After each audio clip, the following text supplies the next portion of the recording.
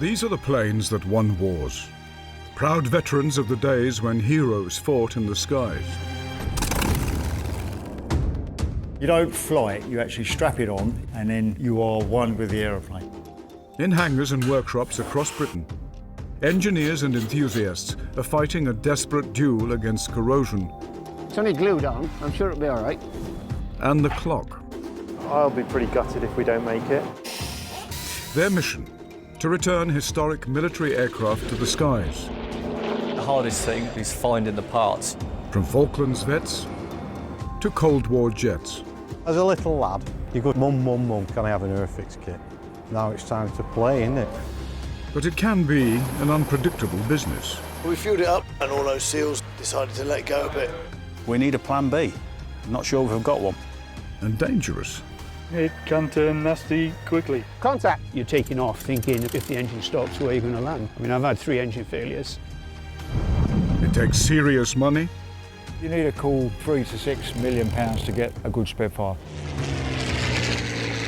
And total dedication. Minus 28. Some of the tools are freezing up. 15 minutes of holding a screwdriver, you can't feel your fingers.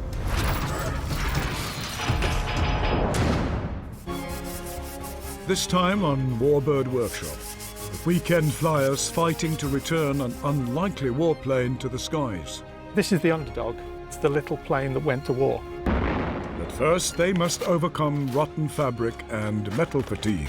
If they fail the inspection, they won't be going anywhere.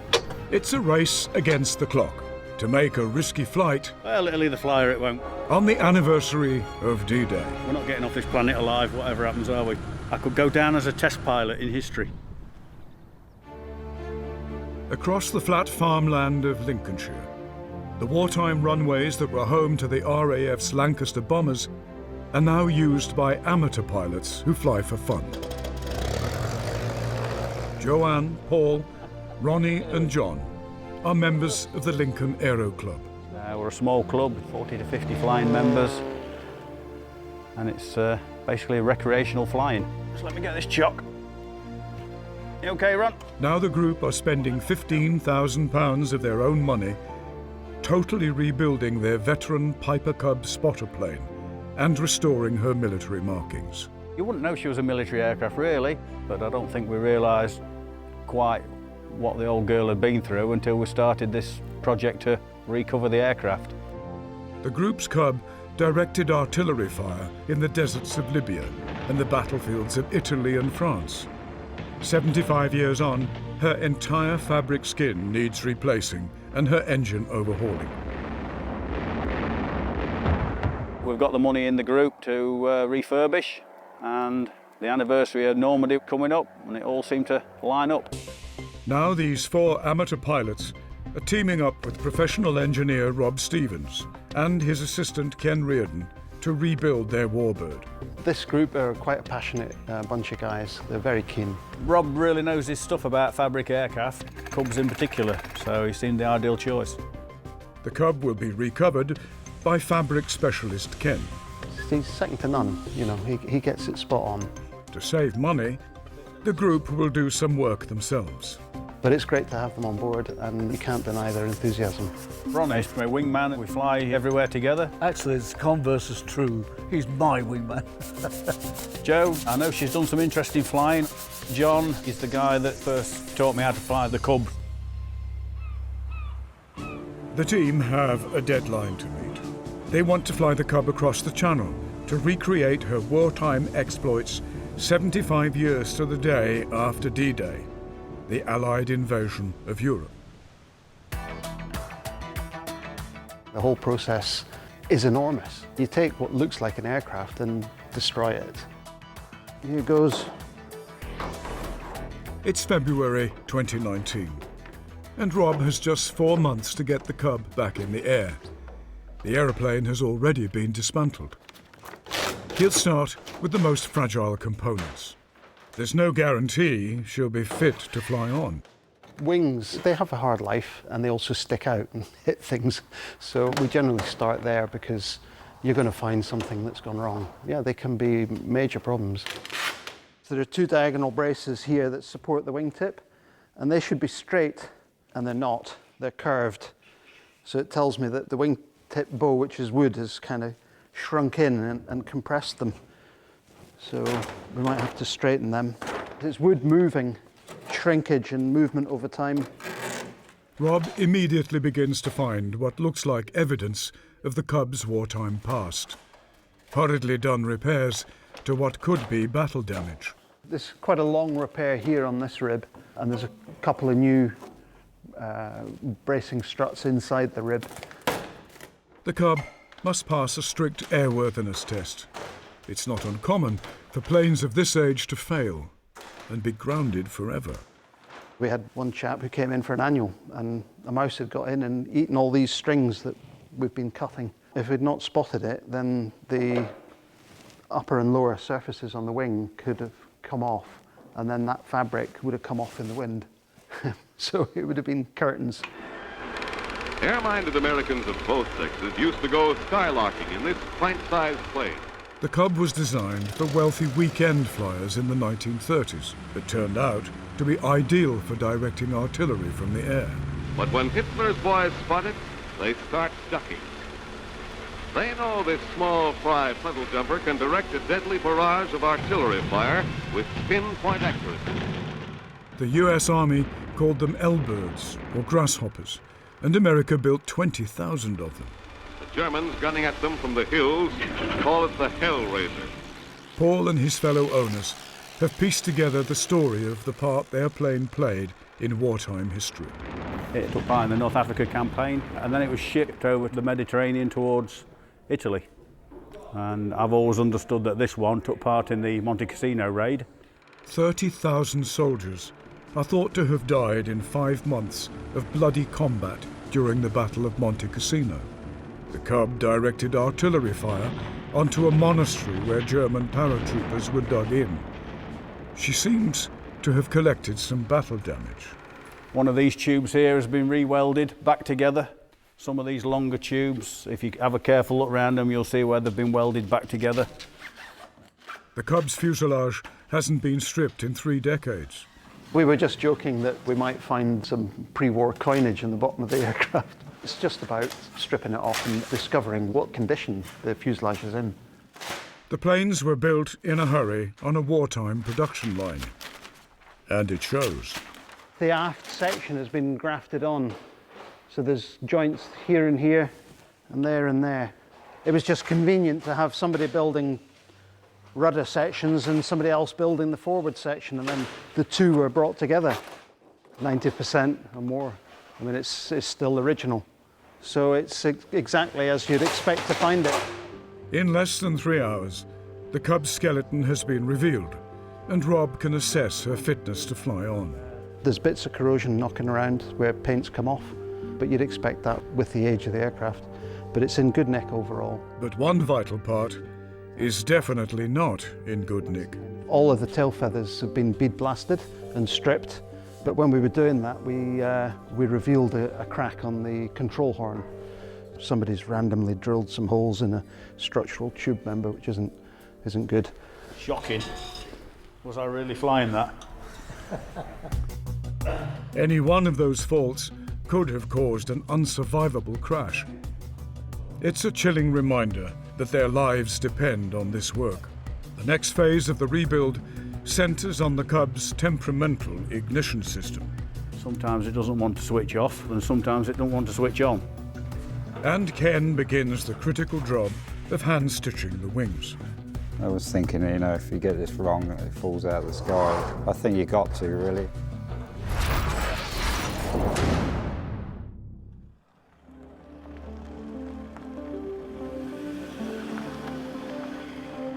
Three months to the D-Day deadline, and Piper Cub owners Paul, Ronnie and Joe have arrived to help with the next stage of their ambitious rebuild.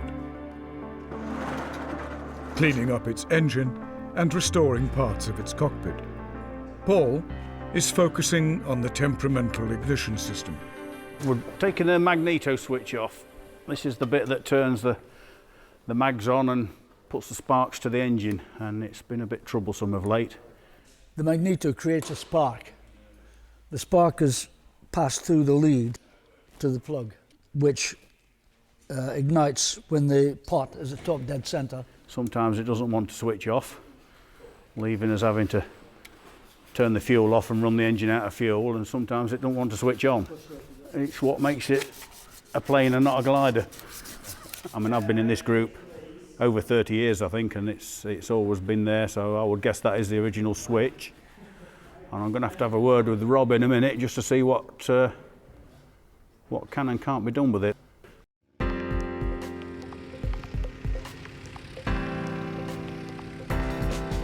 The restoration team are passionate about flying, and they know their aviation history. This is Bomber County, obviously Lincolnshire, nicknamed Bomber County because of the amount of airfields that took heavy bombers.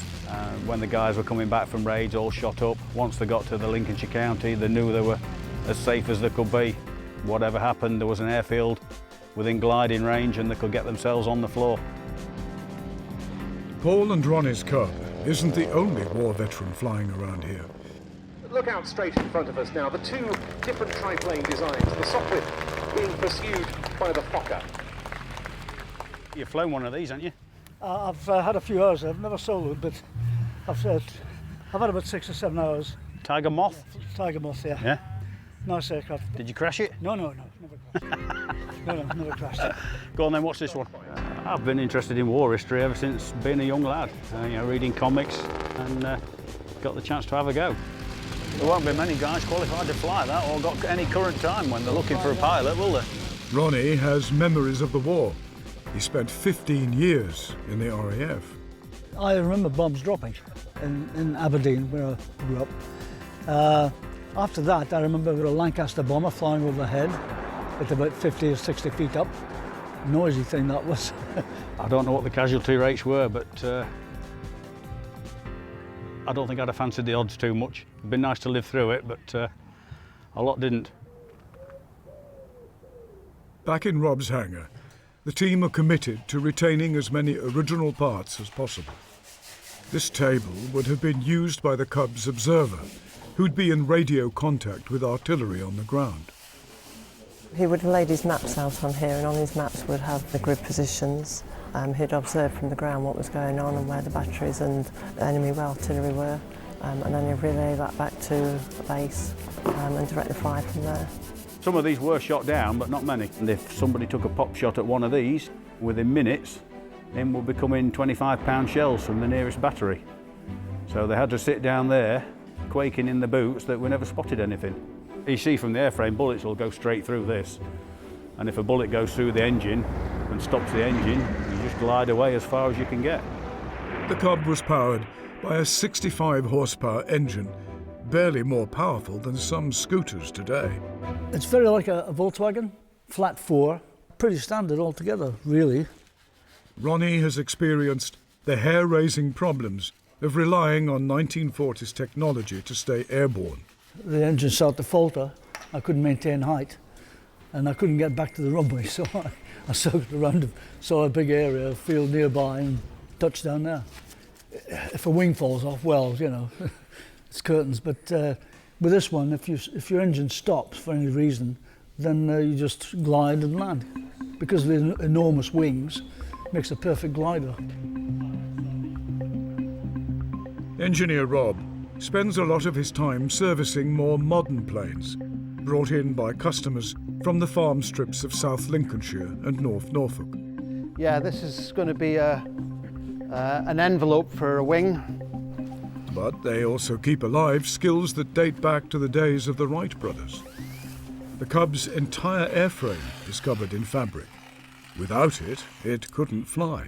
We're going to lay another sheet next to it and then stitch the two together. It's something that gets handed on. So I've been shown how to do this by people that have had it instilled in them. It's a bit of an art and everybody's got a different way of doing it. Rob and assistant Ken have just 2 months to complete the Cub's total rebuild. Paul has realised the challenge he and Ronnie face. I'm not looking forward to crossing the channel, but it's probably more of a mental barrier than a physical one. I'd like to see some cloth go back on, and obviously I'd like to see it back in the green. Once it's in its military green, it'll start to look something. But before the Cub flies again, Thousands of stitches will have to be expertly inserted in her new fabric.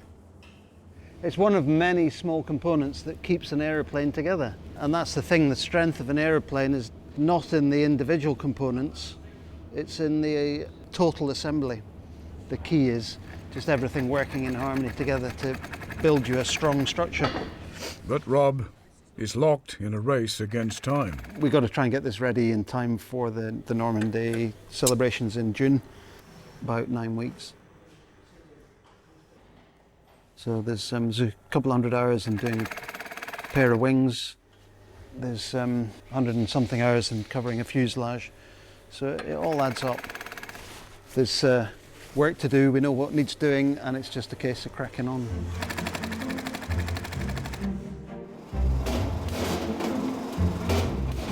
In the spa town of Harrogate, Paul is back at work, drilling core samples on a building site. He's been flying for more than 20 years. Much nicer up there than down here. When I'm not working on the plane, I try to run a business. When I was 24, I'd saved up enough for a brand new motorcycle. But just before I bought it, the biggest insurer in the country pulled out the market. So I took the £4.5 grand and got myself a pilot's licence instead. I can't wait to get it finished. Can't wait for the lads to get it done and get it test flown. That'll be an interesting morning when it's time to test fly it. You never really know. As long as the wings don't fall off, it'll be all right. It's April, and with just 2 months to go to D-Day plus 75, Rob and his assistant Ken have been working overtime to recover the Cub. It's taken just 4 days to glue hundreds of pounds worth of fabric over her fuselage and wings. Ken must weave hundreds of meters of thread through hundreds of precisely punched holes. It can take getting on for a day to mark it out and punch all the holes. I was thinking, you know, if you get this wrong, it falls out of the sky or something like that. I think you got to, really. Ken is master of a craft that dates back to the First World War. Lives depend on every stitch. Rib stitching holds the fabric onto the ribs because it can balloon once it's flying on the top surface because of the low pressure. Glue is designed for a shear force like that, but it's not very good when it comes to the peeling force. So if that's pulling up like that, it can be sort of peeling it off. It's a process that relies on mastering the modified seine knot. Pull it through.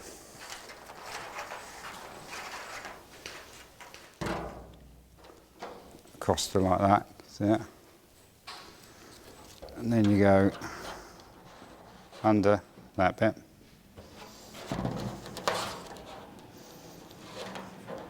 Under that bit. And then through the loop. Once the stitching is completed, the seams will be covered by tape. Paint will then be thinly applied. The Cub weighs just 553 kilos fully laden, and half of that is the weight of the pilot, passenger, and petrol. Every ounce saved will improve the aircraft's performance. This has had a first coat of dope on it, primer coat, so that makes it ring. Completing the fabric will take another week at least.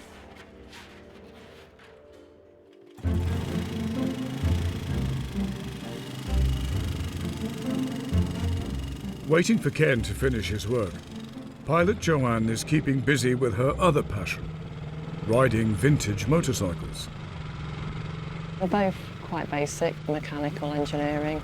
They're very similar, obviously, in their design, the lightweight, both very exciting. The aircraft to fly and the bikes to ride about. And she has the D-Day deadline on her mind. Well, it's going to be amazing to get it across there, and with all the other L-birds that are going over as well, it's just going to be an amazing commemoration for the 75th anniversary. In the hangar, painting the Cub is about to begin. The US Army only did 2 colours. Drab olive and a light grey underneath, so it's standard camouflage colours using USA military paints colours. But as the team begin the final days of the rebuild, They're about to discover a major problem that could ground the Cub. If they fail the inspection, they won't be going anywhere. We need a plan B.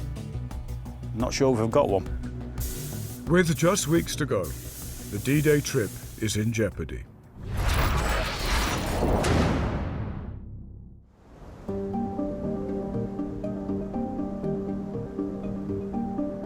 It's May, and there's a crisis. With just 4 weeks to go, Rob has discovered the stainless steel fork ends that help hold on the wings may be defective. If they fail the inspection, these are on 6-week lead time, so they won't be going anywhere for 6 weeks. So it's critical. New ones aren't available anywhere in the UK. I think there'll be a few upset members of the group. So we've got to get them off and find out if they're any cracks or whether they're good to go. Doncaster Sheffield Airport in South Yorkshire. And Paul and Ronnie are on a mission that could save or sink the project. They are a major structural component, and we just have to prove that they are serviceable.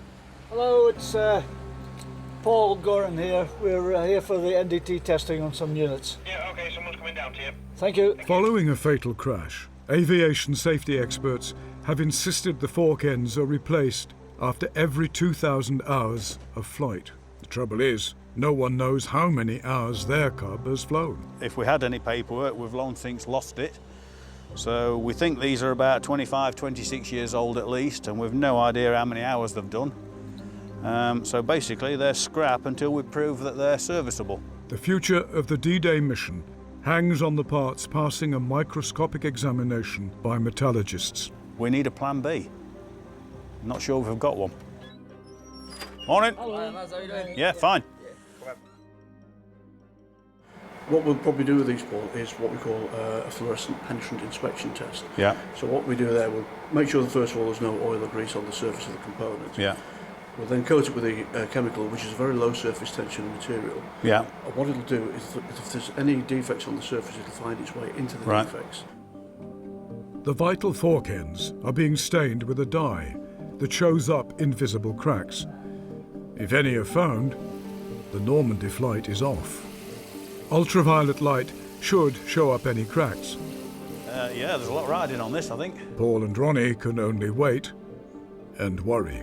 Last time I was like this, someone came out and said it's a boy. Well, gents, here we go. Go on then, good or bad? Good, 2 serviceable components. Right, lovely, marvellous. Thank you very much. My pleasure, good luck. I'm going to zoom these down to the aeroplane this afternoon. Hopefully by next week the wings will be on. By next Thursday, Friday we'll be flying it with a bit of luck.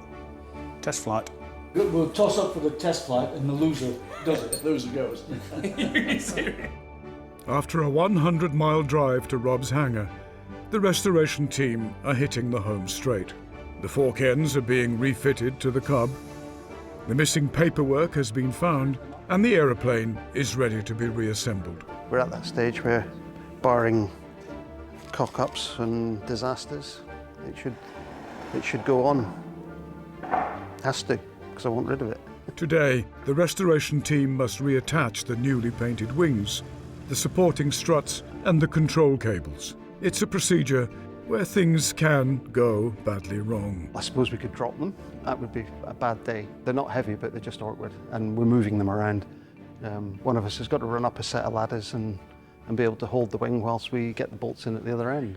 It's a critical stage.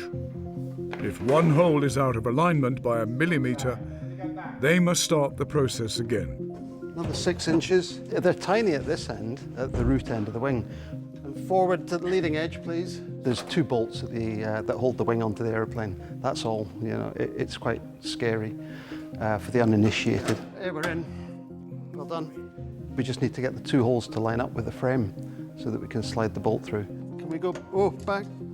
At last, the Cub is nearing completion. Bit more. Whoop. Right, we're in. I think all that's got left to do is to put the serial number on the rudder. That's the serial number of the aircraft from manufacture. So I think we're going to have to cut this stencil in half. It's not going to not going to work otherwise. We keep thinking of she's back in one piece when she arrived in one piece, and we've just turned her around. But no, she's now looking the way she must have done. It's quite special, isn't it? It's nice.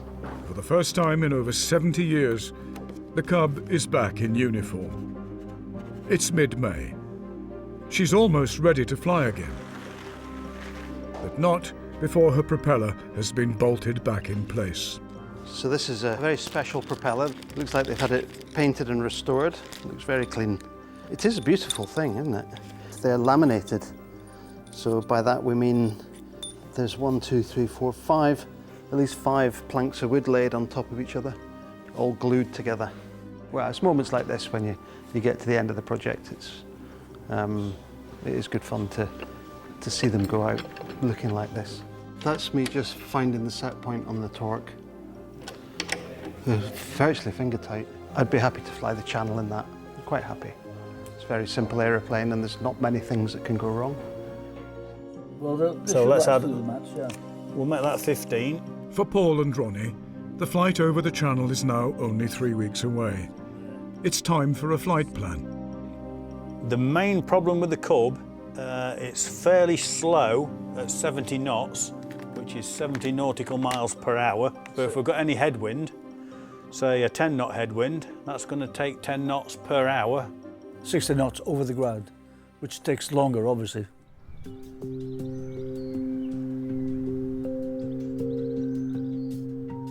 It's late May, and the group have arrived to see their new Warbird for the first time since Rob completed work. Yeah, prop looks a bit shiny, but no doubt we'll get some wear on that. And the Cub's new olive drab paint job is drawing admiring glances. Oh, it's fantastic. They've done a cracking job on it, and it looks just a business. Done a great job, without a doubt. It'll look better with some oil on it. It's not a showpiece. There's a war on, you know. They've decided to name their Cub Olive, after her distinctive green colour scheme. Many wartime grasshoppers were christened by their crews. I came down here a couple of weeks ago when I first saw it in the olive drab, and ever since then I've been calling the plane Olive. So I drew a little cartoon of Olive and put a Tommy gun in her hand. So she's going to be called Olive for this trip at least anyway. If the other guys don't like it, they can remove it. But we need a lucky mascot for the French trip, so that's going to be it. Right, where we're looking on here then, we need to miss all these rivets and things. Thereabouts, yeah. About there? Or lower down? In a few hours, the Cub will undergo her first test flight, but not before she's been officially weighed, a legal necessity for any aeroplane.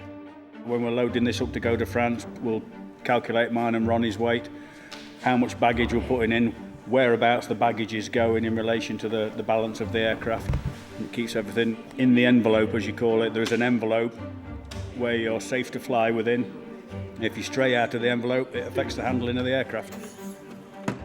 They all seem very pleased with it, which is gratifying after all the hours of hard work we've put in. Keep it going, Ronnie. What, we're going just into wind, or? Paul has volunteered to be test pilot, an amateur aviator about to take on one of the most dangerous jobs in flying. First flight after rebuild, so we're just going to do a quick walk round. We'll start off at the front. We're looking for all lock wire where it's supposed to be, correct way around to stop the nuts from doing. Check the leading edges of the propeller. Rudder's connected, that's the big thing. Without a rudder, you ain't got a hope in hell in this old stuff.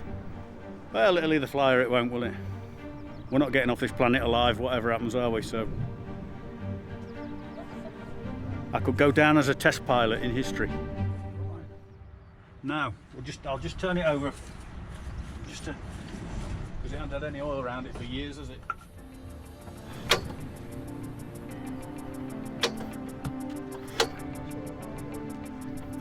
Got one there that's not making compression.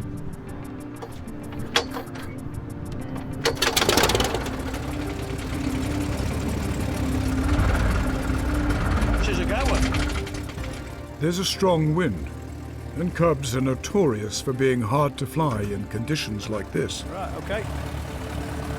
Yeah, we're good to go. We've finally got it started.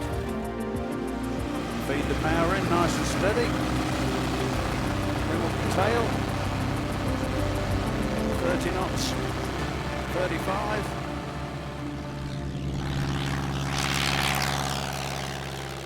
Paul's finding the Cub is trying to turn into the blustery wind. 500 feet, we're now legal, so that makes me happy. Still climbing, T's and P's are good. But he must keep his mind on the basics. No slot. Nicely weighted. Everything responds the same way.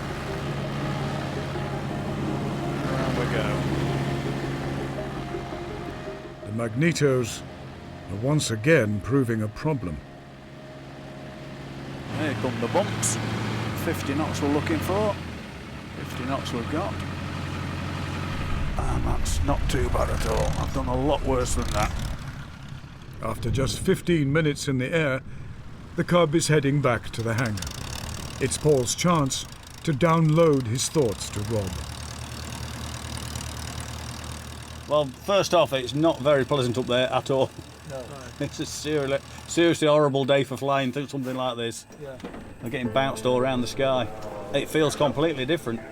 Seems to want to roll very quickly, which you never used to do. It also used to take a bit of heaving over. So I thought I was going to do a gentle turn on climb out, and it turned out to be not a gentle turn, and then a big correction the other way. And then obviously we've got to work on this mag switch. For some reason we've got something wrong there. Doesn't inspire confidence when you've turned one of the mags off and nothing happens. Now I know what it's like to be a test pilot, I'll stick to drilling. The team have only days to get to the bottom of the Cub's long-standing magneto problems. If they can't find the right answers, the D-Day flight is in jeopardy. Oh, at the moment we've got a little bit of work to do, so you'd be crazy to set off until you know you've got your magnetos correct. The group has work to do, and not long to finish it. Plugs, harnesses,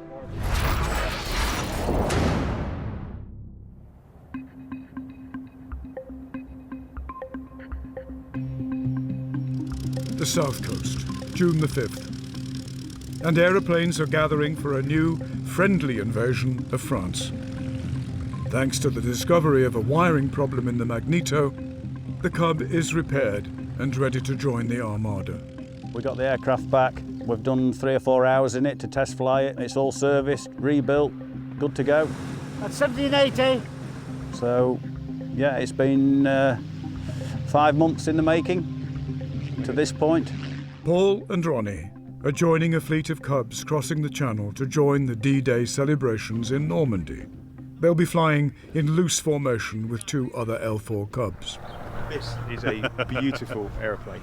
It was only finished last week. Was it? Yeah, we've got to knock the shine off it. But it's flying well. I looked on the map. If we go over out of Dover Port and then stay west of Calais, it's literally 20 miles. Yeah, shortest crossing is best. Yeah. My mate can't swim. This won't be a comfortable flight. There's no life raft, and the forecast is uncertain. We're not all that confident about the weather on the French coast, but we're keeping a close eye, so hopefully it'll work out all right. We have life jackets, which we'll put on obviously, and a personal locator beacon, which always comes in handy. And the rest is up to fate, really. Up to the gods. The aircraft doesn't know it's flying over water. It's the pilots that worry, not the aeroplane. If all else fails, I'll use Ronnie as a flotation device and paddle him back to dry land. Like that, isn't it, Ronnie? Yeah. Cubs from all over the UK are joining the Armada heading for France, flying in the slipstream of the pilots who spearheaded the invasion.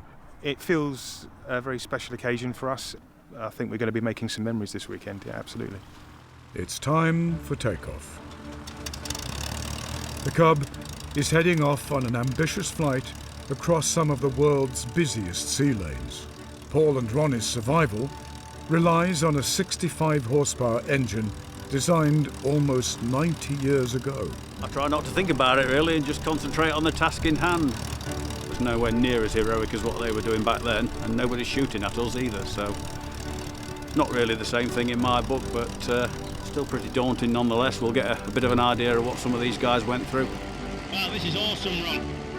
In a way, we're paying homage to them, I suppose, and hopefully when we finish doing it, somebody else will pick up the baton and run with it. We're above the cloud. Wow, look at it up here. I love it. Woohoo! How nice is that? The aircraft is good for another 30 years now, which will see, certainly see me and Ronnie's flying careers out, and hopefully it will then be passed on to new owners, and they will see fit to carry on the legacy. Is that the coast we can see, or is that just a cloud bank? Over there, yeah. Coast. Is it? Oh, yeah. Golf Oscar Romeo on frequency, we're at 2,600 feet, approaching Dover. The channel looks clear. 75 years ago, these skies were thick with Allied planes heading for enemy territory. Have you armed the bombs? Calibrated the gun sight? Paul and Ronnie must also look out for the other Cubs. Guys, Paul and Ronnie were just coasting out overhead the memorial south of Dover, 3,200 feet. Roger, land in Lima Hotel, we are about a mile in front of you, 3,500 feet. Save at the moment, boys. Okay, 2050, how fast we're doing, 60?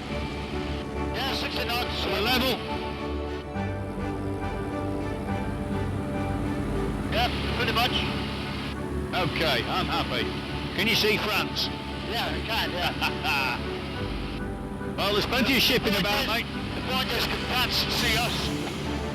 Land is now more than 10 miles away in either direction. Too far to glide to safety if the engine gives up now. There's no shoreline, it's high tide. So if we can't make the top of the cliffs, we've had it. Right, there's a small boat down there, look, so anything goes wrong now, we'll keep an eye on that boat. Wow, this is epic, Ron. Absolutely epic. Absolutely, yeah. Legal information, Golf Bravo Romeo Oscar Romeo for basic service. Golf Bravo Romeo Oscar Romeo, bonjour. Visibility is getting worse. I've lost the guy in front, but I got one. Low. 2 o'clock low. Piper Cub. Or is it? Or is it a boat? No, that's not an aeroplane, is it? But the Cub is nearing her destination. That's Calais just there, is it? Yeah, I think so. That's the harbour there, look, Ron. Yeah, okay. After 45 minutes in the air, the Cub has almost made it. And so have Paul and Ronnie's wingmen. Calais Golf Bravo Romeo Oscar Romeo turning finals 2-4 right. Roger, Golf Oscar Romeo, surface wind 22, 0 degrees, 8 knots, report runway vacated. Very nice. Report runway Wasn't too bad, was it? Let's have some fresh air in. There's 2 Cubs in front. Lovely stuff. Well done, that man. Woohoo, we made it. That's the best thing I've ever done in an aeroplane. There you go. That's off, that's off, that's off, that's off. I'm getting hoot. I'm getting hoot in France, Ron. You are, you? Good man. En français. Aye. Québec, visuel sur les 3 avant arrière, on s'intègre derrière. In the region that was the scene of the bloody battle for Europe following D-Day, a flock of Cubs is returning. Ronnie and Paul are arriving in the middle of the biggest wartime anniversary France has seen in years.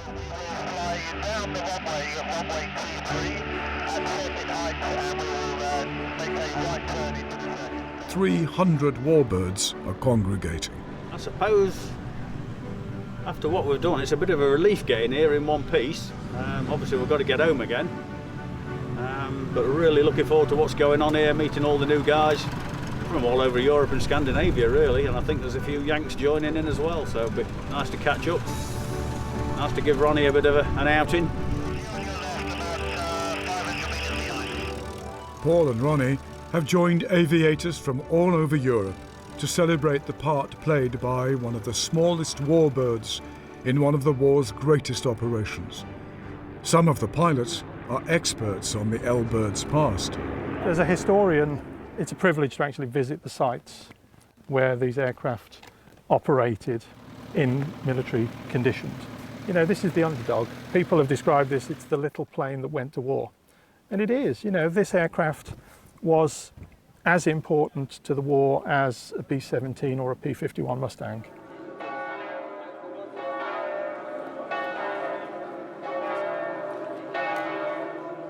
Thousands of people have flocked to Normandy to celebrate the liberation of France and pay their respects to those who made the ultimate sacrifice. Only a few hundred pilots who flew in the days that followed the invasion are still alive, and only a handful are fit to attend the 75th anniversary. Jim Kunkel is one of them. Every time we took off, we saw what was going on that beachhead. So, you know, it was just magnificent. When you flew along the line and you see the British and the Canadians and the Americans, it's unbelievable. I don't think I played a very big role. I was just one of a million great guys. And I have strong feelings. I think the D-Day belongs to the ground forces. But the weather, which delayed D-Day itself in 1944, is once again at work. The weather is not going to be very good, and it's going even to be very, very bad. The storm Eleanor is coming, okay? It will impact the area tomorrow at midday. The expected wind at midday is 40 knots, up to 50. For light planes covered in fabric and few hangars to house them, it's a devastating outlook. We were hoping to do a flight over the beaches tomorrow, big mass thing, with as many aircraft as possible. But it looks as though that's gone by the board now. Paul doesn't like the sound of the forecast, and he's made a difficult decision. We're bugging out. The briefing there, the weather forecast, 50 knots. You're not tying these planes down into grass at 50 knots. They're going to take off on their own. So immediately after this briefing, we're out. We need to be gone, do we? We do. Yeah. In a hurry. After years of planning and 3 days in the air to get here, it's terrible news. But the Cub has once again helped to make history. And by running for home, she'll survive to fly another day. Right, fuel is on. There's an immense amount of satisfaction in knowing that we played our part in getting them to a fantastic event in history. We're all very grateful for the sacrifices that those people made. It may well be Ronnie's swan song of his flying career. So we're both really happy. Obviously the guys back then would probably laugh at us now, but we'll be back to commemorate what they did another day. The Cub is homeward bound, finally recognised for what she is, a war hero no longer in disguise.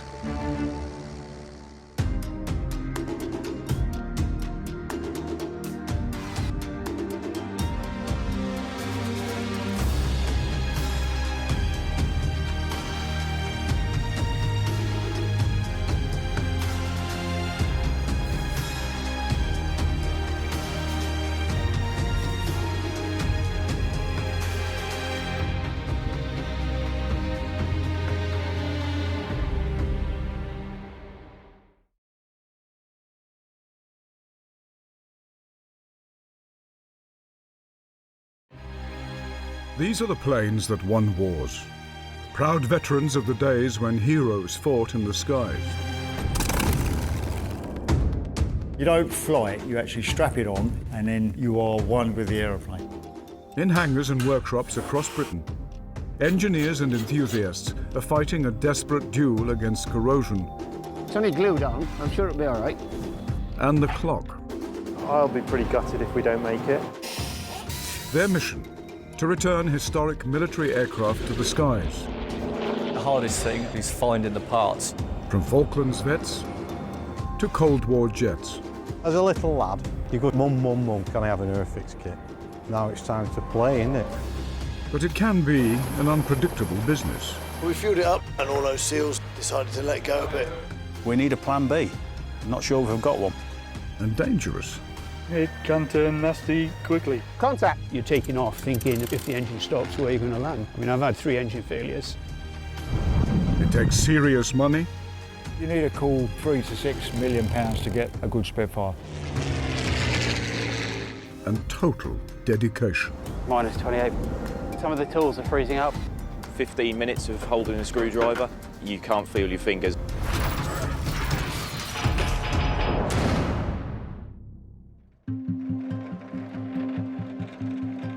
Coventry Airport, Warwickshire, where old airliners come to retire.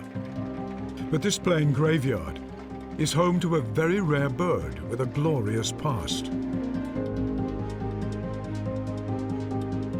Night Fright is a Douglas C-47 that dropped American paratroopers on D-Day. With it! Yeah! Now she's being prepared to fly again on the 75th anniversary of her finest hour, joining a mass flypast over the beaches of Normandy. The engineering team have worked on the plane for over 2 years. This is a critical point for owner Charlie Walker and chief engineer Ben Cox. They have just 6 months left to rebuild the plane. It's a race against time. Is it going to be tight? Yes. Are we going to be ready? Hopefully. For Berkshire businessman and a professional pilot Charlie, this is a passion project with a 7-figure price tag.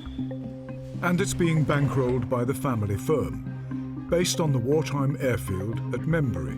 It's a project born out of passion, really. It's about history, and it's not about money. It's not a business. We're not trying to make money out of it. We purely want to remember what happened, particularly with Troop Carrier Command and obviously Membury Airfield, where we're based. So, you know, sort of giving something back to these guys, really, and that's what's driving us.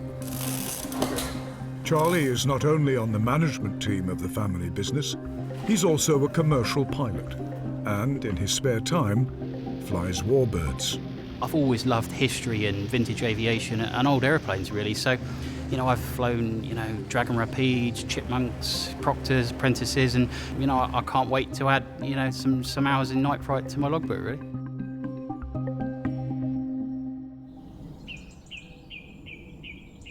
"75 years ago, Membury was the centre of another massive logistical operation, the Allied invasion of Europe. The plan was for 3 Allied airborne divisions to land behind the beaches to cut Nazi communications and disorganize the enemy. From these runways, the C-47s of the US Army Air Force took off for D-Day, the biggest invasion the world had ever seen. First striking forces in the most momentous assault of all time were the paratroopers, scheduled to drop behind the enemy's lines. We sort of thought that would be pretty cool, sort of in terms of giving something back to the site. Could we find an aeroplane that flew from Membury, bring it back to Membury, have it as a gate guardian, just as a static exhibit on the airfield? And then we said to ourselves, well, that's cool, but it'd be cool if it could fly, wouldn't it? With just 25 weeks until D-Day, Ben's hand-picked team of engineers are working overtime to get Night Fright ready. Their bonus will be a seat on board for a flight to the 75th anniversary celebrations in France. They're all doing sort of 10-hour days. They're all very committed. We all believe it's possible and we're all working hard towards it. I'll be pretty gutted if we don't make it. Night Fright cost Charlie £60,000 and was rescued from a plane scrapyard in Arkansas. She hasn't flown in 10 years. This is a major challenge. This one's in particularly rough shape, and mainly the amount of corrosion that we found that we weren't expecting. You know, you find a lot of old paint and grime under the floors particularly. This aeroplane's been a freighter carrying chickens and sheep, and you can only imagine what's gone down onto the floor there. And we've replaced pretty much every floor beam in the aeroplane. We weren't actually expecting to change any. So no, it could have been a lot easier. Structurally, it could have been a lot easier. After 7 decades, obtaining the parts to recreate a wartime troop carrier isn't easy, and many vital components are missing. They must find them. We've been looking all over the world for parts. We found stuff on Facebook, on eBay, everywhere. We've scoured the globe, really, to try and find what we need. Charlie has harnessed the power of social media, involving thousands of enthusiasts in his project. We started out small with a Facebook page, and it's kind of grown and grown from there, really. We've probably got, I don't know, 5,000 or 6,000 followers on Facebook, something like that, and a few thousand on YouTube and Instagram and Twitter and everywhere else. You know, every now and again we'll put out a request on social media for a part we're after, and you know, the amount of people that reply is just incredible. And through Facebook, Charlie has just bought another C-47 he found in Canada. The idea is that we can use it as a parts bird, for want of a better term, so we'll go out, make an assessment and remove everything we can, really, just to speed up the process with night fright, you know. We'll certainly be putting out regular video updates so people can check in with us, and we're hoping a few people might come down and help us out. And it's not long before Charlie's arriving in Canada, keeping his online followers updated. It's been a bit of an epic. We were holding over Toronto for a couple of hours. It's about -20 and blowing snow everywhere. So the race is on. We've got to grab the truck and head for Peterborough. We've obviously lost the afternoon now, so it's all systems go. The freezing temperatures are causing transit headaches again this morning.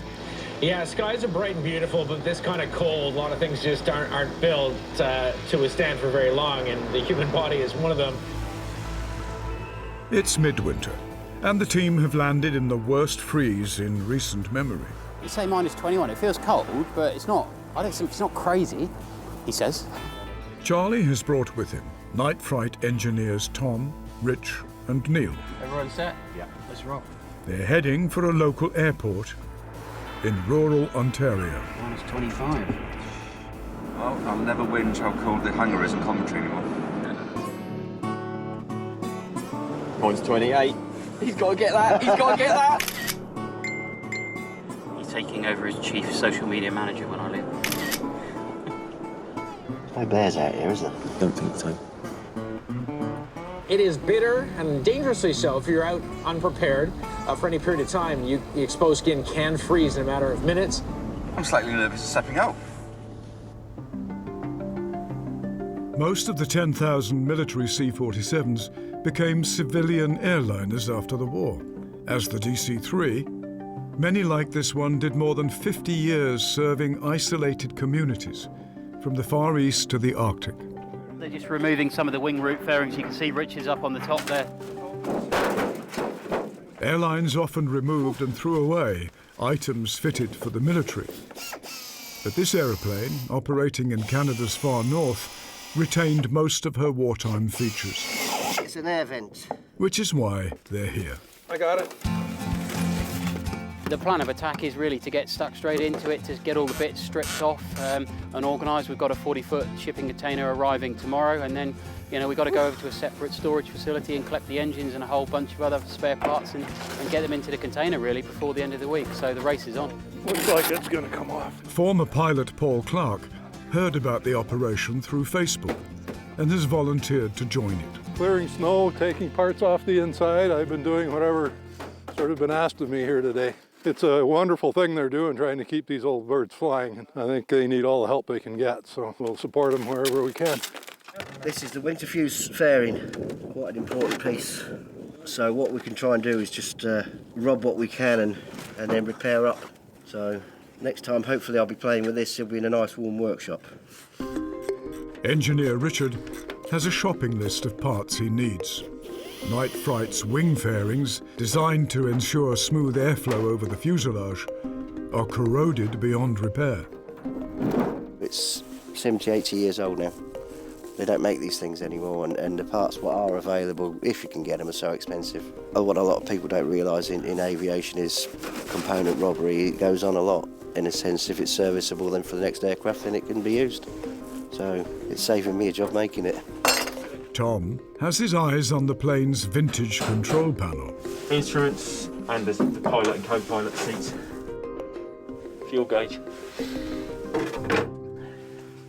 Neil is also an RAF aircraft engineer who is lending his expertise to the project. There's something about it which captures a lot of people's imaginations, but mine especially. It's a war-winning bird, you know. Eisenhower quoted that one of the 4 items that won the war was the C-47. This is where the radio operator sat during the war. So this is a very desirable seat by a lot of the guys restoring C-47s at the moment. So the only one that's on the internet at the moment for sale is the one on eBay. They're asking well over £1,000 for it. Now, personally, I'd love to have it in my man cave. Going up in your bloody man. No, I haven't. Poor old Helen. She likes that Art Deco type of things. I think within the next half hour it'll probably drop 5 or 10 degrees. They're in a race against the Canadian winter. It's barely 3 p.m, but the sun is already dropping. We've still got a lot to do. So by the time Thursday comes, it might be panic. You might see us running around like lunatics. So. Coming up, back in Coventry, more parts of Night Fright are written off, adding to the workload. I don't know how you describe that, mullered really, but it's got to be changed really for a nice one. And the big freeze puts the skids under the team. It's a no-go at the moment.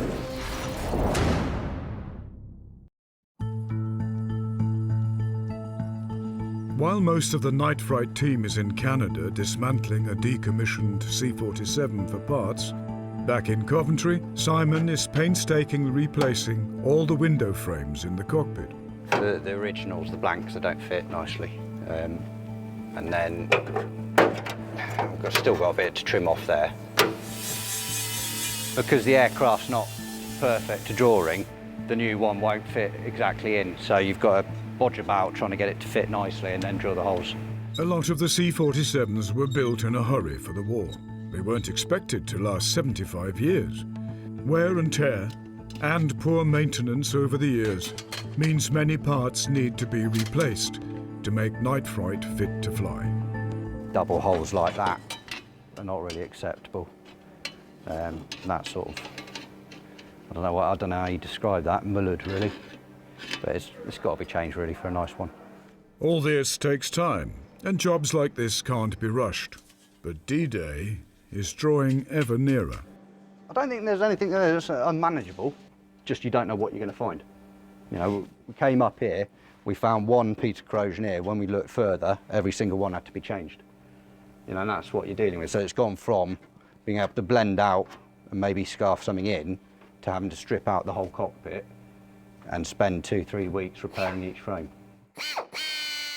The detail in the workmanship is at the heart of this project, and nobody is cutting corners, but there's a lot of work to do.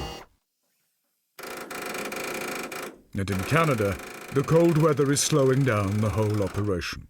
Some of the tools are freezing up, which is not a great start, but I guess I'm not surprised given it's -28. But so yeah, just gone to grab a little heat gun. Hopefully we can get some heat on some things and get them unfrozen and keep going. Without gloves, flesh sticks to metal in moments. Oh, that's frozen as well. Genius.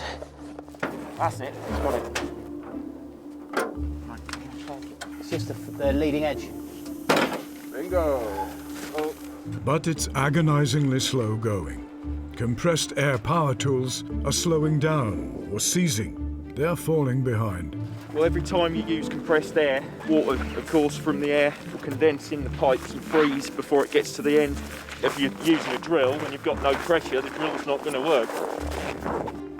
Charlie and Paul are going on the hunt for a bigger compressor with a petrol engine and a battery-powered drill. Simple tasks are taking twice as long as usual. 2 pairs of gloves on just to keep your hands warm. You know, you've got no feeling for handling nuts and bolts or a screwdriver, so you've got to take gloves off when you want to do something a little bit on the small side. So everything takes just a little bit longer. But traces of this plane's military career are emerging from the ice.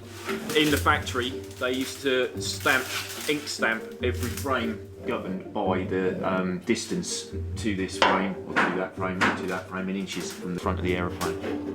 No flying C-47 has got that exposed. They might have it under hundreds of layers of paint, but that's what we're trying to get on show so you can actually see it.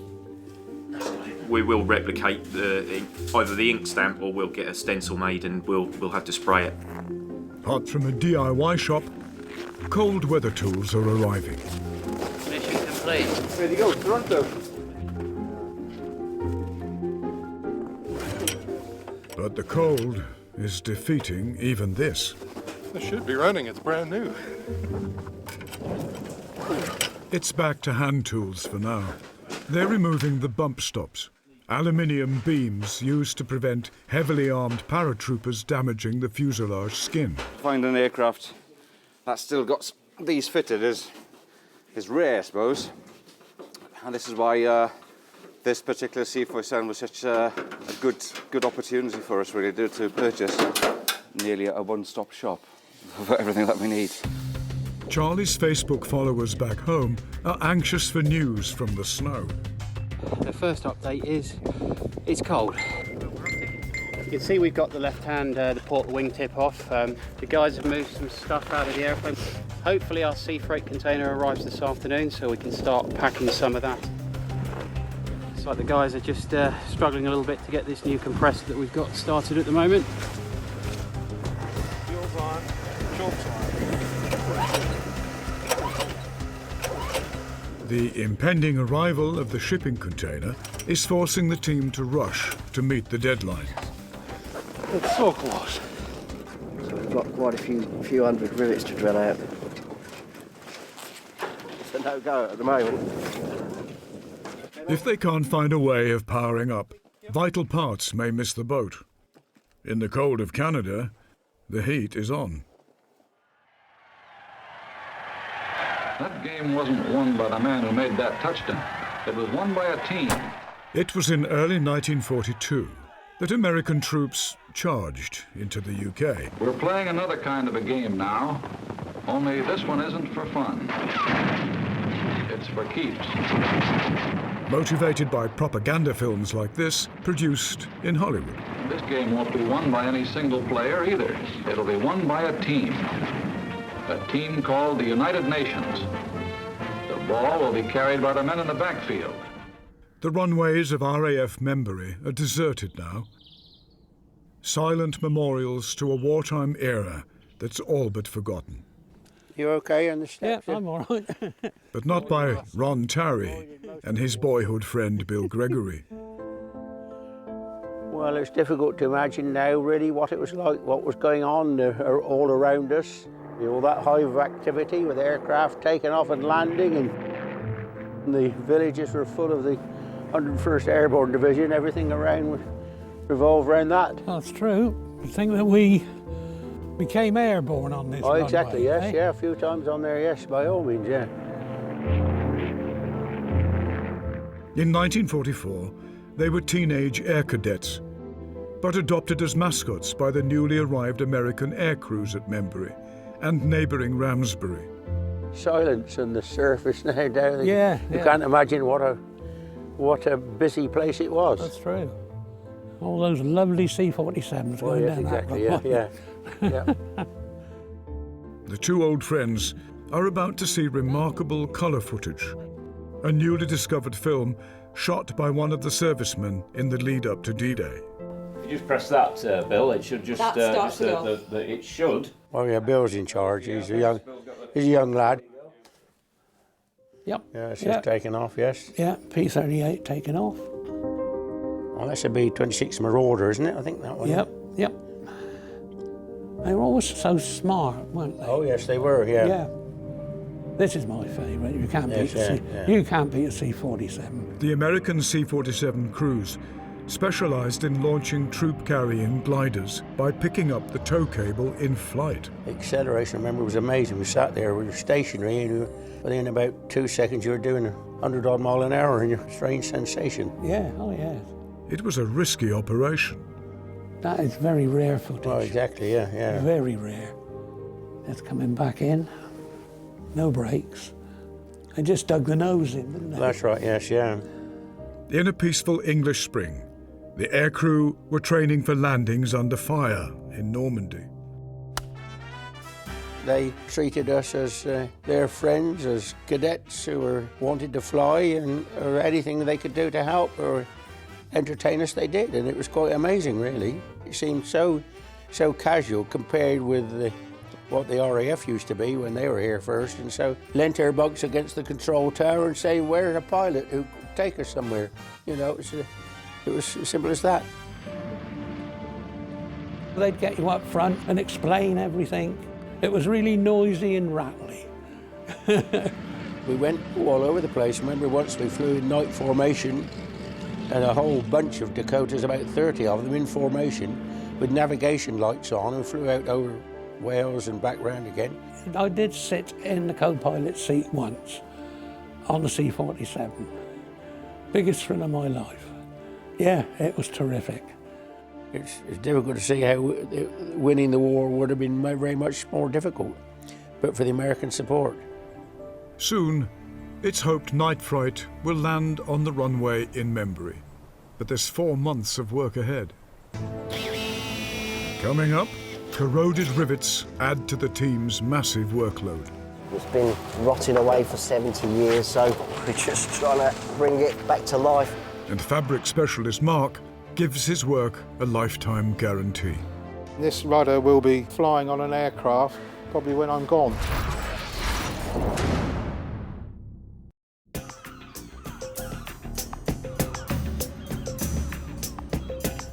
On the shores of the Solent, in another workshop, more vital components of Night Fright are being repaired. Mark Masters is one of the UK's leading aviation fabric experts. So this is the DC3 rudder, and this is basically how we would start the process. We get given the component. As you can see, it's all been reworked, and this will get covered in the fabric, the seconite, rib stitched, taped, and then ready for fitting to the aircraft. Although most of Night Fright is made of aluminium, its tail was covered in fabric for weight reasons. It also made it less vulnerable to enemy fire. Originally, these would have been covered in linen, and then the tautening would have been done with using dope, which would have been brushed on and had an element to it which would allow the fabric to tighten. But this is a modern material which you glue on all around the edges, and then you actually use a household iron to tauten it up. So, a nice dose of glue. Mark is following in the brushstrokes of the workers at the Douglas Aircraft Company who turned out enough planes to drop 50,000 paratroopers on D-Day. I think that's the difference for me, is I'm thinking I'm doing this because I'm preserving the aircraft now, rather than doing something which potentially could fly for a few hours and that would be the end of its life. Properly done, fabric control surfaces can last 30 years. This rudder will be flying on an aircraft probably when I'm gone, and quite possibly still have the same fabric as we're fitting on it now. Back on the other side of the Atlantic, the weather has gone from bad to worse. Welcome to sunny Canada.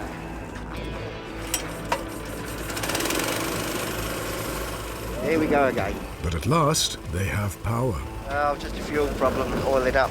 So, fingers crossed. You can rip into it now.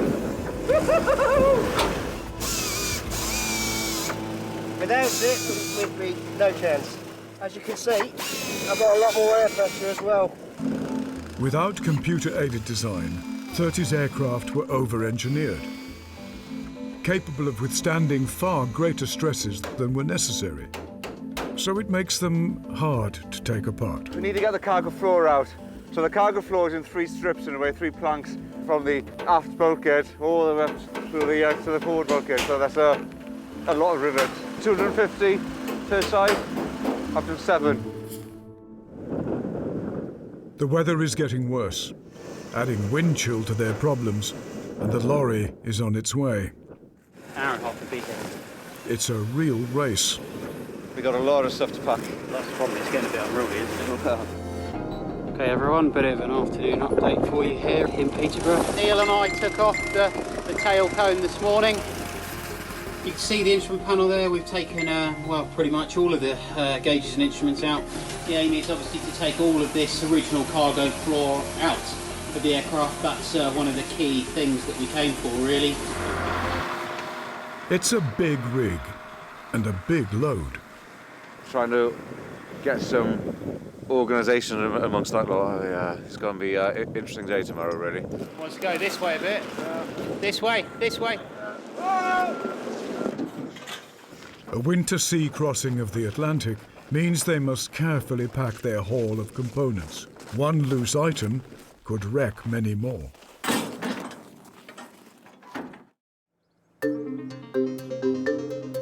It's mid-February, 3.5 months to go, and in Coventry, the engines and undercarriage have now been fitted. Work is progressing, but agonisingly slowly. Rivet! Yeah, it's good, yeah. Despite spending a 7-figure sum, Night Fright is still a long way from completion. Personally, I've never seen corrosion like this. I mean, if you look at this, I mean, you're just ripping that off just like it's paper, really. It's just... Water gets in between two seams of aluminium skin and just sits there, and it'll just eventually corrode the material and eat and eat and eat it, because there's no way to get rid of that moisture. And usually it is only fit for one place, and that's the scrap bin. It's becoming clear that this is a much bigger job than first anticipated. It's your hidden enemy, it's your worst nightmare, really. So you do an initial inspection of the aircraft and you remove panels here and there. You get guys to, stick their head in between panels and you think, oh, it's not too bad, it's not too bad. There's bound to be a little bit of corrosion. It's a, 75-year-old aeroplane. But once you start removing fuel tanks and panels and you get into stuff like this, really, and you realise you've got a whole load more work to do. One day, Charlie hopes Night Fright will be hangared in Membury. We try to give back as much to the site as possible. We're putting a little museum across the other side of the road where people can come and sort of see what happened here back in the 1940s. And there's a huge sense of history, a huge sense of history. Ron and Bill lived through that history. They witnessed D-Day. Everybody really knew they were preparing to D-Day. The only way we could win the war was to land in France and invade France and capture Germany. In the early morning of June 6th, the first group of gliders was pulled off the ground and towed out across the channel to be cut loose over the area where the paratroopers had dropped earlier. In fact, I was on a glider course at Bray near Maidenhead on D-Day, and these C-47s towing gliders flew over on the way to France. They think they landed at near Saint-Mary-Église. That's where that flight was pretty going to. Many of the men Ron and Bill knew would not survive D-Day. Enemy fire and landing accidents took a particularly heavy toll on glider pilots. The small fields in which they were forced to land caused serious losses. In Coventry, Ben and his team are still desperately trying to be ready for the D-Day anniversary. The Canadian parts are en route, and there's still a lot to do when they arrive. But Rich and Tom are back in a warm hangar. Okay, rivet. Yeah, it's good. The trailing edge repair's going on there. That's nearly there now, so that'll be on in a couple of weeks. Tailplane's being repaired, getting prepped for paint. Heating system, all the cockpit area, all sorts going through the paint shop.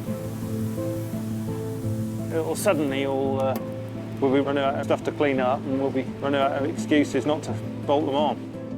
Rich is busy replacing hundreds of rivets in the rebuilt centre section. Okay, rivet. The vital component that joins the wing to the fuselage.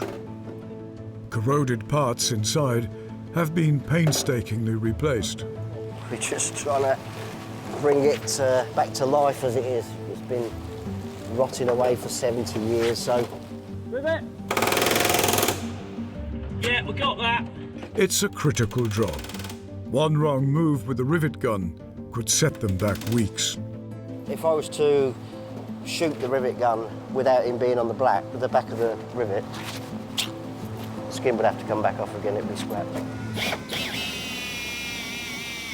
That'll do you. The twin Pratt and Whitney engines are also being readied to run for the first time. The engines have been mounted on the frames, as you can see. The engine mounts have all been locked down, torqued up. Everything's just about ready to go. And spraying primer on every component is a major job. It's a protective coating for the metal, stops corrosion, and for a military aircraft provides camouflage as well. For many of the team, this is a passion project. I think the enjoyment comes from taking an aircraft such as this and seeing it in its bare metal state and then taking it all the way through to the final job. And you get a certain amount of job satisfaction then from even seeing the finished article go out the door. They're just part of a team, each specialising in one area of aeroplane building. I'm just making a little insert for the upper nose hatch. This is the flap position indicator cable. This end should pop out in the cockpit. So we've got a radio box to fit the comms for the pilot to talk to air traffic control. They're a wooden antenna wrapped in copper sheath, and there'll be a copper wire from that to the tail. I only just turned 19, so I'm still pretty young in the industry, but I've been working around aircraft since I was about 3, so my dad, who's over there at the moment, he done his apprenticeship at RE Bedford, so he grew up around aircraft, and obviously when I was born, it sort of just became part of me really, going up and helping out, and then I just loved it ever since, and I thought, right, this is what I want to do with my life, so everything I've done has been tailored around working on aircraft. Yeah. There's 3 months to go until the 75th anniversary of D-Day. The team are pushing on with work on the flight deck. The crew door is back on. As chief engineer, Ben must sign off each and every part. Checking all the locking and the installation of the rudder pedals. One of the lads is fitted just before we go to the next stage. There's spraying going on all the time really. Because of course everything needs painting, whether it be bits of repairs or nuts and bolts need painting before they get reassembled. Not everything is pristine. They're working hard to preserve Night Fright's wartime scars too. On one of the first D-Day missions, it took over 100 hits and it was out of service for a couple of days. So you can, if I just sort of point to one of the cannon holes there at the top, just above the hamburger door. So I've got a great picture of the co-pilot James Hart pointing at that. It's pretty cool to keep these sort of battle scars and sort of patch around them where you can, so you can preserve it and for people can see, see what happened really. It's a big day at Coventry. More parts are on the way. I guess today's the day when we find out whether 2 weeks hard work in Canada will come to fruition. Hopefully we'll open the doors on the container and everything will be in good nick and the guys can get it into production and get it onto the aircraft. But with bad weather in the Atlantic last week, there are no guarantees. Let's just hope it's all in one piece, shall we?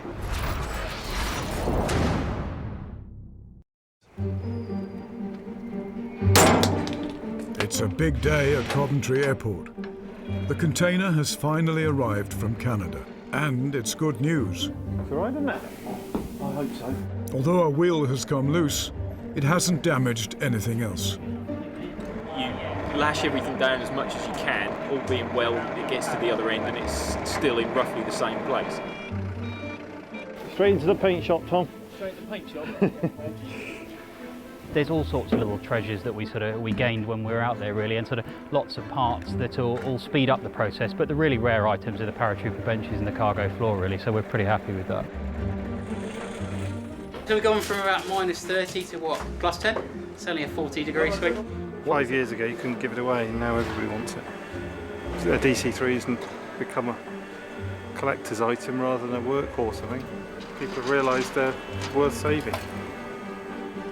Some stuff's more urgent than others, really. I mean, some items will literally probably go into the paint stripping bay today, if not tomorrow. So, some of it's pretty urgent. Other bits are sort of longer term. But yeah, it's a great result in terms of the parts haul. And Ben's other renovation projects are largely on hold. This is one of the biggest, fastest Warbird restorations attempted for years. And already, they're well behind. We're just in the throes of putting the cockpit back together. Instrument panel's being painted today.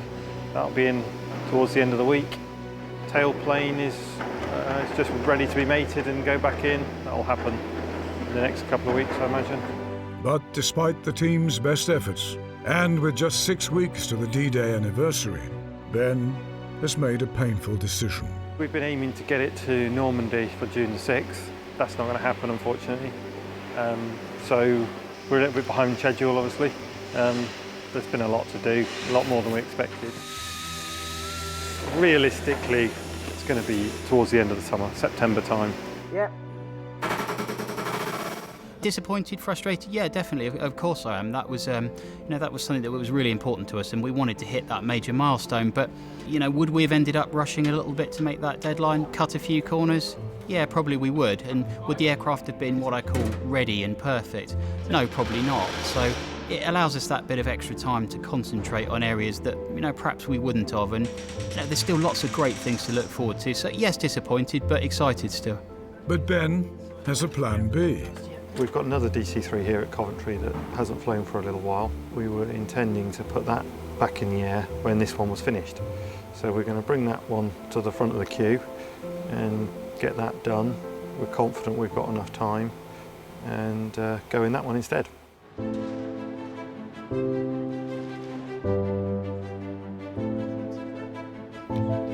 This one was here at the airport, just come off a Coast Guard contract actually. It was equipped for spraying the sea with detergent in the event of an oil slick.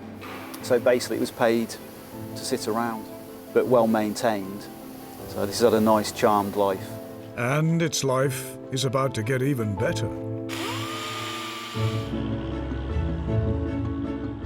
Over the next few weeks, Ben and the team plan to do maintenance checks, paint it in RAF markings, and fly it to France to join the D-Day celebrations in place of Night Fright. Pretty pleased how it's coming out, given the timescales we've got to work with. Prior to D-Day, it was decided that black and white invasion stripes should be painted on Allied aircraft to reduce the chance of friendly fire. So everything went black and white stripes sort of overnight.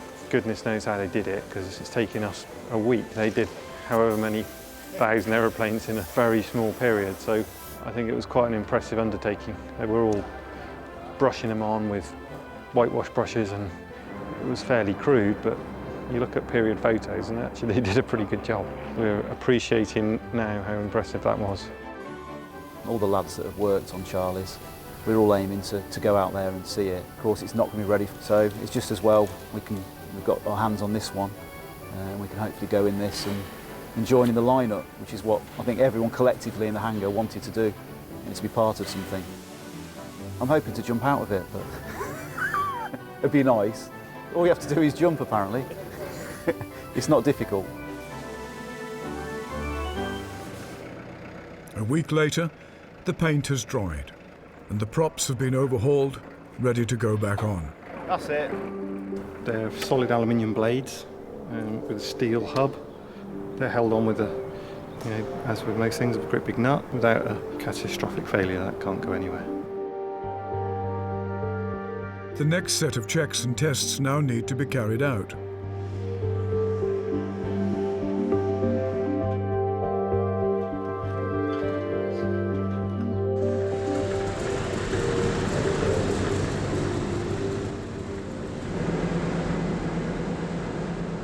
The engines need to be run at low power to check everything is functioning.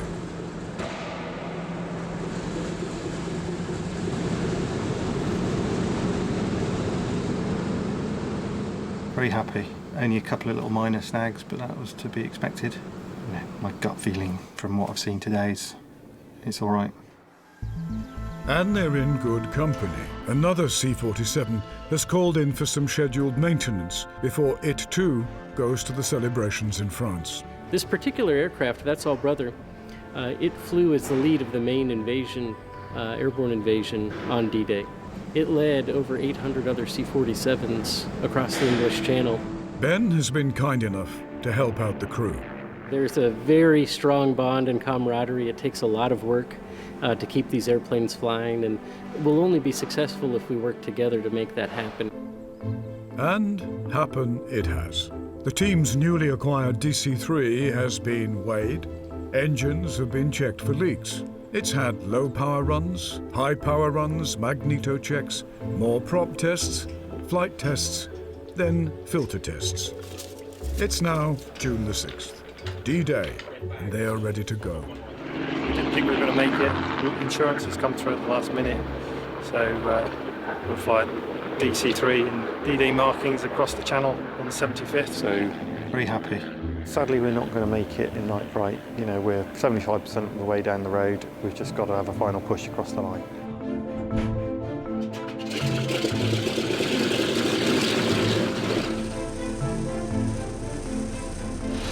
Hello.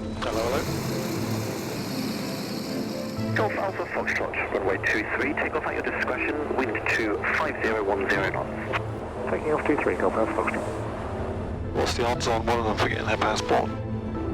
Happy? I'm happy if you are. 82, rotate. How's the climb? There you go, please.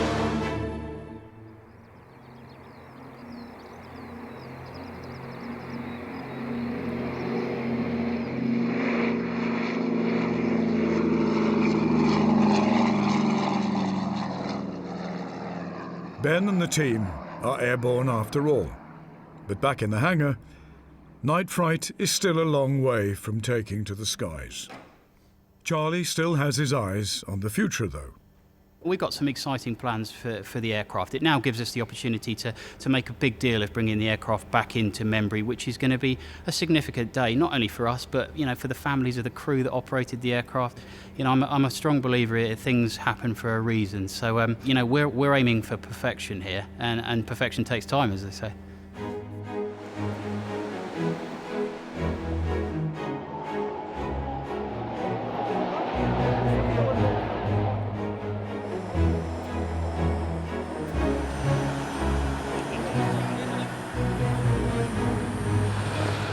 In Normandy, Ben and the team are dropping into the biggest wartime anniversary in years. Fantastic.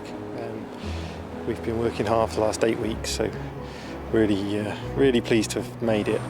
And it was a beautiful day, so it was a super trip. So I might not be grinning from ear to ear outside, but I am inside. The whole event is a huge tribute, isn't it? So to take part in that with an aeroplane, especially ours, and painted in RAF markings. So yeah, it was good as a tribute to them. We're patriotic Brits after all. In Coventry, Night Fright still waits for her return to the sky, but the team have a new target. Late 2020.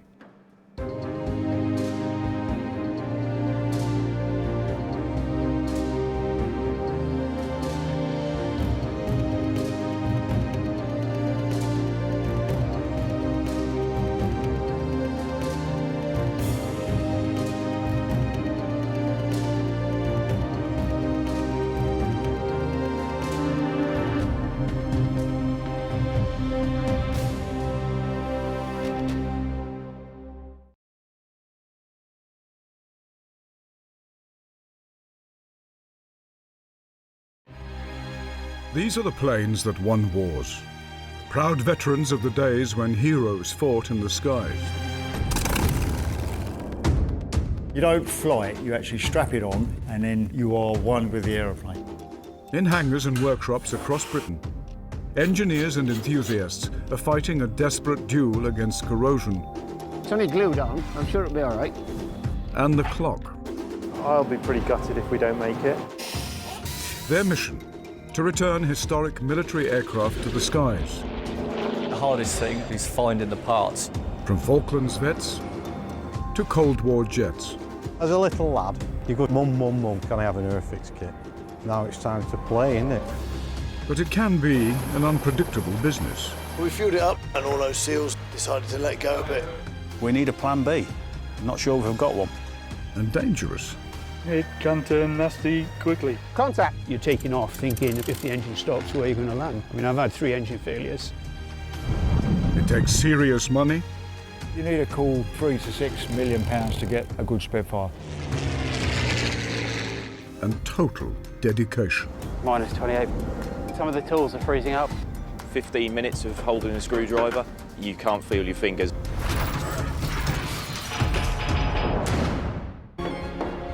This time on Warbird Workshop, a small plane with big problems. We took the fabric off the wings and they literally fell apart. And the German pilot determined to save the unique American Warbird that could have killed him. A wing breaks and you go down no walking away from that, no. It's a mammoth project for a father and son team used to big challenges. It's going to be very, very close. Yeah, right, the whole wing can come in now. Whoa! Portsmouth, home to the Royal Navy and the port that helped win the war. Today, its battleships have been scrapped, and the fleet is a fifth of its size in 1945. But one war veteran is about to return to duty. Unfortunately, this one had an accident in Calais in France and ended up on its back. The Arona Defender has a claim to being one of America's least known warbirds. But this one was German pilot Alex Kutz's pride and joy. I turned into the taxiway and then a wind gust just span around my plane, and unfortunately there was a drain. The left wheel got stuck and the wind just flipped over the airplane. We recovered it, brought it back, and have been repairing it ever since. What started off as quite a simple repair for us has morphed into quite a big overhaul. Engineer Mark Masters and his son James have a mission. How many of these do you want for that other aileron? To get the Defender back in the air by 2020, the 75th anniversary of the end of the war. Good. Start spraying it this afternoon then. Mark will be passing on 30 years of expertise to his apprentice. He never does what he's told, what son does. They always know best, but eventually he sees my way and we get there in the end. He's never let me down. He questions a lot of things I do because I know I'm right most of the time. Me and Dad have a really good connection. With the help of assistant Chris.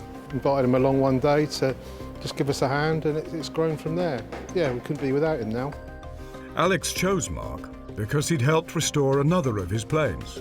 He's passionate, he's been understanding, and he's just a thoroughly nice chap. It's December 2018, and after years of painstaking work, Mark is beginning the final and most crucial stage of the restoration. The wings and tailplane have already been rebuilt. Now, he's completing the aircraft's wood and fabric control surfaces. So this is the rudder off the little Arona Defender. This has been covered in fabric, it's been rib stitched, and then we've had all these tapes applied. It's had the first coat of what we call rounder-proof. It's been a bigger job than anyone expected. We took the fabric off the wings. The wings were all made of wood and they literally fell apart when we took the fabric off. So we had to completely remake both wings, new ribs, everything. They had total glue failure. That hidden problem could have caused a serious structural failure. Super, mich sieht man immer nur Dinge rausmachen. Eigentlich bin ich halt Owner Alex Kutz is an orthodontist whose private passion is flying and old planes, including those which fought in World War II. Mark was happy that I'm still alive because he showed me the woodwork and the wood was rotten all over and the wing ribs were just kind of paper which ripped in your fingers, and it's hard to say, but it was good luck. Well, the nightmare scenario would be that you fly and a wing breaks and you go down and that's it.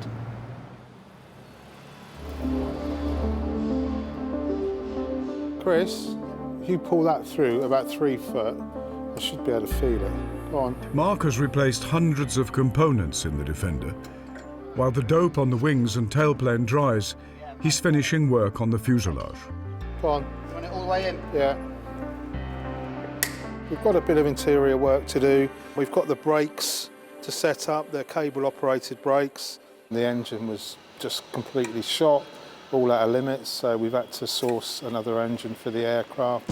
Some Defenders braved enemy gunfire during the Allied invasion of Europe, but a natural phenomenon that choked its tiny engine with little warning was almost as great a threat to its pilots. We're connecting up the carb heat. The purpose of the carburetor heat is that these carbs are very simple Venturi carburetor, and you can get ice forming inside in the right conditions. So we have this box on here This is where the air would normally come in through a filter, but the box allows us, via a control in the cockpit, to close a shutter inside, and that will then allow the air to come from a shroud around the exhaust, which takes warm air through the carburettor and would melt any ice. Ex-soldier Chris came to the workshop to learn on the job. I've only been doing this 3-4 years. It started off as a kind of hobby, a passion. You learn this by someone with skills like Mark, who teaches you. And Mark's been doing this kind of thing for 30 years. There's not many people out there who still do this kind of work. So I suppose it's a bit like the old school apprenticeship. He starts off showing me very basic things, and you just progress. You know, doing fabric work and rib stitching is quite an art. So I, as a kid, was a plane spotter, always built airfix models. I left school, did apprenticeship at the old airfield at Hamble. About early 90s, started up on my own and worked on Youngmans, Stomps, Pipers. We've done a few overseas jobs. Generally survived, and we're still going strong. I fly as well, so working on them gives me a better understanding for when I fly, and flying on them gives me a better understanding for when I work on them, so you know how important things are. It's February, and apprentice James has been called away for a week to work on another plane. So Mark has drafted in a young pilot with a passion for engineering to help out. Andy has flown in from the Isle of Wight. Left the airfield at 10 to 9, got airborne and headed over. Beautiful commute. Then walked over the road and started working on the lovely old aircraft. Life is bliss. Owning a rare warbird requires dedication and often deep pockets. For a young engineer, the chance to work on one remains a privilege. It's the character of them, beautifully built, some of them, really nicely built. Being able to touch it, you know, all that history behind it. It's not just some spam can flying around teaching students, it's going to go on for years and years. But the team are about to discover that restoring a warbird is rarely easy. Next, they must attach the newly rebuilt wings to the fuselage for the first time. You always get to this stage and think we're nearly there, and then you realise that actually you're probably about halfway there.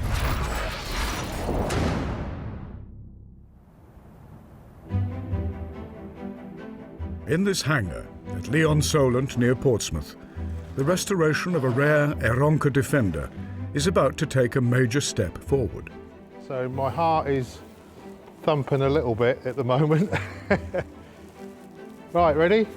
Right, we'll get the struts. For Mark, it's a big day. The struts which support the wings were damaged beyond repair in the accident and are no longer available. So they've been manufactured from scratch. We need the bullet bolts and some screwdrivers, which I'll get, because they were a lot of work and an awful lot of money. So we're going to lift it, put it on the attachment points, just slop a screwdriver through for now. If you need a break, just shout. There's no guarantee the struts or the wings will fit. They must precisely align several holes, all at once. Right, just come towards the aeroplane with the back. Yeah, go on. Go on. It's near. Well, that went almost too well.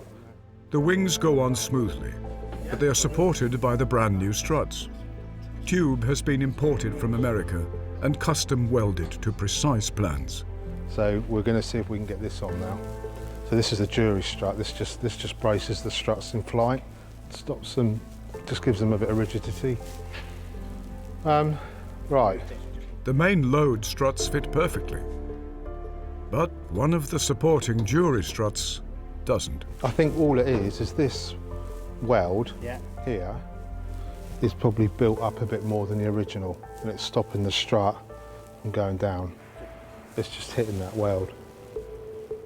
Not by much. I can see the hole when it goes up. The strut will have to be modified by the metalworker who made it. I'm going to run a reamer through that. It's just tight coming out the other side of the bracket. And the team hoped they were on the last lap of the rebuild. Well, the next thing is to put all the stars and bars on the wings. There's some stenciling to go on the fuselage. I've just got the cowlings to paint and fit. This boot cowl goes on there. And then the windscreen, we've got a new windscreen for it. That's got to be fitted. With summer approaching, their customer is keen to get his hands on his newly refurbished Defender. But this Warbird is putting up a fight. You always get to this stage and think we're nearly there, and then you realise that actually you're probably about halfway there.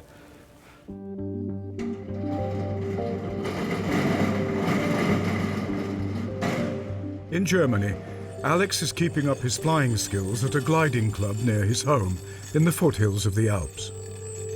Now we are at the southern part of Germany, and we have a perfect gliding spot right here. Of course, we have a lot of local thermals around here, around the airfield, so it's a pleasure for gliding. You can go to Switzerland, you can go to Austria, you can go to Bavaria, just over the Alps, and then you're in Italy. It takes you about 1.5 hours.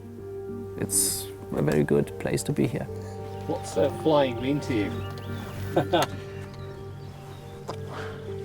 Well, it's number 2 after my family. It's everything for me in my life, in my spare time. And I have great friends around here, good community, and yeah, that makes sense for me.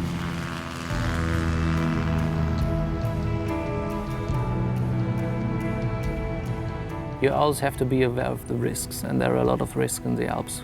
You have to know the scenery, and then you have to know where to fly to get the lift, and you have to know what places to avoid, because some kind of valley winds that just drop you down, and you have to stay away from the mountains. The rewards are great. The scenery, the mountains, and with those fields of snow still remaining even in the summer, and the glaciers.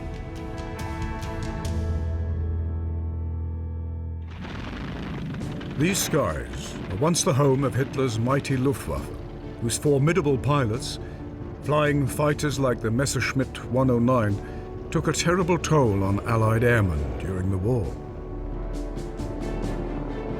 Today, in the UK, the planes they once flew are kept flying by a growing band of enthusiasts.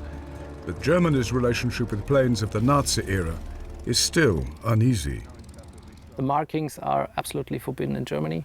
Even when you fly models, you're forbidden to do any kind of swastika on the tail feathers.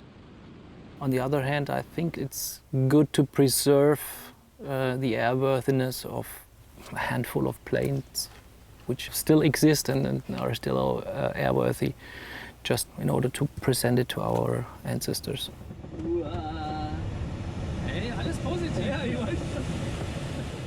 Our generation had nothing to do with our former generation, so I think we should remember the things that happened. What we don't have to emphasize always, well, there is a special guilt on the Germans because of happening through the war, and war is always wrong. And if you look to the world today, I think it's quite smart to sit on the table like we do and talk to each other. Got it? Back in Hampshire, Mark is putting the Defender back into uniform. Every inch of her fabric has been replaced and repainted with 10 coats of dope and paint. So we're just masking up to put the insignia on the wings, so as the stars and bars on the wings, the same as the side of the fuselage. So we've stenciled the shape out. We've taped it up with the blue tape you can see, which is a fine line tape. That gives us a nice crisp edge to the paint. If you were to use masking tape, when you take the tape off, the edge will be all frayed. Because the fabric flexes, you need a paint which will flex. If you use like a standard 2-pack car paint and you don't have any flex agent or a plasticizer in the paint, what tends to happen is it goes very brittle and hard. Then as the fabric flexes, the paint will crack. Through scaling up wartime photographs, Mark has produced accurate templates, but it seems every Defender was unique. If you actually look at loads of images of Defenders, everything's different. You know, there doesn't seem to be a set way of doing it. I'm sure in wartime operation, if someone was tasked with painting the aircraft in the field, the markings would go on where they went on. The art of producing the perfect paint job requires preparation and concentration. When I put the fine line on, I'm forever looking down. I'm just making sure there's no flats on the radiuses. We want to make sure we've got nice straight lines all the way through, everything is square. And you know, to me, it's worth spending the time, because when you finish and take the tape off, it's going to look right. There are no shortcuts. Even the wing markings will take days of work. The first coat is just a key coat, so I just put a light, very light coat on, and then let that flash off, and then I'll put a slightly fuller coat on. We'll see how that looks. I tend to do it by eye, but I would imagine there'd be 3 or 4 coats of white, and then I need to put the red on, so that'd be probably 2 or 3 coats of red, and then I need to mask the blue up as well. So again, another couple of coats of blue. He's skilled, very skilled. If you put a certain colour on top of another colour, it might bleed through, so you've got to work all that out first. During the war, they always used the matte, because obviously it's not reflective. I'm very passionate. I get a lot of pride out of my work. I get a lot of pride out of doing the job correctly, and you know, and I get a lot of pride of seeing the aeroplanes 20 or 30 years later, and they still look as good as the day we did it. As Mark's reputation has grown, the spare space in his hangar has shrunk. New customers are always welcome, but there's a queue. We're pretty stacked at the moment. So this is a Bell 47 helicopter. It's very similar to the helicopter we all know from MASH. And then we move on to a Booker Youngman, which is another project. And this one is one of the Spanish-built ones. What else have we got? So this is an Aronca Chief. And this is a side-by-side civilian aircraft, although again, some of these were used in the military. So this is a Curtiss Robin, 1928. I mean, it's incredible that, you know, just sort of 15 years from when the Wright brothers first flew their powered glider, you know, they were coming up with things like this. Mark's next deadline, however, is looming. The cosmetic restoration of this jet, once capable of speeds of over 700 miles per hour. So this is a Hawker Hunter. This is a bit of a departure for us. It's obviously a non-airworthy aircraft, but we were approached by a local businessman who had purchased the aircraft. His father actually flew Hawker Hunters for the Iraqi Air Force in the 60s. The British aircraft industry is making a new push in the face of declining foreign sales. When it first flew, the Hunter was one of the fastest planes in the sky. And at Farnborough, they put on a spanking display of new craft, like the Hunter Mark 12. Its owner has a special reason to restore this jet. He wanted to do something to pay homage to his father, so he's bought the aircraft, and as you can see, we've completely stripped it. We're doing some repairs, and then it's going to go outside the guy's business. Mark now has 2 deadlines approaching. He needs to transport the Hunter jet over 45 miles and then raise it onto a plinth and reattach the wings. You just have to think about what you're doing, take your time, and it's fine. But yeah, it is bloody nerve-wracking as well. And the team must reassemble the Defender, ready for a test flight. Problems arise, you conquer them and learn for the next project, really.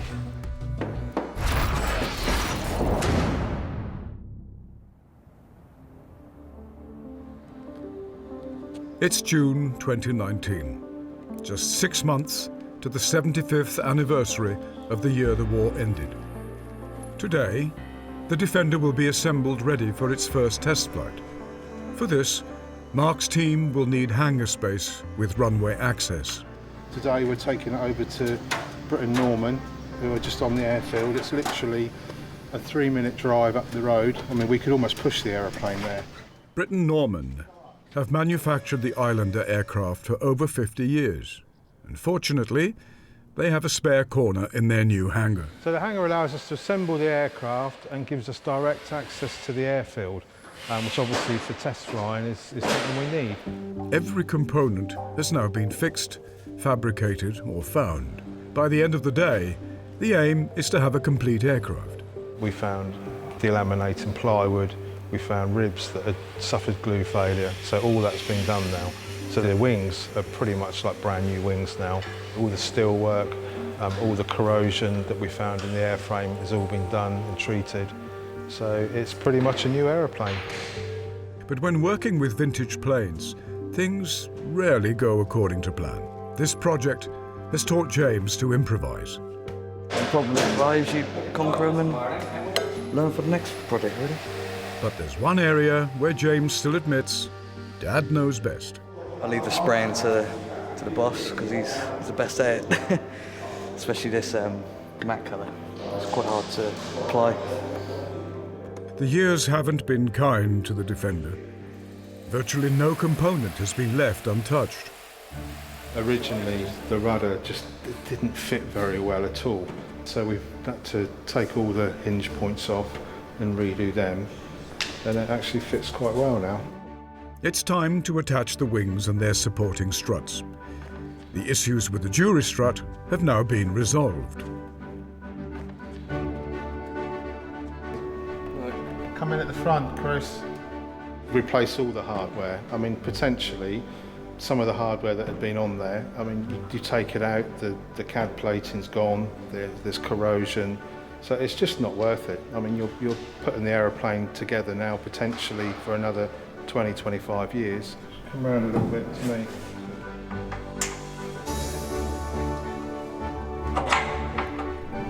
Down, down, down, down. Stop. The newly modified jury struts slide on with gentle persuasion. Ready, Chris? I think this one was a bit more of a wiggle. That's going. Every detail must be checked and double-checked. Other way.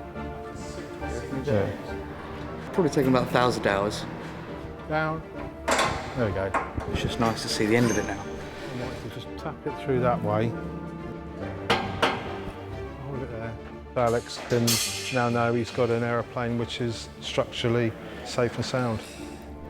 We had a little bit of jiggery-pokery, but everything's on. There's no undue strain that concerns me. It's been a good day. It's pretty much there.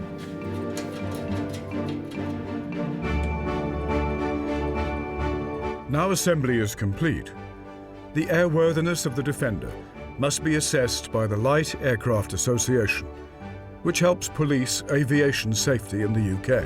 We have to calculate with a pilot and fuel where the centre of gravity will fall. After that, it really becomes engine runs and a paperwork issue. Mark is happy his job is done. It's time to start looking for a pilot to carry out a test flight.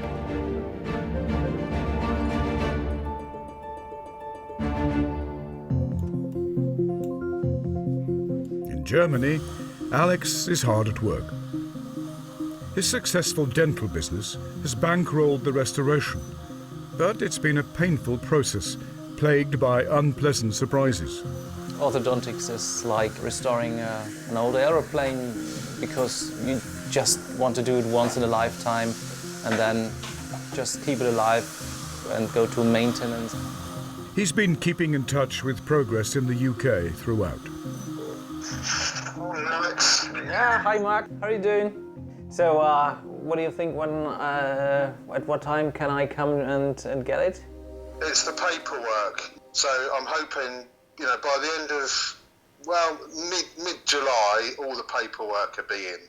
Okay. And then it's really down to the LAA. And the struts are okay right now? Yeah, they're all good. We had to adjust one of the jury struts. Okay. but they absolutely fall on. I'm so pleased with them. Alex is such a fan of the Arona company, he now owns 2 of their planes. Mark helped restore this one in England. Just have a look at it. You have to yeah, it's nothing to compare it. You just have to look at it and say, wow. Arona designs were aimed at the man in the street, and thousands bought into the dream of a Cadillac in the sky. That's a great craftsmanship, and it's a great paint job, and every nut and bolt is restored in the correct way. It's terrific. The accident became an opportunity to transform the Defender, and he was happy to wait for Mark to do the job. He's such a lovely guy, and he's doing such a good work, so I told him, just go ahead and let me know when you're ready. Oh, I can't wait.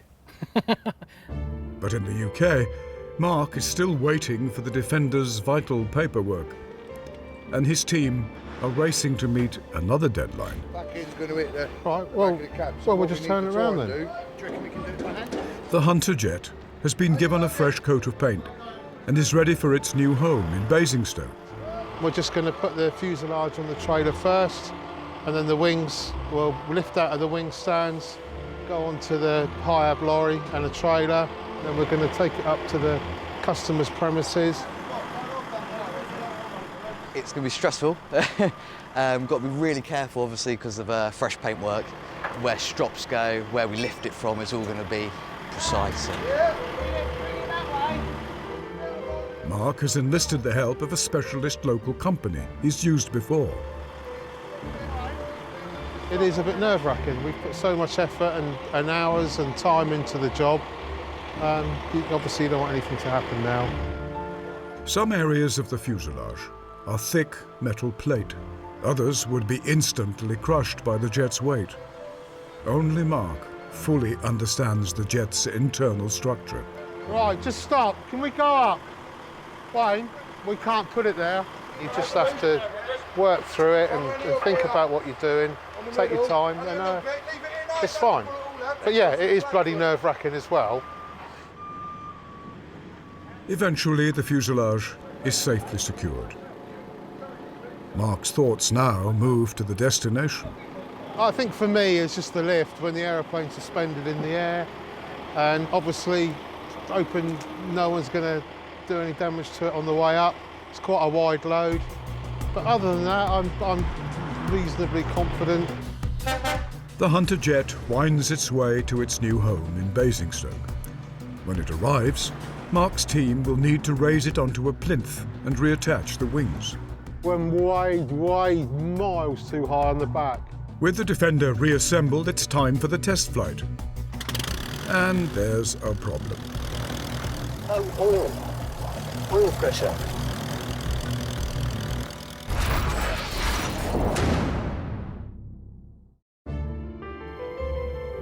In the hangar at Lyon Solent, the Arona Defender is ready for takeoff. But until a vital survey by the Light Aircraft Association is done, it's not going anywhere. And today, engineer Mark Master's mind is elsewhere. It's early evening, and in Hampshire he is nervously awaiting the delivery of a Hunter jet. Everything's arrived in one piece, no issues, and we're just going to start unloading the wings, and then we'll do the fuselage. So all's good so far.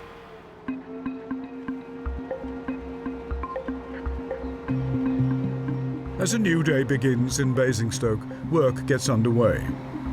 The pressure's on. They only have the crane for one day. Just grease up these sleeves. James, can you just grab hold of that, please? Right, up you go. Up. Yeah, down. Down. Everything lines up perfectly. Right, can you pass us the bolts up? Yeah? It was a bit squeaky bum time with it hanging off the crane, but it slotted in the plinth perfectly, and really happy. So you're set for the top. Now the job everyone has been dreading.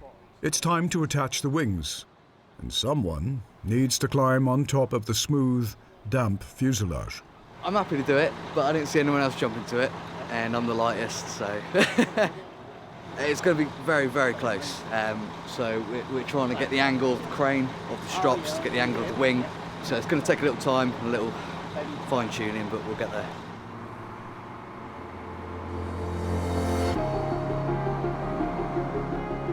What I want you to do, Al, is just try and line it up laterally. Yeah, right, hold it there. Hold it. We've got to go up at the front of the wing on that chain. So we're way miles too high on the back. So it's got to come back. Yeah, right, the whole wing can come in now. But after hours of head scratching, There we go, there we go. Go on, that's it, you got it, you got it. it's bolted into place, and the team can move on to the other wing. This is pretty good, actually.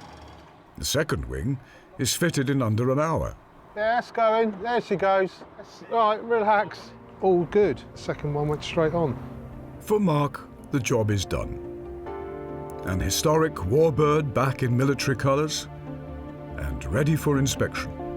I hope it's everything he hoped it would be. I think it looks fantastic. For businessman Rafi Razak, it's a landmark tribute to his father Abdul.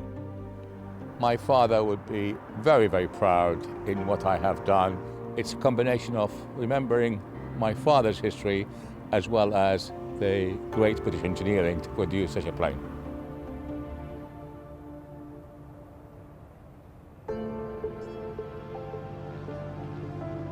October 2019, when the paperwork has arrived. It's time to test fly the Defender. A little anxious, of course, because, you know, it's just human nature. But no, I wouldn't say I'm nervous. Obviously, we're confident of what we've done. I think it looks brilliant, and as soon as we see it up in the air, it'll be a nice feeling. So, fingers crossed. Mark has recruited Rich Valla, a veteran pilot with experience in similar aircraft.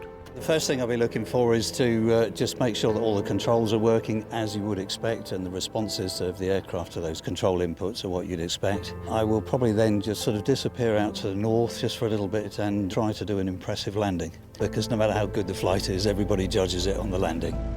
The engine has been run successfully several times today, but this will be its first flight. Mark has done an excellent job of restoring it. Primed and locked.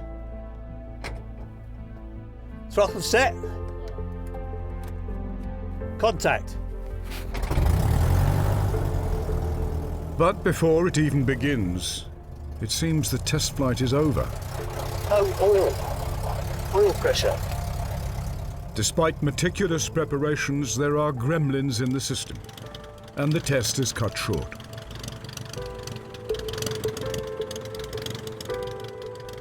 I'm not going to run it with no oil pressure, Mark.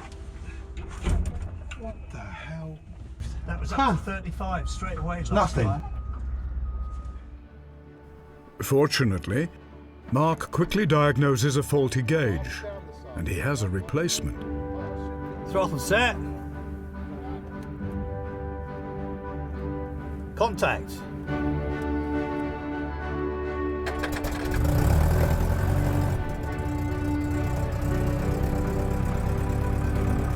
Right. Oil pressure is looking good. Temperature is starting to rise.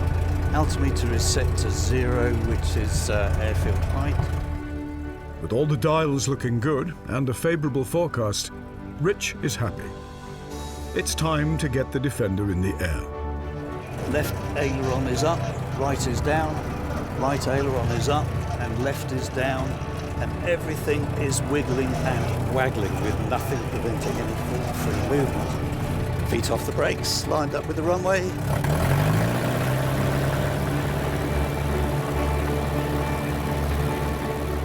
After a recent accident, this is now the only airworthy Defender in the country. And we're climbing out at 75 miles an hour, 70 and 80 miles an hour. We're at 1,000 feet, following the noise abatement circuit over the green areas. The Defender will need to be mechanically perfect to make the flight back to Germany. A series of rigorous checks are carried out. Performance and handling are monitored constantly. 900 feet, climbing at 70 miles an hour, 2100 RPM, 14 psi, oil pressure under 70. To complete the test, Rich only needs to make a safe landing. And we're finals to land this time, and we're coming 250 feet. It's crosswind from the left. Speed is a little bit high, coming at 65. Rich must make his approach over open water and the busy beachfront of the south coast.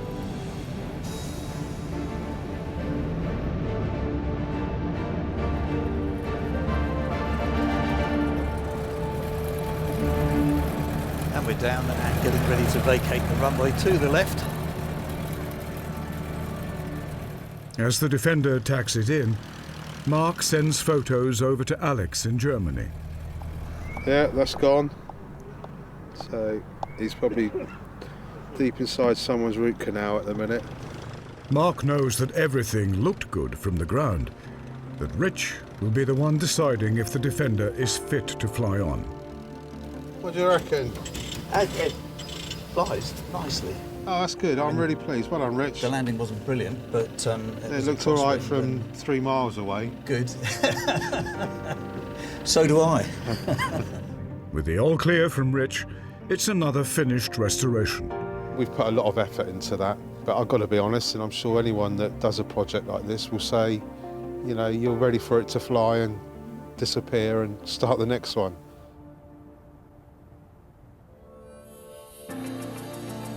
It's time for Alex to book his flights to pick up his Warbird. It's December, and the Defender is about to be reunited with its owner. This is actually the first time I've ever been involved with the owners coming in and seeing the plane for the first time, so it'll be a new one for me. Obviously, when you're working, you think things can be better, but once you finally get there and you stand back and look at the finished product, I think it looks really good. Right, let's go. Alex has flown in from Germany. Today we are at Goodwood, and it's the first time I will see my aeroplane. I'm very nervous to see it after such a long time, and I think I'll take a ride with Richard.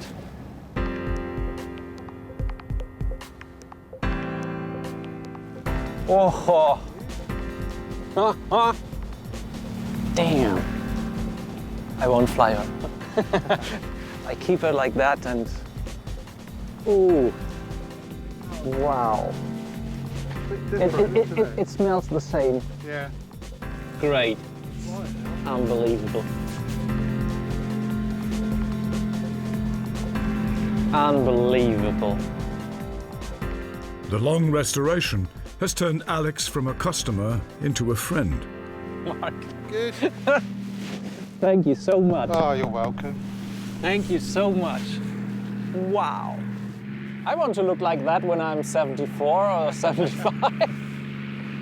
It was a nice reaction. Obviously, the last time you saw the aeroplane was when it was on its back in Calais.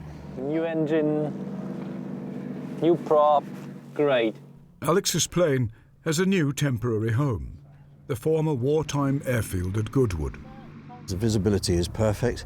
The wind is straight down the runway here, so that in itself is a good thing. It has full dual controls. It really shouldn't be a problem, whichever one of us wants to fly it.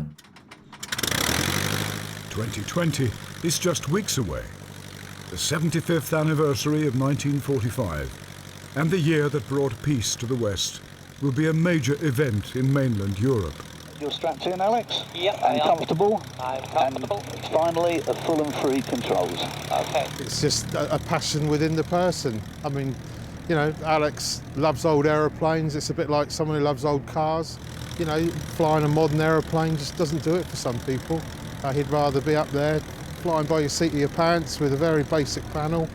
And I think there's something nice about owning a bit of history. Tango X-ray November, got information hello to you.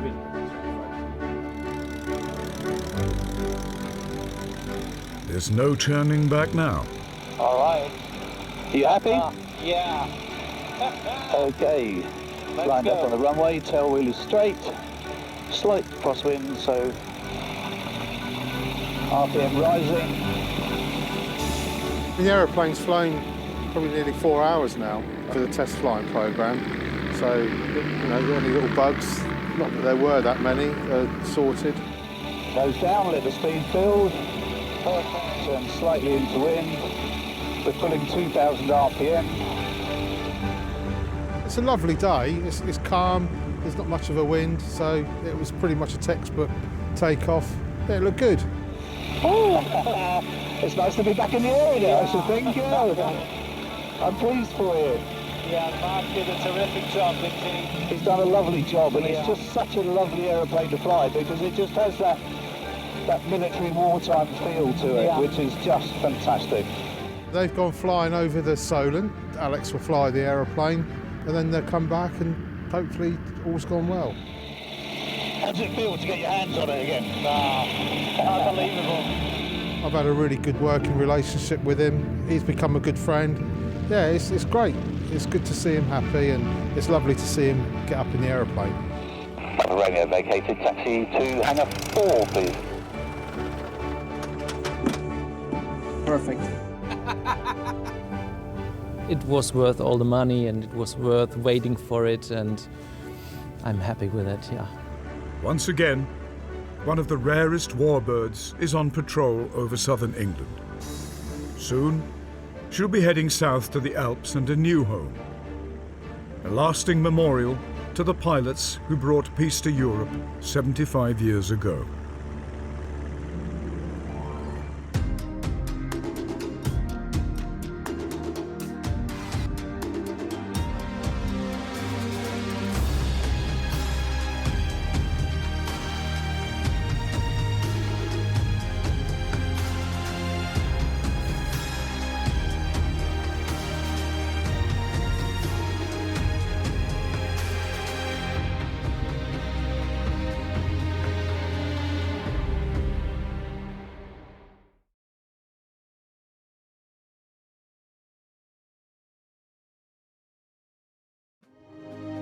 They are the planes that won wars. Proud veterans of the days when heroes fought in the skies. You don't fly it, you actually strap it on, and then you are one with the aeroplane. In hangars and workshops across Britain, engineers and enthusiasts are fighting a desperate duel against corrosion. It's only glued on, I'm sure it'll be all right. And the clock. I'll be pretty gutted if we don't make it. Their mission? To return historic military aircraft to the skies. The hardest thing is finding the parts. From Falklands vets to Cold War jets. As a little lad, you go, Mum, can I have an Airfix kit? Now it's time to play, isn't it? But it can be an unpredictable business. We filled it up and all those seals decided to let go a bit. We need a plan B. Not sure if we've got one. And dangerous. It can turn nasty quickly. Contact. You're taking off thinking if the engine stops, where are you going to land? I mean, I've had 3 engine failures. It takes serious money. You need a cool £3 to £6 million to get a good Spitfire. And total dedication. Minus 28. Some of the tools are freezing up. 15 minutes of holding a screwdriver, you can't feel your fingers.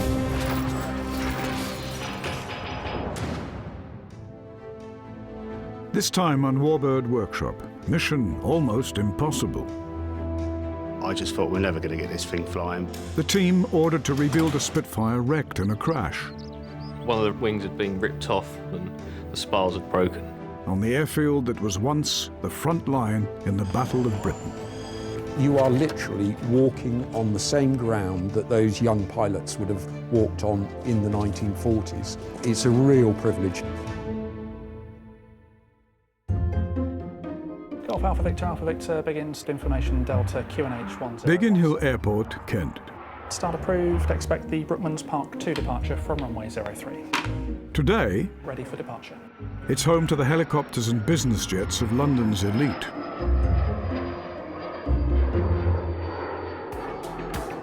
But in a corner of the airfield, a unique aviation company is fighting to put vintage warplanes back in the air. And this is their latest target.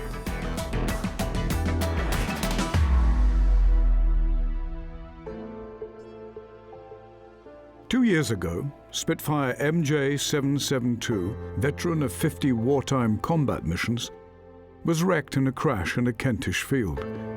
It was all but destroyed.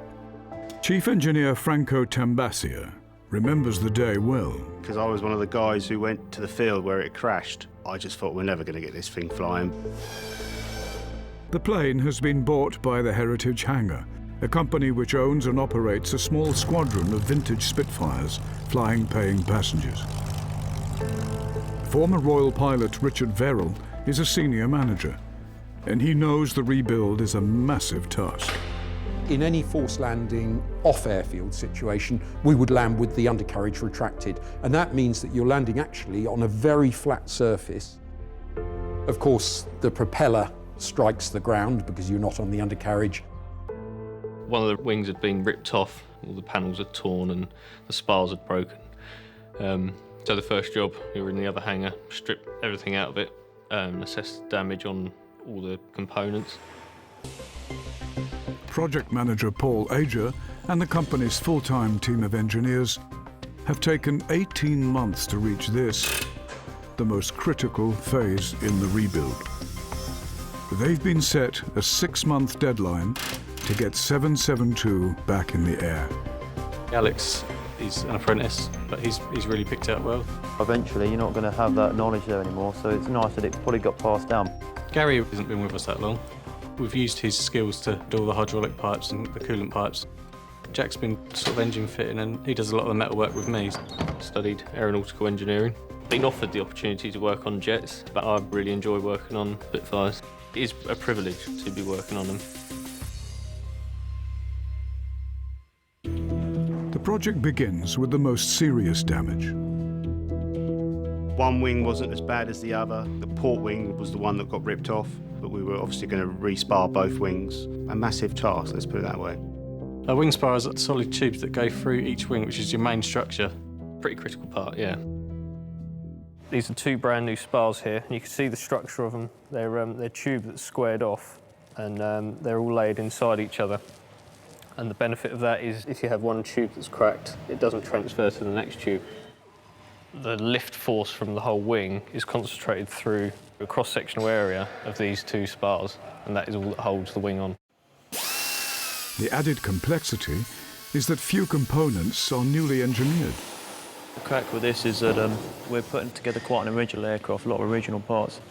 On the shelves there, all the original bits from this particular aircraft, which is nice to have. They didn't have long to wait. 80 years ago, the Spitfire made history in the Battle of Britain. 20,000 were built. Less than 50 still fly, and even fewer have seen real combat, like 772.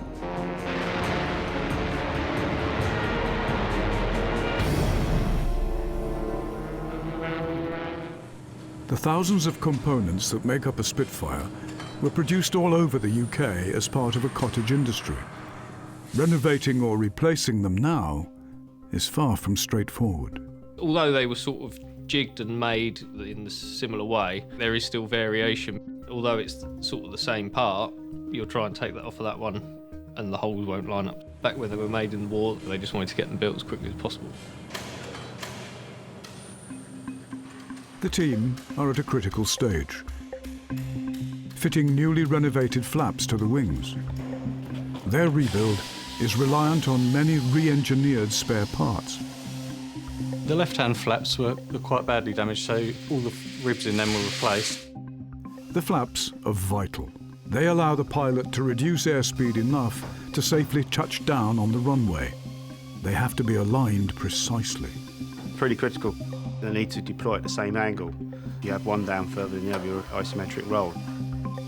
You're almost building the wing to the flap. It flows, it sits nice and flat. What we've got is a tiny bit of droop there, and what we're doing is as we're riveting in it, we're putting a slight set in the ribs to actually pick that up. It's a painstaking process. The ribs are adjusted by fractions of an inch until the perfect fit is achieved.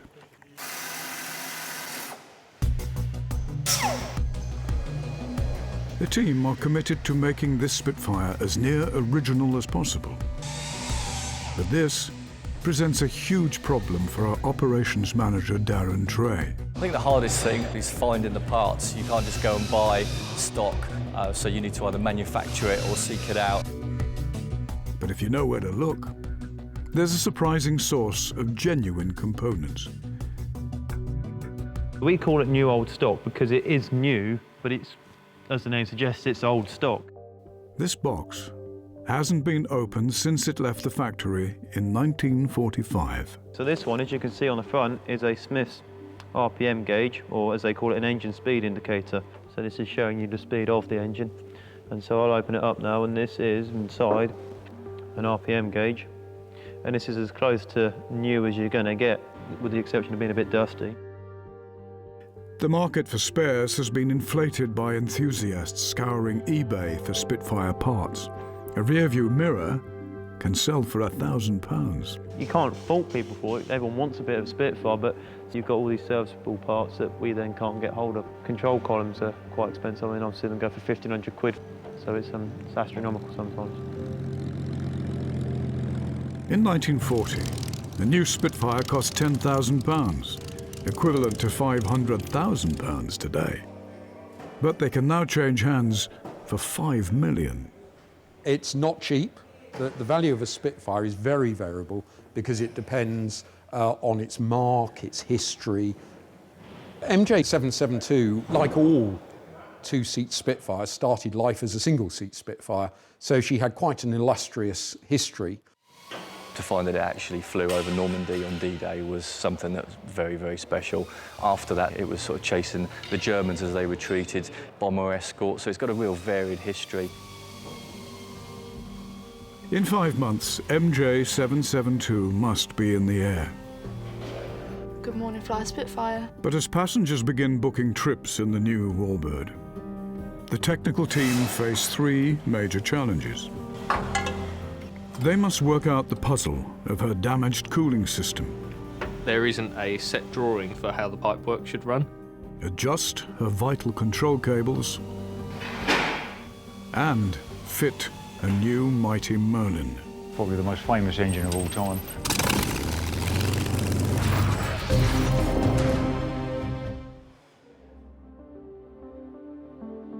Putting an historic Spitfire back in the skies means removing and replacing worn-out parts that have helped to write history. There's 5 months to go before war veteran MJ772 is due to make its first flight, and its design is presenting the engineering team with its biggest challenge.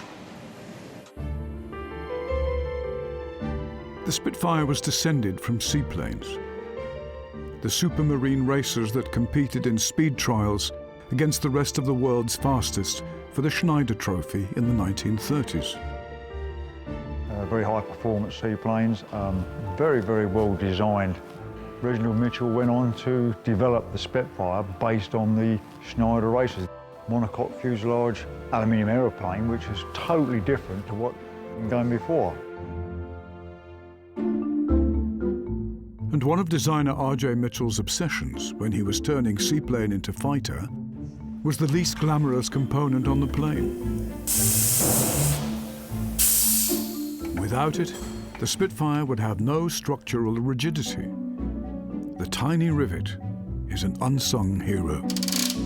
You can't really weld aluminium together, so riveting is the easiest way of permanently fixing 2 or multiple parts together. In the course of the rebuild, they've had to replace thousands of 1940s rivets.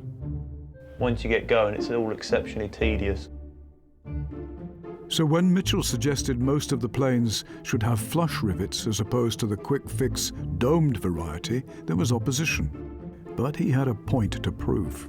I did experiment by putting split Ps over flush rivets. The result? A 20-knot difference in speed. If you're being chased by a Messerschmitt, it could be the difference between life and death.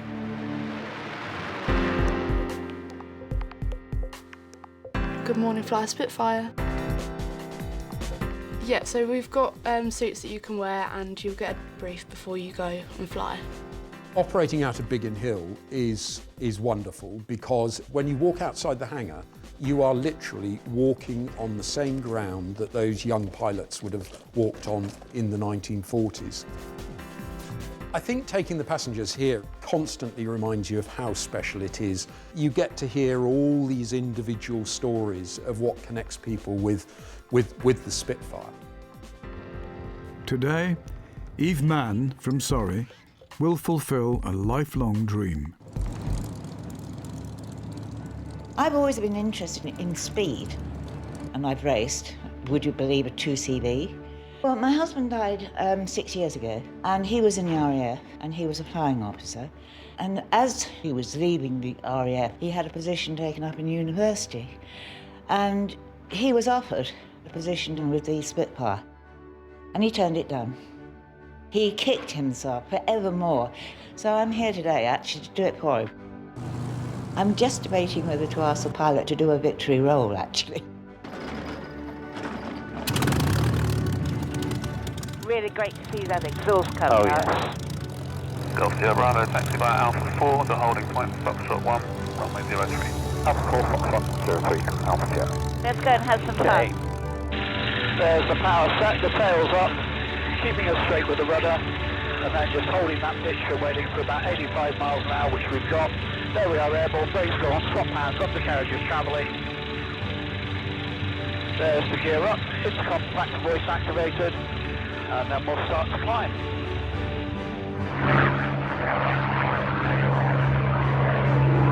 Passing runway 03, also routing via 7X.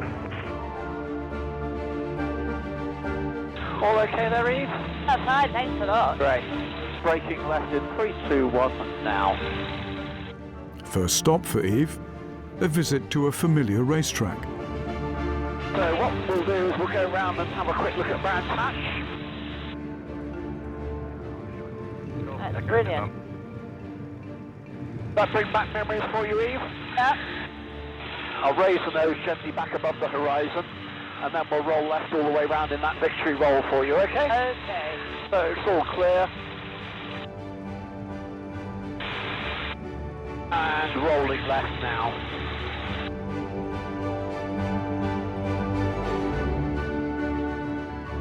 All okay, Eve? Yep, fine, thank you. Good. A victory roll by a wartime pilot returning to base was a celebration of survival and another enemy plane defeated.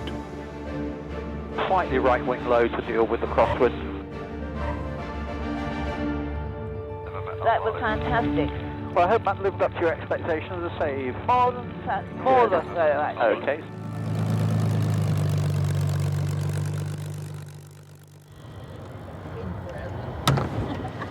That was pretty damn good, actually. Glad I did the victory roll, too. Peter would have been dead pleased. The only man who ever turned a Spitfire down. Oh dear. What do you think he'd say if he could see you now? I don't see why the bloody hell you've made it. To keep their Spitfires in the air, the Heritage Hangars engineers must try to bring 21st century reliability to their 1940s power units.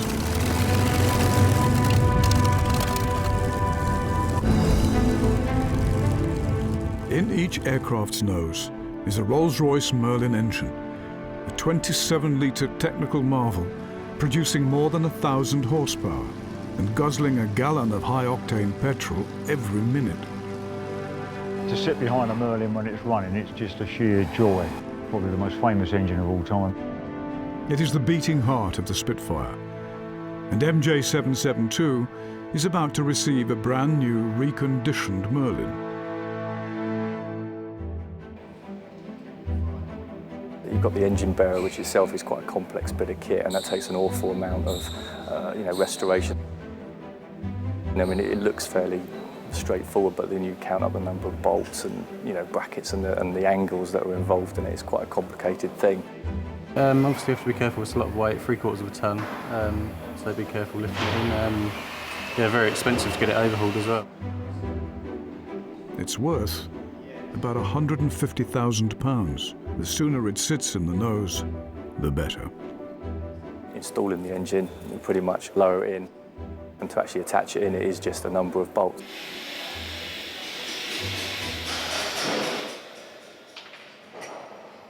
But to make the Merlin roar, the engineering team must replace the extensive network of piping that the Spitfire's designers created to dissipate the heat from the massive engine. Yeah, for an aeroplane that's got a very slim wing, it was a very clever design. MJ772's wings are packed with copper piping. Basically a complete system goes through the engine, gets hot, goes to the radiators, gets cooled, and then back up to the coolant tank, and then it just carries on the cycle. It's a complex design with a fatal flaw when it comes to rebuilding it. There isn't a set drawing for how the pipework should run. It's just from point A to B. It means there are almost as many pipe designs as there are Spitfires, and Gary Woodhouse has the job of figuring it out. You've got your main water coolant, and this is your oil cooler. But obviously, under there is an array and a maze of pipework. Not so much frustrating, but everything you put on, you've got to take it off to realign it, make small adjustments and put it back on, so it is a painstaking job. Leaks are their biggest enemy, but undisturbed airflow into the radiators is critical. You don't want to overheat these, and obviously on the ground you need to be able to keep them cool so they can taxi out to the runways. During the war, some pilots were forced to bail out as their engines boiled and then seized in flight. If you have an undercarriage that isn't up properly, that blocks the radiator and the temperatures do come up quick, so yeah, they really do need to be kept cool, yeah. The Spitfire was a quantum leap in technology at a time when biplanes were still considered high-tech. In 1940, Britain needed more of them, but the existing aircraft industry was struggling. The Supermarine factory in Southampton was bombed, killing 90 workers, and its parent company's production line in Castle Bromwich was beset by industrial action and technical problems. I would say that what we do now is probably to a higher standard than what they did in the war, because we're not getting bombed and we're not time pressured to churn these out a couple of weeks. We're doing one every couple of years. When they're making them in wartime period, I mean, Spitfires weren't expected to last much more than a couple of weeks on the front. They were nearly a throwaway airplane. For all its innovation, it was the brilliant simplicity of the Spitfire's control system that made it a world beater. It's all cables, but it's such a smooth system. This is 1940s fly-by-wire. Literally. A series of cables directly linked to the control stick operates the elevators and ailerons. There's a set amount of figures for the tension on all the controls. It's just a very, very smooth aeroplane. And if you sit on the ground with the aeroplane and you move the controls, they're very, very smooth. And it's like that in the air. You don't feel any excessive load on the controls when you're flying. It's different if you're diving the aeroplane. If you're doing a V&E dive, the ailerons get very heavy and very stiff, but still responsive. Work on MJ772 is progressing well. The team are making fine adjustments to the propeller. Very expensive. You could buy a nice house for that, couldn't you, Rude? And there are some big days ahead. A visit from a VIP, here to inspect their 2 years of work. Apprentice Alex takes the controls of a real warbird. Imagine sitting in your greenhouse in the garden in like a 90-mile-an-hour storm, and that's what this is like. And a critical test for MJ772's new Merlin. Yeah, quite nervous, yeah.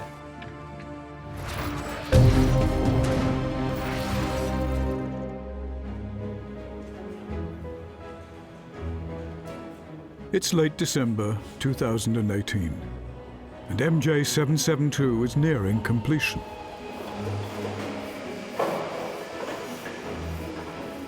It's been given a new paint job in honour of the upcoming 75th anniversary of D-Day. Putting the invasion stripes on the aeroplane. This aircraft flew in Normandy in the war, so here we're putting them back on as they would have done with a roller and paintbrush. The stripes were designed to prevent friendly fire, as Allied planes fought to dominate the skies over the invasion beaches.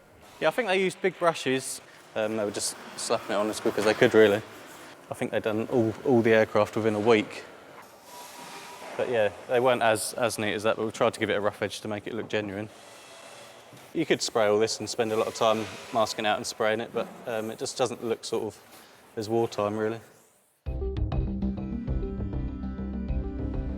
20-year-old engineer Alex is having a morning off. He's had a pilot's license for 2 years and one day hopes to fly Spitfires. He's preparing for that by getting to grips with a 1943 Piper Cub, used for artillery spotting by the US Army over Normandy. This is really basic. I use this quite a lot because this is the gateway into warbird flying, learning to coordinate your feet with your hands and making sure everything's moving in the right way together.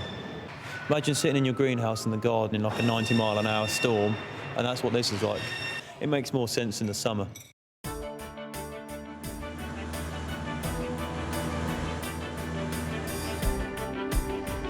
It's just nice to get up in the air and fly around, and you really do float around and you can see things from miles off, and they stay miles off because you're not going anywhere fast. This aircraft was actually used around Bastogne area in the Battle of the Bulge in 1944. So it's a piece of history, but a bit chilly afterwards, especially when you're in it about an hour or so.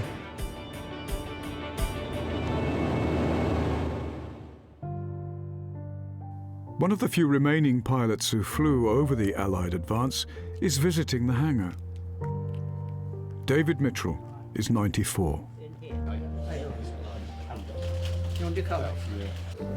He once flew from Biggin Hill with 341 Squadron. MJ772 was his plane. How you doing? I'm Alex. Right. Do you want to come and look at your old airplane? Yeah, sure. Do you want a hand up or? Yeah. Yeah, that's better. Chairs a bit low, aren't they? There we go. Okay, yeah. She's moved on a bit since you were last here. Because you were back when we did we had a bit of Veterans Day, didn't we? Yeah. Which was quite a good bash, that, but yeah. Yes, that was good. Yeah, and got you to sign the door and everything. Yeah. So no, she's moved on quite a long way since then, and you can probably smell the paint in the air. We're just putting the invasion stripes on her now as well. Yeah, so it's quite a strong smell of paint. Lovely. So I apologise for that, but yeah. So we'll take a left here and we'll head up this way. Yeah, when we fly these aeroplanes, we are doing it in honour of the veterans. Very modest people. I've never heard anybody that's flash or very flamboyant about what they were doing. It was a job, and they just got on with it. Yeah, here she is. As you can see, putting the invasion stripes on her right now with the older paint rollers to make it look a bit more authentic.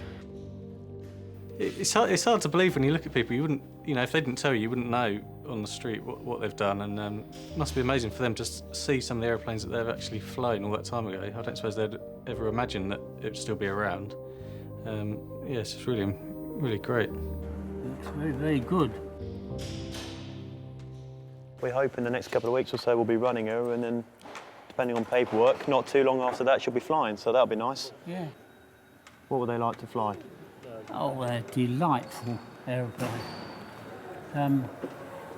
I can't think of any other aeroplane that was nicer. I've loved the Hurricane before I'd ever flown one of these. After that, I didn't like it at all. They are lovely aeroplanes, but they do give a certain amount of trouble. You probably met some of them. But that aeroplane never gave any trouble. Not to me, anyway. When the guys like David are speaking, it's always really interesting to listen to what they say, because the stories that they got, they all vary so differently, because everyone had a completely different experience. David's squadron was attached to the Free French Air Force. He's being shown a recently discovered film of his unit's pilots, but the years have taken their toll. I can't see a single face that I would recognise, 75 years ago. Some of them have matured. Ah, who's that? David has recognised René Mouchot, a French ace. He died when he was at Biggin Hill. Klosterman, is that him? And Canadian Jack Charles. This is the French squadron, and they ran out of Frenchmen, so they had 7 English pilots.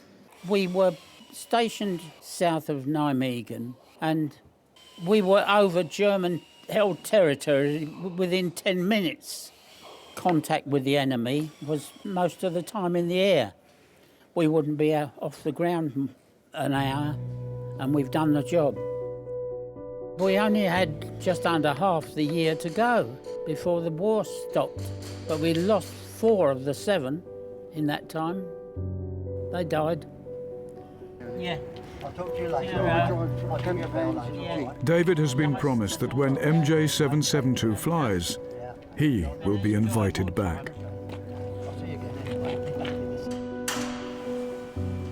His old fighter is now nearing completion. MJ772 was a single-seater when she went to war. Fitting out the rear cockpit is the last task. It's the only part of the plane that will not be authentic. We're very fortunate here that we've got a lot of original spares. Everything is pretty much as it would have been in 1944 when it was manufactured.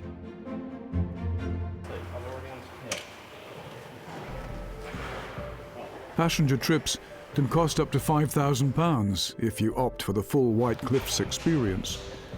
But luxury seating isn't part of the deal. I like a compressed paper type material, so quite hard, but yeah, not overly luxurious, no. Safety is more the order of the day. Lives depend on all of the Spitfire's components being correctly installed. Parachutes come as standard, and the pre-flight drill includes instructions on how to bail out. A bit of paintwork and then we're finally finished.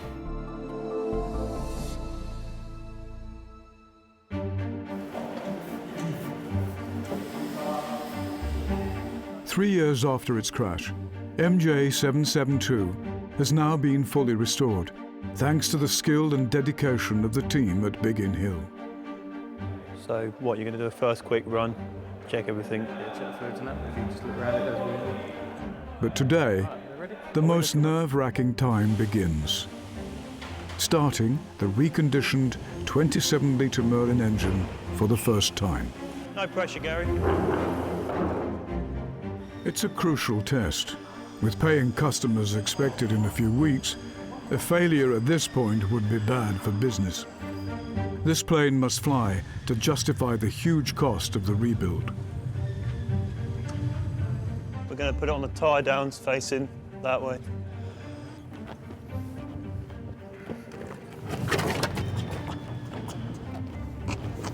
It's always a big moment. I mean, the guys do their thing, they check everything, but there's nothing like an actual engine start just to shake everything down.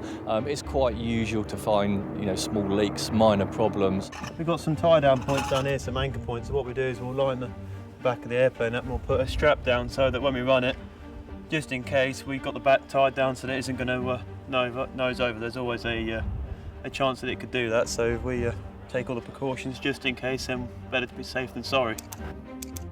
This plane is now worth around £4 million.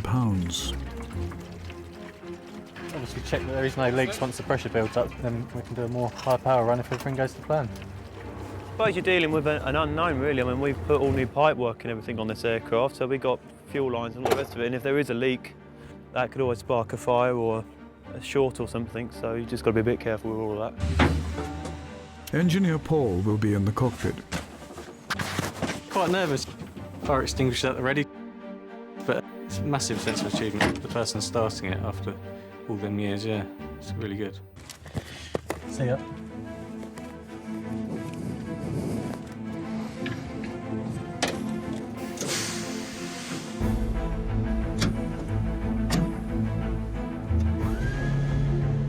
The fuel pump is priming all 12 cylinders with high-octane petrol.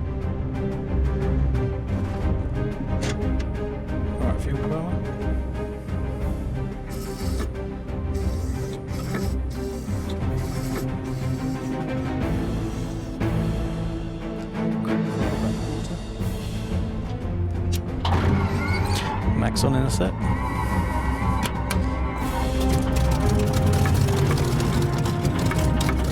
Fuel prime until it goes. Main thing is just keep an eye on the oil pressure to make sure the engine is okay. About 110, which is spot on. About 1,000 on there. There we go. Jack and Alex check for leaks.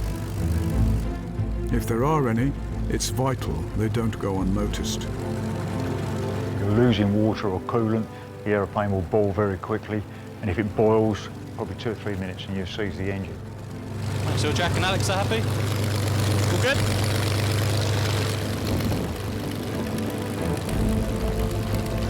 Oil should come up to about 30 to 40. Brad said keep under 110.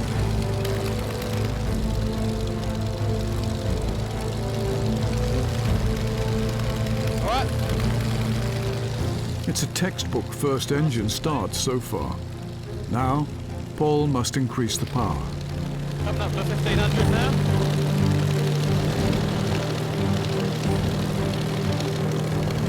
Oil pressure's still good.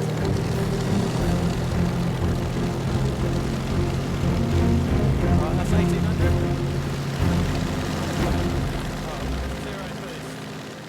But then, a failure. Luckily, it's just an inspection panel from the wing. That'll be for now. The Merlin has performed flawlessly. Well, we do test runs and stuff, sometimes you get the odd bit like that, like throw a curveball at you, but it's alright. She sounds sweet. Pretty golden, really. MJ772 has passed its first major test, but the biggest challenge remains for the team. Putting this Spitfire into the air for the first time. It's quite a big day. 2.5 years of hard work, so we're all pretty nervous. There is always the potential that something could go wrong.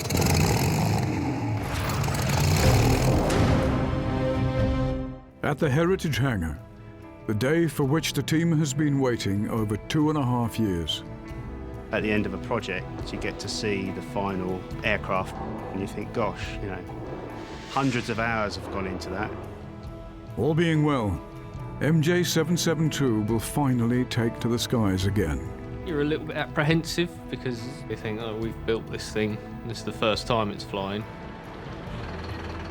There is always the potential that something could go wrong. There could be an engine failure, which is out of our hands, and so, yeah, you're always a little bit apprehensive and nervous, but confident that it's all going to be okay.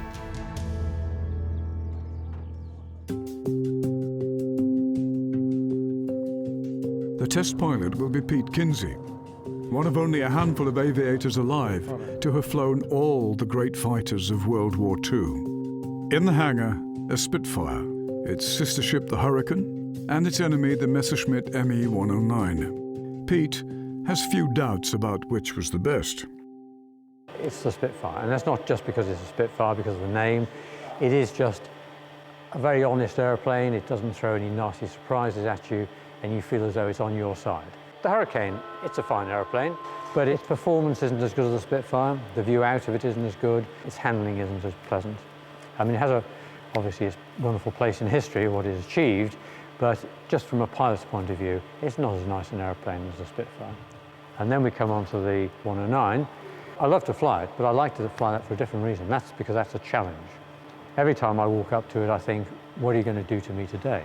It's the only airplane I've ever flown, I think, where the takeoff is potentially more alarming than the landing.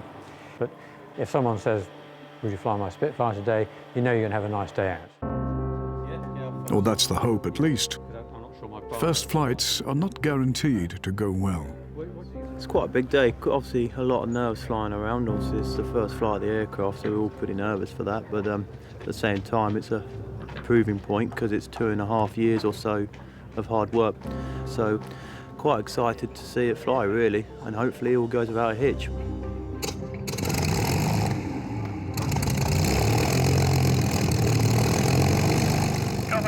Victor, big and approach afternoon. Taxi Alpha 1, runway 21, QH 1024. Right rope trim, flaps are up, operating in filtered air, mixtures forward, props forward, makes it on both. Front flaps are in auto, gear indication is correct, trimmers are set, all the instruments are set. Runway 21 clear for takeoff, wind 280 degrees, 5 knots. Full right there, Ron. Start bringing the power up.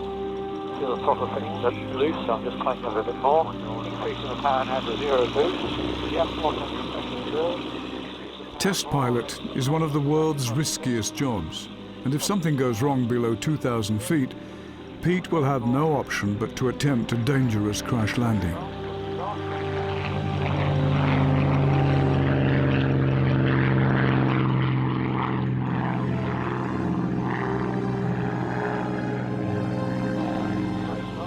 It looks alright, doesn't it?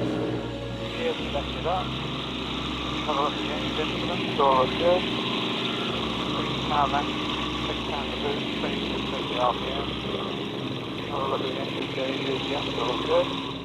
Isn't quite right. I suppose you'd say that most of our concentration is going on the engine and propeller. That's where the problems usually arise. But it could be a handling thing. So as soon as we get over, I'm looking at the trim of the airplane. For example, would it fly hands off? If I let go of the controls, could I trim it to fly hands off? Or does it roll left, roll right? In fact, I'll let go of it now. It's a little bit of turbulence rocking the wings around, but apart from that, it would maintain level flight, so we're happy with that. The other thing we'd be checking on a test flight is all the systems in the airplane. It's got pneumatic systems for the flaps and the brakes, and it's got a hydraulic system for the gear. So we'd be timing how long it takes to go down and up, same with the flaps, making sure there aren't any funny trim changes. One thing, tell the frequency slow, speak always please on approach, 129.14. MJ772's reputation as a trouble-free aircraft continues. Testament to the skill of the engineers who rebuilt it, but also to the genius of its design.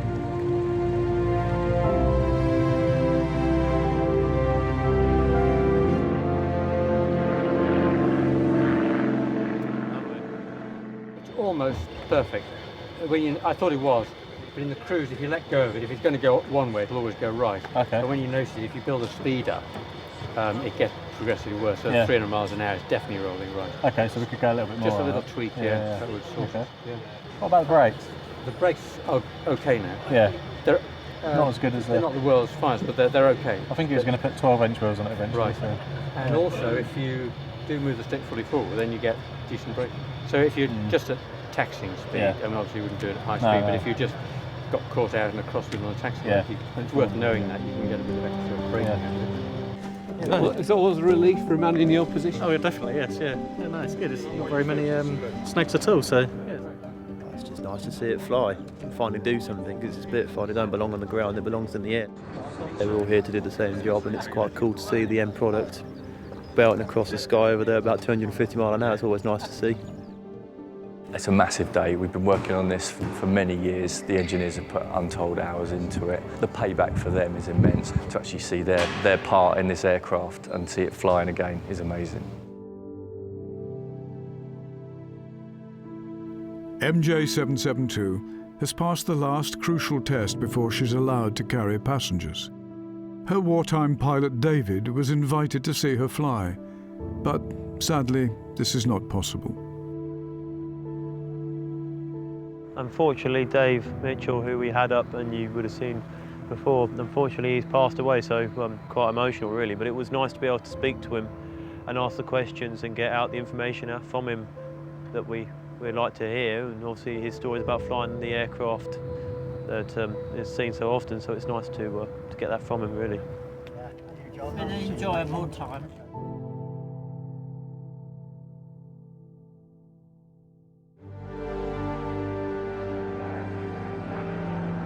It's March, and David's Spitfire is finally signed off as airworthy once more, a lasting memorial to its former pilot and thousands like him. The Spitfire assaults your senses in every way. It's partly about the noise, it's about the vibration, it's about the smell, it's about the history. I regard it as a flying tribute. We must never ever forget the sacrifice that those guys did. Very young men jumped into these aircraft and went to war. Yeah, when we fly these aeroplanes, we are doing it in honour of the veterans that have gone before us. I think they're with you all the time. 80 years after the Battle of Britain, the sound of Merlins is again echoing over the Kent coast as the Heritage Hangar's 2 veteran Spitfires patrol the white cliffs of Dover together.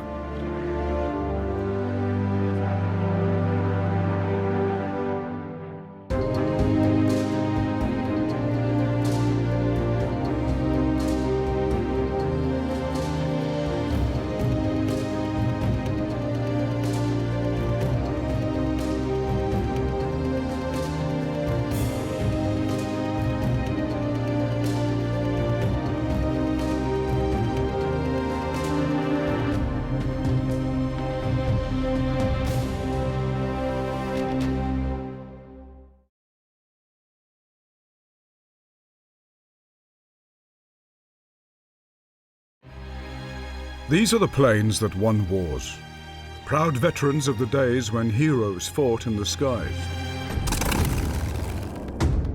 You don't fly it, you actually strap it on, and then you are one with the aeroplane. In hangars and workshops across Britain, engineers and enthusiasts are fighting a desperate duel against corrosion. It's only glued on, I'm sure it'll be all right. And the clock. I'll be pretty gutted if we don't make it. Their mission: to return historic military aircraft to the skies.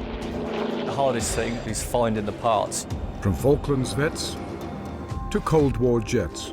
As a little lad, you go, Mum, can I have an Airfix kit? Now it's time to play, isn't it? But it can be an unpredictable business. We filled it up and all those seals decided to let go a bit. We need a plan B. I'm not sure we've got one. And dangerous. It can turn nasty quickly. Contact. You're taking off thinking if the engine stops, where are you going to land? I mean, I've had 3 engine failures. It takes serious money. You need a cool £3 to £6 million to get a good Spitfire. And total dedication. Minus 28. Some of the tools are freezing up. 15 minutes of holding a screwdriver, you can't feel your fingers.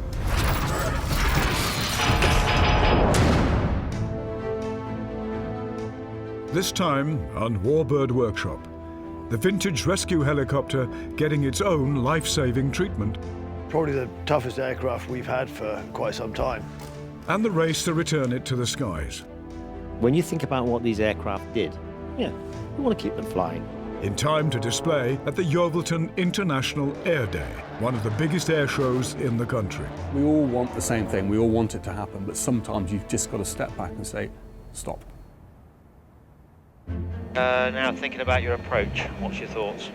Flying at 100 miles an hour over the farmland of the West Country, Andrew Whitehouse is a man with a deadline.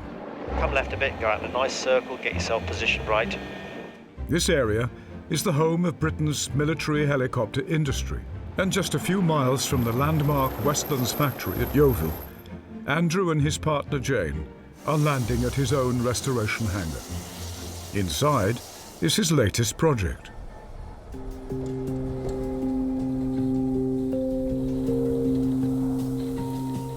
XT-761 is a Mark V Westland Wessex helicopter. It hasn't been seen in the air for more than 3 decades. How did you get on with the trials this morning? But Andrew and his team are determined to make it fly again. It's a machine at the end of the day that hasn't flown for a long, long time. And yes, it's going to bleed. It's going to leak. Former soldier Andrew's no stranger to projects like this. He already owns the only flying whirlwind helicopter in the country. But the Wessex is on a whole new scale. For it to fly after 32 years is going to be a huge achievement. Getting this 4-ton flying machine back up where she belongs will cost £250,000 of Andrew's own money and take months of intensive work by a team with skills built up over decades. They're led by Chief Engineer Dave Wells. Biggest project I've undertaken, and I guess most of the guys here. Fozzie is his right-hand man. You find sometimes you think about it when you shouldn't think about it. Wake up in the middle of the night, I think I know what's wrong with that. Ben is their expert in avionics. I get called millennial, you know. I teach them how to use Facebook and things like that. And Mick is bringing years of experience as a Navy engineer. I did my training on Wessex at Daedalus. They've got just 6 months to get this ready for the Royal Navy's biggest air show. The most prominent display slot is being saved for them. It's not for negotiation as far as me and the engineering staff are concerned. It is going to happen. One way or another, we'll have that aircraft at Yeovilton. This iconic helicopter hasn't been in the air since the 80s. Once the backbone of the UK's search and rescue network, these aircraft were left to rot and decay until Andrew seized on an opportunity. We've been doing various air shows with the Whirlwind, and I was at Yeovilton and I could see a naval captain down below me with his nice white shirt on. I say up there, would you be interested in doing the Wessex? I said, oh, hello, sir. Jumped down and I said, yeah, okay. And there we are. We ended up managing to do a private treaty sale for the purchase of 2 Wessex. It took a year to 14 months from actually agreeing to buy them to get it released. In the interim, they'd pushed the things outside, both of them, to make room for the new F-35 mock-up aircraft they'd got for deck trials, and my aircraft were then outside in the salty air, which didn't do them a lot of good for over a year. 18 months ago, XT-761 arrived at Andrew's hangar, and the team started work. They stripped the Wessex out and have virtually rebuilt it. It's had new engines, it's had new gearboxes, it's had new. The list goes on. It's the last 10% of the work's taking 90% of the time, and it's all niggles. Everything we've already done is letting go, and we kind of expect it, but it's frustrating. We've got 2 generators on the aircraft, and the one that's not working is giving us issues. We've got to find where the power comes from, where it goes to, and make it work. These are 60, 70-year-old mechanical electrical bits. They're all worn out, old, obsolete. So it's back to the basics, back to books, work it out for yourself. So you've got power going through to the light? To the light. Contact are made. Contacts open. Yes. Light off. Yes. We need to find out where that makes, where we get the power from, and why it isn't. Yeah. The avionics side of it, it's always been black box changing, as far as I'm concerned. Black box out, black box in. But now, at least the black boxes tell you when they're broken, whereas this thing, they don't. You have to work it out. They were iconic. The Navy had a massive amount of them, and the Air Force had them in a yellow livery, and they're an iconic aircraft from the 60s, the 70s and 80s. People just love the shape of them. They are a classic helicopter shape. The Wessex was originally designed as an anti-submarine helicopter. They saw service in the Falklands War and during the Troubles in Northern Ireland. But they are perhaps best known for their robust search and rescue capabilities. Navy diver Smiler Grinney spent 42 years in search and rescue. And for him, nothing else came close to the power and adaptability of the Wessex. It was 2 engines instead of 1, and you had the exhaust sticking out. And then once you got inside and once you went hovering with it, a lot of power. It got you where you wanted to go. But it was good camaraderie, 1 pilot, 1 crewman, 1 winch operator, probably about 4 engineers, and that was it. But in September 1979, Smiler and his Wessex crewmates found themselves at the centre of the biggest peacetime rescue mission in UK history, the Fastnet yacht race disaster. When we started, there wasn't any wind, and there was a briefing before the race started. The Met man said, well, you know, you're not going to have any wind for the next couple of days. And he said, but there is a nasty little storm brewing off New York, which is going to come across and could be quite nasty. Double Olympic gold medalist Rodney Patterson was on one of the 300 yachts taking part in the race from the south coast to the remote Fastnet Rock and back, when the weather unexpectedly turned. We hit the bad weather just before we got to the rock. And then we started hearing some nasty noises coming from the back end of the boat. And halfway back from the rock, the rudder finally broke.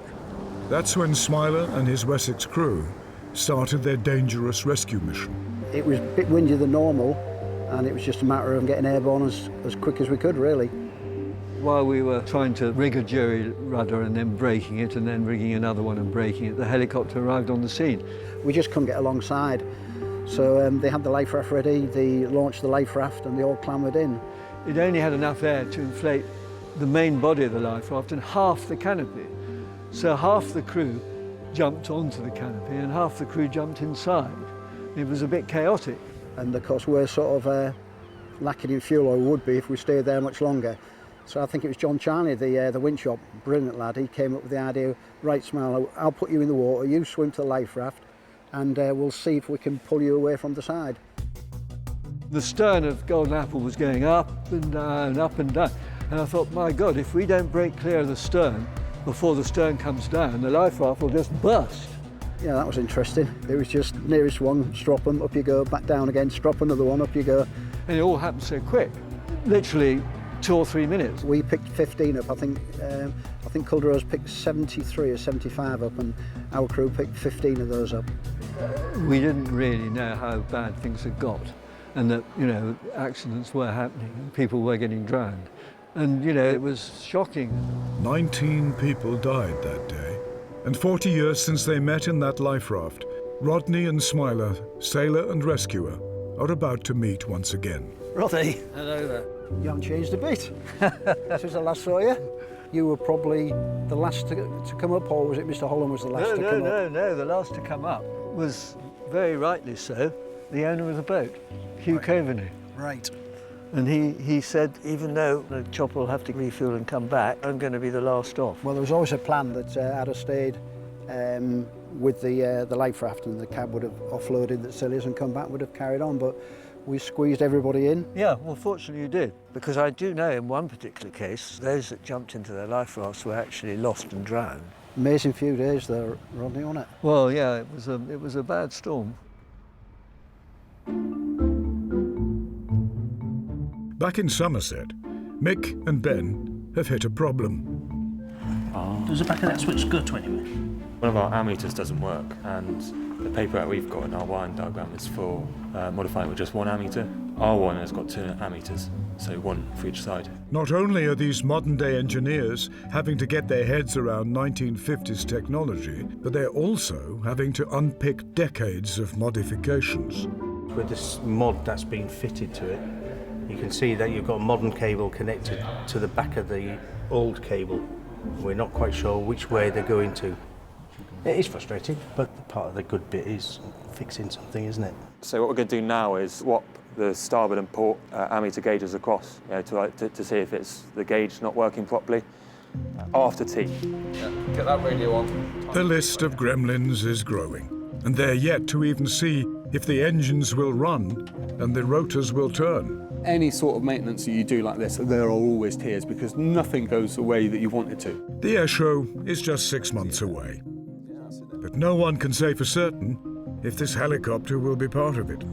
We know Andrew's wish, and we'll head for that, but if it doesn't happen, we won't force it to happen. It's got to fly this year, yeah. Yeah, it's going to fly this year, yeah. It'll be at Yeovilton. One way or another, it'll be at Yeovilton.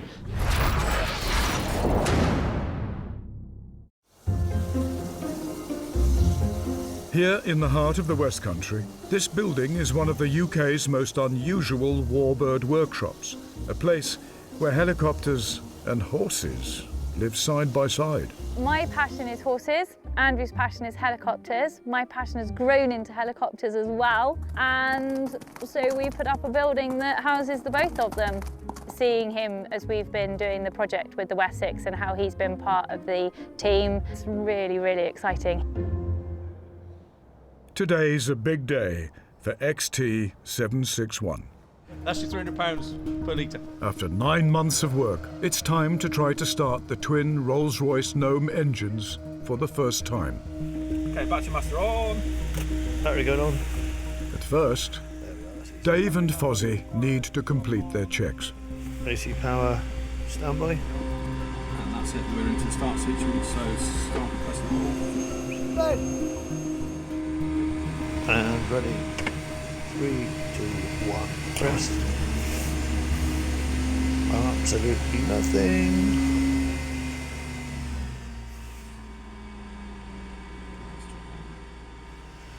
that start and run it? 3, 2, 1. There we are, start. Winding up. 4,000, 5,000 into the gate. Oil pressure rising, fuel flow, light up. 2, 3,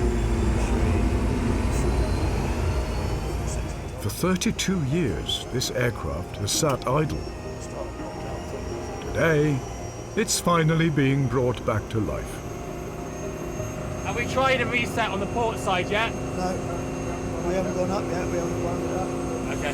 So if you want us to accelerate up and try resetting. Okay. Watching on is test pilot Steve Daniels. Personally, I feel very privileged that I've been asked to do this, to fulfil this role. Didn't you press hard enough the first time then? Well, I thought I had. There are lots of fixed-wing historic aircraft flying. There aren't that many rotary-wing. And I think most helicopter pilots would probably give their left arm to be involved in a project like this. For Dave and the team, it's another thing to tick off. That went well. The engine started and the Leckies have done further electrical check on the generator system, so and they're happy, I'm happy. And they're another step closer to the Yeovilton display. The Wessex saw service right across the globe, and nearly 400 of them were built, every one of them being assembled here in Yeovil. Decades later, the same production lines are now being used for Leonardo Helicopter's latest AW101 models. Wessex engineer Reg Hankey spent almost his whole career in this workshop. When I first came here, the Wessex build lines were all the way down through this side. There must have been probably 20, 30 aircraft lined up, and they would gradually just move forwards as they were assembled. Did you work here for long? 43 years. These new aircraft are lighter, faster, and far more powerful than the Wessex ever was. But many of the skills used to make them are exactly the same. Basically, I'm doing some repair patches in the fuel tank. Oh, yeah. I've got to cut it out, fill it, and put a patch over the top. Sort of that job that you're doing there sounds like we used to have to do maybe on the cabin roof, where that was all honeycomb. Oh, yeah. And when that started to collapse with people walking around on it, yeah, that's basically the same. Cut it out, fill it with like araldite with microballooning, and then patch it over. Yeah, that's the same, yeah. Same job. Same job, yeah, it's just on a small scale. One thing that is noticeable here, there used to be a real racket with windy drills, riveting, very much quieter, far fewer people than I can ever remember seeing here. It used to be quite a hive of activity. Yeah, that picture there was taken in the 1960s, about 65, 66. A bit more crowded, a lot more people, a lot noisier. The Wessex, I saw that right from its first inception through the development, because I was involved, again, working in the experimental flight on the development aircraft. They had XL722, which was the prototype aircraft, and then they took that airframe, took out the piston engine, and that's what it first flew as the Western Wessex. It was a tough aircraft, and it was capable of still maintaining flight with one engine, so it was very good for the services.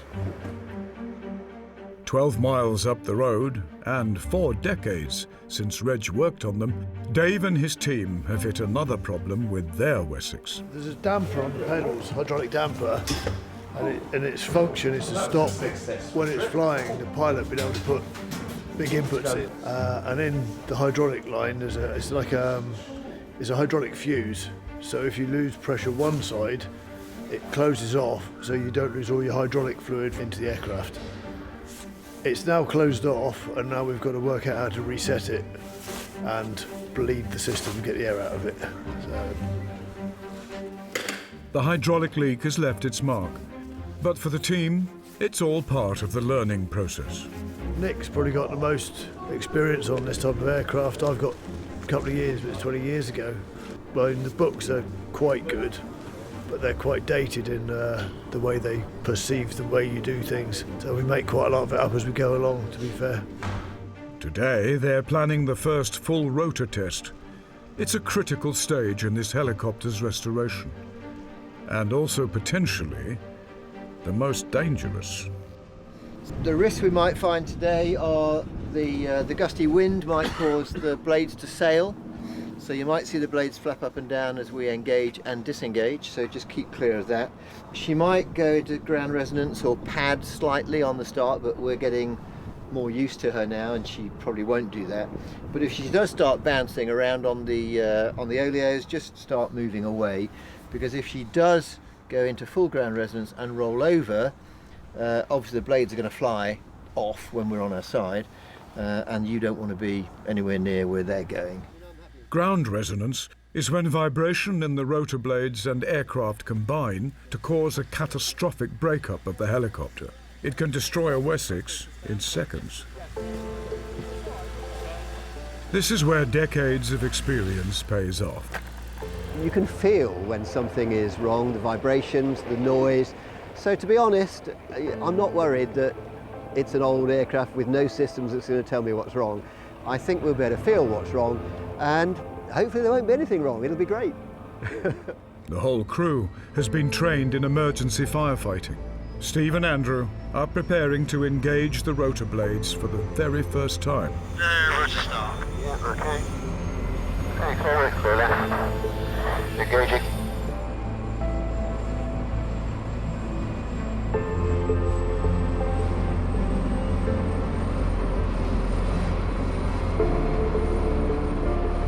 Scared. Advancing.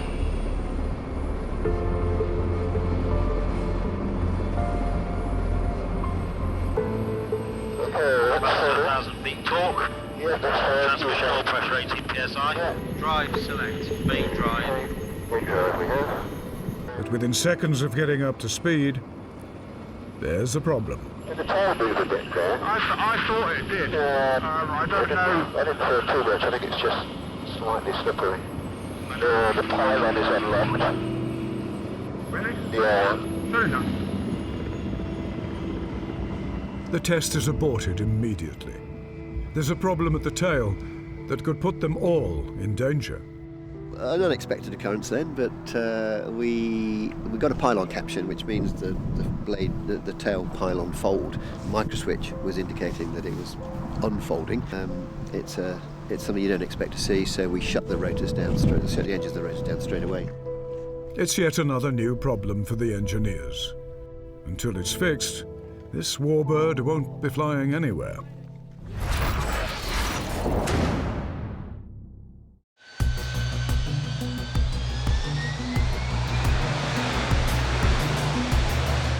The Royal Navy International Air Day in Yeovilton attracts 35,000 visitors and features displays by military aircraft from all over the world.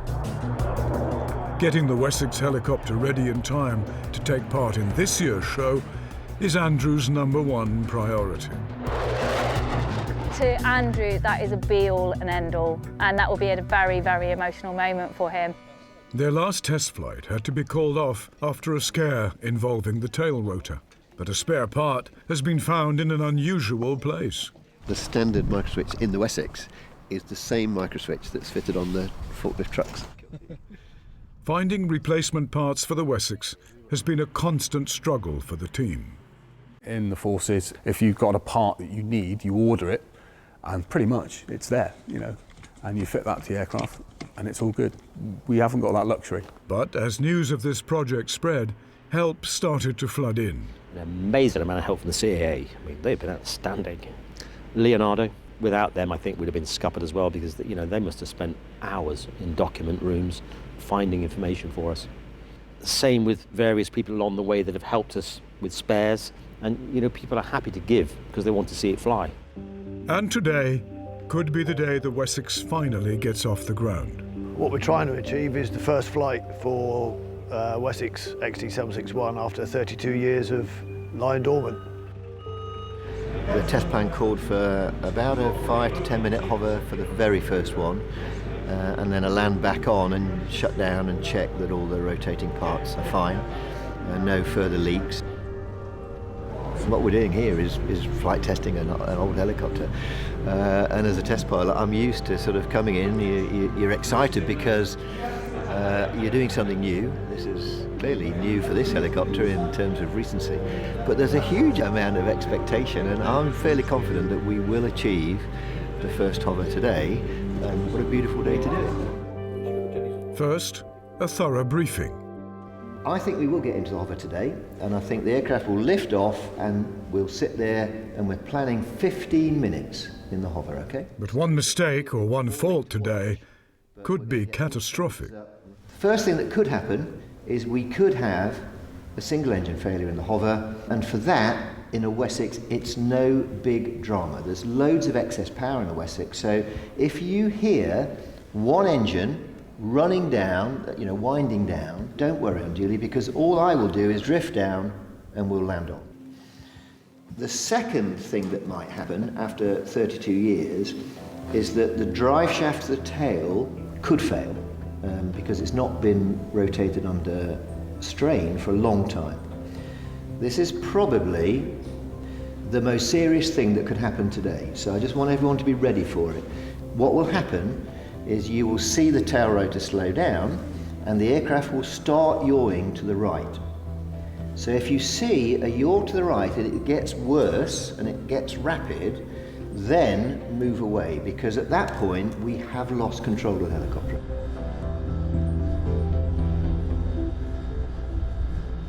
Okay, right. Starting one then. All clear there. We've got that. Starting number one. Yep. From firefighting to communications, everyone has a role to try to make this safe. That is a good start. Now, it's just down to Steve and Andrew, and some 50-year-old checklists. That's good. This will vibrate, okay? So stand by 3, 2, 1 now. She'll start padding. There you go. So the slight tax bit with the primaries out, and I've got a good response. Back through the secondaries, and then the centralised out. Everyone happy? Here we go.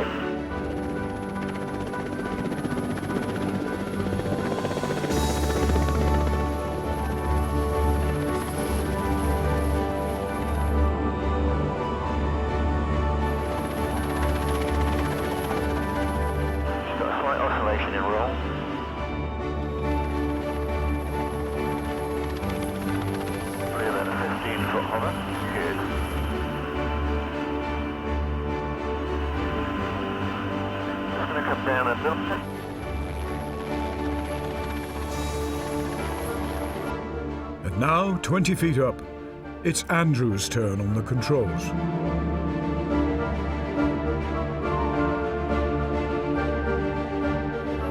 Today's a culmination of 18 months of long hours in the hangar. We have had every nut and bolt apart, back together, all leading up to that point. So that's a really good day.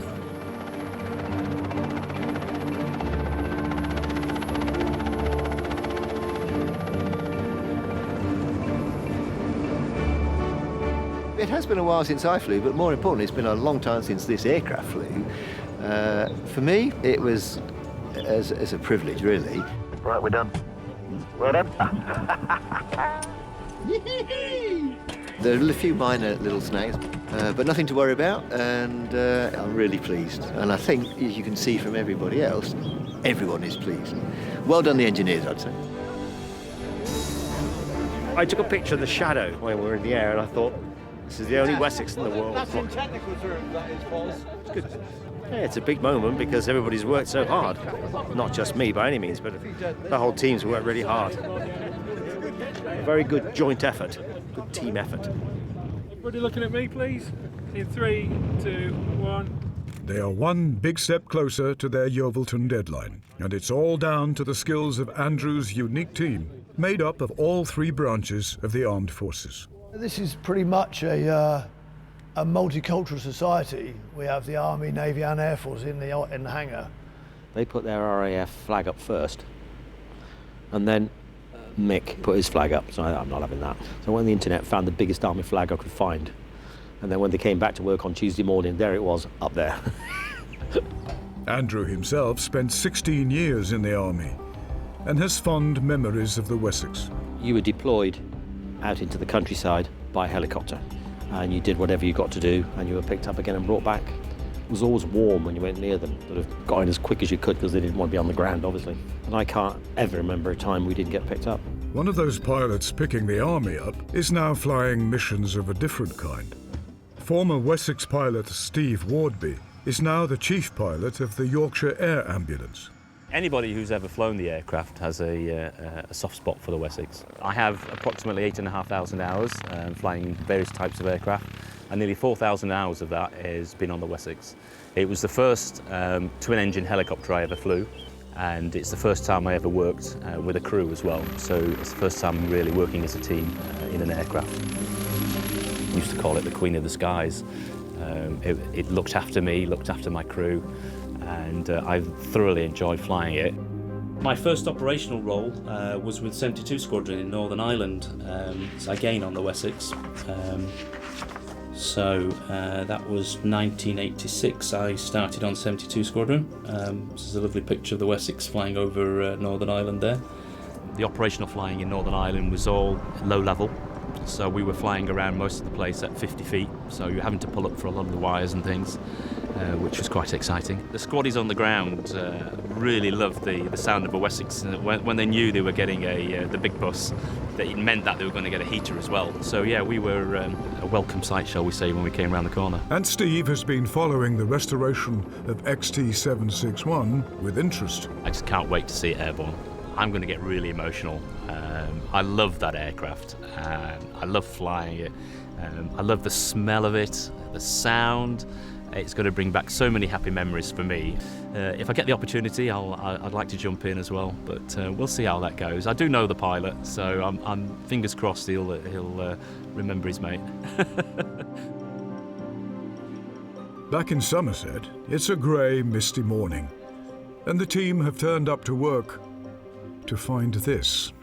We fueled it up last night for the first time right to the gunnels for any period of time, and all those seals that have dried out over forever have decided to let go a bit. So we're now chasing the leaks. So just another one of those little things that we'll have to cure. The tanks are full because today's the day they're hoping to take her on her first full flight. But things aren't looking promising. We're going to wait for the fog, but they're getting the aircraft ready. We're going to assess whether we can run the aircraft on the port engine. That'll use up the fuel, it'll go down, it'll stop the leak. And once the leak's stopped, once we've got it down below the level where it will continue to leak, we'll continue with our plans to, if it's all safe, to do the hover and then do a circuit type up and away flight. But as the engines spool up, the leak's still there. We're hoping that if we burn a bit of fuel off, and we'll just assess it before we go flying. Obviously safety first, so if it's still leaking badly, we'll can it. As the aircraft climbs, Dave's concern grows. Okay. Shut down. Leaking jet fuel and engines running at more than 700 degrees Celsius could be a lethal mix. The flight is aborted. Fuel leak, called it off. Called off the flight. And we have our saying, if in doubt, there is no doubt. There is no doubt. So we don't want, can't afford them to go wrong, so no. They'll take it back in now and then they'll do the work and we'll have a go again next week, I guess. The frustration is clear, but everyone agrees. I was happy this morning, content that it was safe to do what we did, because it was a known condition, we were using it, and therefore we were anticipating it would stop. It hasn't stopped, so we'll call a halt and find out why. Test it. Yeah, definitely stick it in the book and we'll cure it. So. Once again, XT761 is grounded. Until they can seal the fuel leak, any flying is on hold.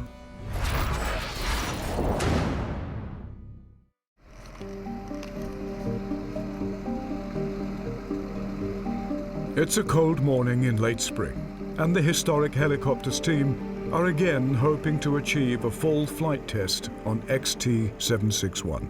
Okay, what we're proposing today is a local flight. If we have a catastrophic failure of some sort, then it'll be pretty obvious, and we will try and make the best of it we can. If you see that, then please be prepared to get some distance between you and the helicopter. But once we're on the ground, if you can come towards us to try and help us if we are incapacitated, just remember, please, again, don't come anywhere near the rotor disc if it's still turning. We're in again. Here we go again. This time it'll work. This time it'll go. Yes. To have any chance of meeting their airshow deadline, she must fly today.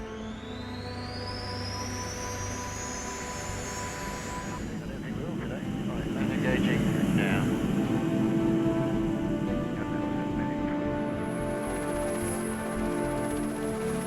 It's been a big proud moment for us in the hangar here. All the guys have worked amazingly hard.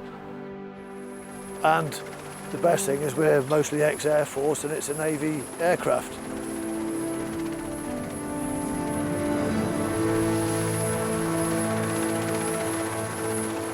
It was exciting to actually get back into a Wessex with the intention of flying for the first time since 1993 probably. And she felt exactly as I remembered the Wessex to fly, so she's a marvellous example of the aircraft, I think, and smiles on everyone's faces. At 20 feet, and after a brief hover, the Wessex transitions to full flight. That is amazing! She flies! There's no hiding the delight on the ground. Great sense of achievement, really. I know we've done it several times before, many years ago, and on different aircraft, but this one was pretty unique. Yeah. Chuffed to bits for Andrew and Jane, really. He'll be on controls, no doubt. Yeah, I'm sure he'll be chuffed to bits. He was after the hover, so I'm sure he's very chuffed to bits now.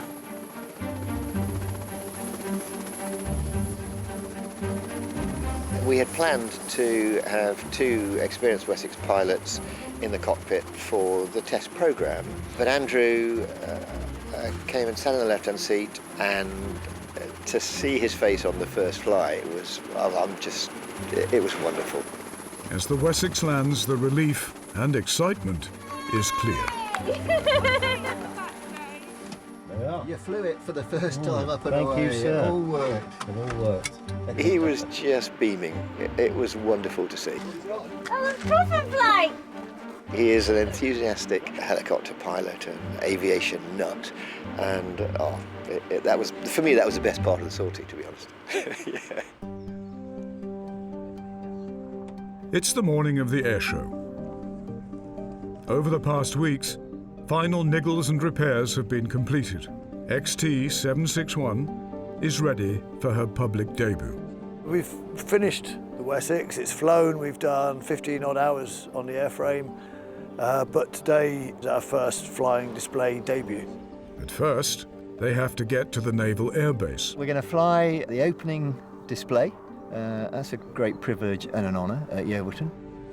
And everyone here at the centre who's made this happen, and talking to the people who went to Yeovilton yesterday, there's a lot of anticipation from the organisers and the people who are going to be in the crowd as well. They want to see the Wessex.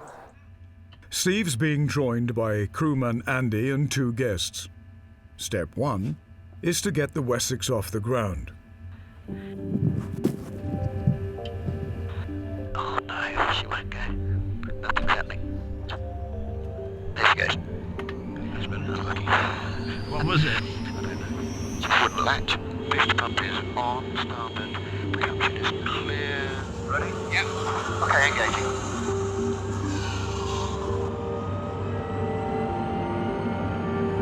That's nice. You want to get the chocks, please, Andy? I'm on my way. Okay, the plan will be we'll lift from here and we'll head 1 mile east of Berryfield, and I'll talk to them on 12735. Okay, you happy? Yeah, ready to go. Brilliant. So the hint that we're going. All wheels to the ground. Yeah, talk to the earth like this, mate. Okay. Yeovil radar, this is Wessex 5. Good morning. Is Christina Gary still smiling? Yeah, just go out the window.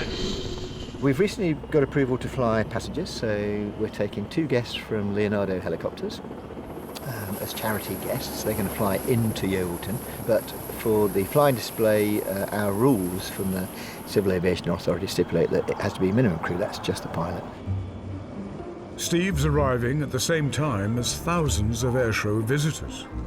Flying starts at 11 o'clock. Their display slot is just an hour away. But as Steve lands on, he discovers another problem. It's charging the secondary hydraulic system accumulator with nitrogen. It was fine last night, and inexplicably it's gone down over the last hour, so we're going to top it up to make sure it's okay. If it was on 0, you wouldn't really want to fly with it, so we'll top it up to its level and then send it flying. It should be fine. It's done it before, this aircraft, but don't know why. 600 PSI. Do it. 600. Some more in there. There is, but it only goes to 600. The big moment for the Wessex is here. 2 years and thousands of man-hours have led to this, as Steve takes off for its airshow debut. We're so lucky to have somebody who's looked after the machine. She's an old girl and she needs looking after the whole team. It's just been a massive team effort. There is no more the engineering team can do. They join the expectant crowds to wait for their helicopter's big moment. Rolling out. In the skies above Yeovilton, the Wessex is joined by 2 vintage Wasp helicopters for the formation flypast. Opening flypast for the 2019 Royal Navy International Air Day. And how privileged we are to see in the lead of this formation for the first time at an air show the newly restored Wessex HU-5 from historic helicopters near Crewe Kerr. Steve, lonely as a cloud. Stand by for Wessex leader only to pull up clear the formation to the right.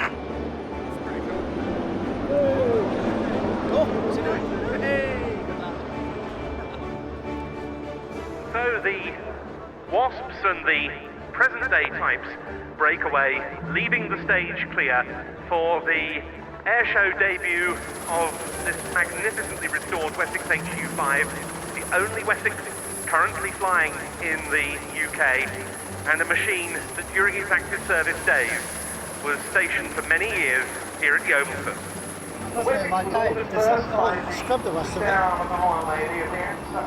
Thank you. Thank you. That's ours. What a splendid sight. Mark V was developed for the Royal Navy to operate in the Royal Marines Commando support role, flying from the Navy's assault ships. Steve is very gently putting the Wessex through her paces. This aircraft, the Wessex, is an old aircraft, and it's going to be a very empathetic display, so very sympathetic towards the capability of the aircraft. Hopefully people will enjoy seeing her airborne, they'll enjoy the sound of a Wessex flying by, and they'll be able to take some stunning pictures. 1 minute. With the display almost complete, Andrew can reflect on the £300,000 he spent to get to this point, and the team that's made it happen.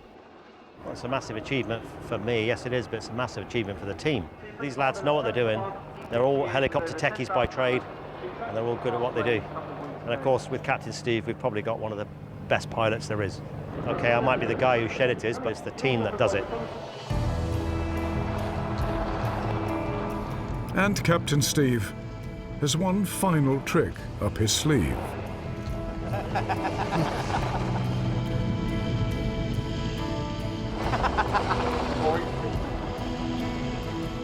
I really enjoyed myself, as I thought I would. I think the formation went well and the display was exactly as I planned it, so I was pleased. But I'm more pleased because all of the engineers have come back and said, well done. That's it. Well, thank you, guys. No, thank you. No, thank you. It's been a flawless display. A war veteran, lifesaver, and aviation icon, back where she belongs.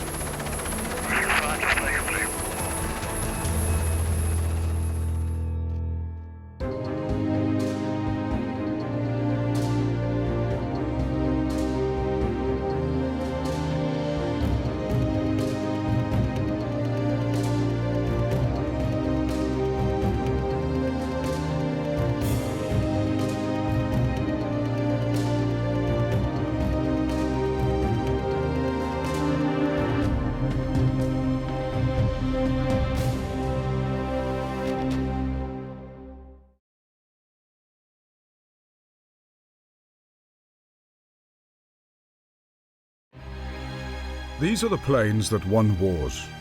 Proud veterans of the days when heroes fought in the skies. You don't fly it, you actually strap it on, and then you are one with the aeroplane. In hangars and workshops across Britain, engineers and enthusiasts are fighting a desperate duel against corrosion. It's only glued on, I'm sure it'll be all right. And the clock. I'll be pretty gutted if we don't make it. Their mission, to return historic military aircraft to the skies. The hardest thing is finding the parts. From Falklands vets to Cold War jets. As a little lad, you go, Mum, can I have an Airfix kit? Now it's time to play, isn't it? But it can be an unpredictable business. We fueled it up and all those seals decided to let go a bit. We need a plan B. Not sure if we've got one. And dangerous. It can turn nasty quickly. Contact. You're taking off thinking if the engine stops, where you're going to land. I mean, I've had 3 engine failures. It takes serious money. You need a cool £3 to £6 million to get a good Spitfire. And total dedication. Minus 28. Some of the tools are freezing up. 15 minutes of holding a screwdriver, you can't feel your fingers.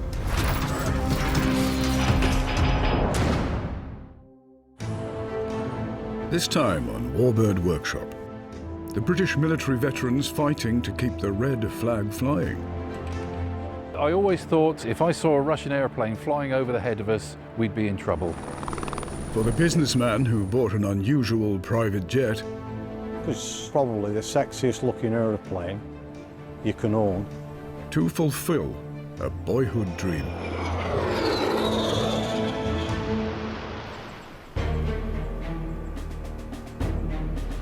Close to the South Wales coast stands the airfield at St Athan, once one of the RAF's most secret bases. Behind the barbed wire and armed guards, this is where NATO's frontline jets were serviced.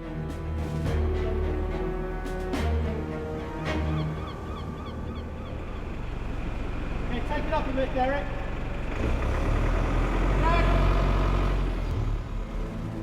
But the latest arrival in the hangar is an old enemy from the Cold War.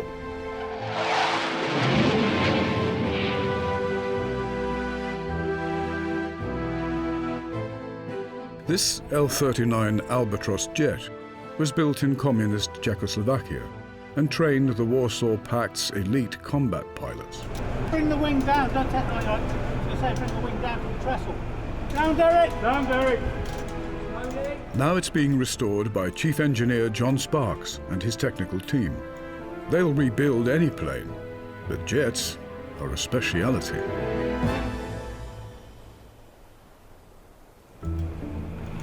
Take the forks down a bit. I'm ex-Navy, but the rest of the guys all worked at St Athan here on Tornadoes, Jaguars, VC-10s, so they've all got military aircraft experience. So it's a good team. Stop!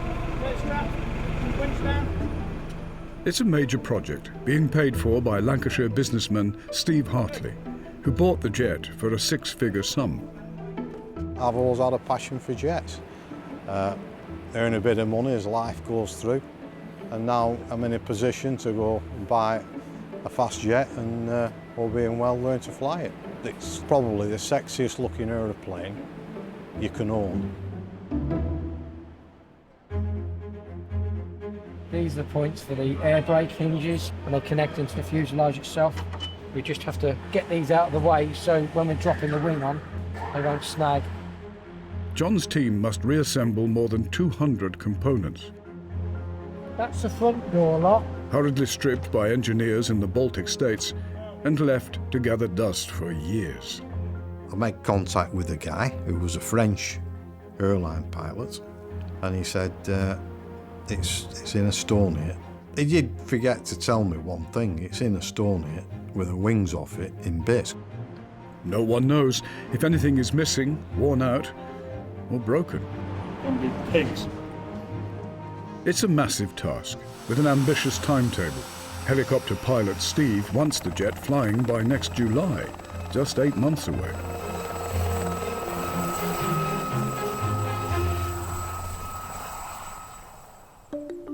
Born in a council house in Blackburn, Steve's dad was an RAF veteran who became an engineer with English Electric building Lightning fighters. My dad took us to an air show. I remember Lightnings flying at an air show. Wow. And all along, when I was at school, what did I draw? I drew fast jets and racing cars. As a little lad, you said to your mum, can I have an airfix kit? And you stick it all together. All that. One day I might be able to afford one of them. Morning, ladies. Morning, Steve. Anything of any interest? Steve left school at 15 with no qualifications, but now he builds bridges for a living. So you're going to take that? Are you going to take them all? The firm he founded has an annual turnover of more than £50 million, but he recently sold out to a massive American multinational company. Has that got a fuse to backing strip there? It has, yeah. So we've got a backing strip that's connected to this one. Yeah. He hasn't got a license to fly a jet, but he's not concerned. The L39, it's a jet trainer, so it should be quite easy to fly. I think anybody who can fly a normal fixed-wing aircraft will be able to fly one of these.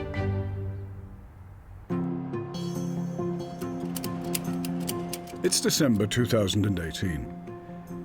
After a full stocktake, the team are confident all the major components are present. However, a critical stage has been reached. We lift the fuselage onto the wing and lift that on and mate it together. And then we can make the aircraft manoeuvrable rather than just sitting in the hangar stuck on stands. That's plan A. Go on. It's got to go onto the wing quite squared. It's lifting square that way, but it's on a twist. The fuselage weighs more than 2 tons. Just trying to get the balance right. She's nose heavy, very nose heavy at the moment. Of course, a lot of bits are off, and the seats are in, and we need it to sit square when we lower it onto the wing. Yeah, that's right.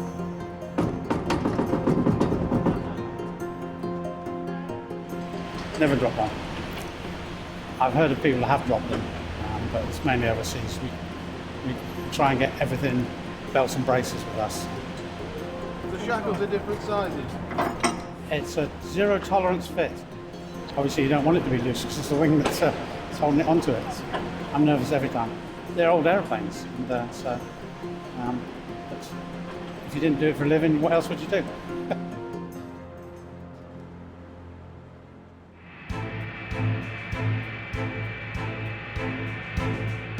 The Albatross was designed as an advanced trainer for all the Eastern Bloc air forces. The difficulty of learning to fly Russia's early jet fighters took a terrible toll on rookie pilots.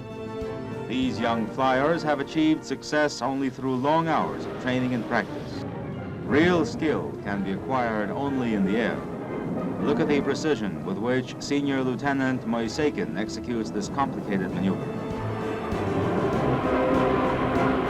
The L39 meant recruits were better prepared to fly the MiGs and Sukhoi jets that confronted the RAF throughout the Cold War. And it saw combat in several wars involving satellite states. It's a very, very good aeroplane. The Russians designed aeroplanes that can be fixed in a tractor factory or in a local garage. It doesn't make the next step any easier, though.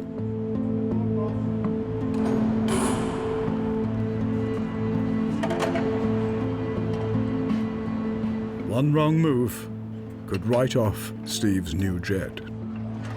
This is the danger bit of this, because things can slip. You can jam little pipes and all that. Come down a bit, Steve. Can we have a couple of eyes watching the front and eyes watching the back? We'll move the stand of the wing rather than the airframe. Down a touch. Stop. Don't come down. Stop. They must line up 2 holes on components that together weigh 7 tons.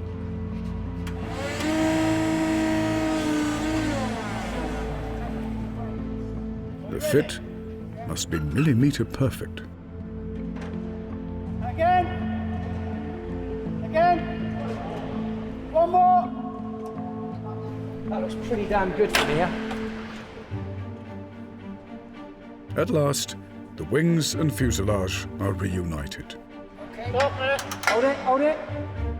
Now John and the team must hammer home giant bolts that keep the two parts together. The back of the wing needs to come up, so I'll just do that now.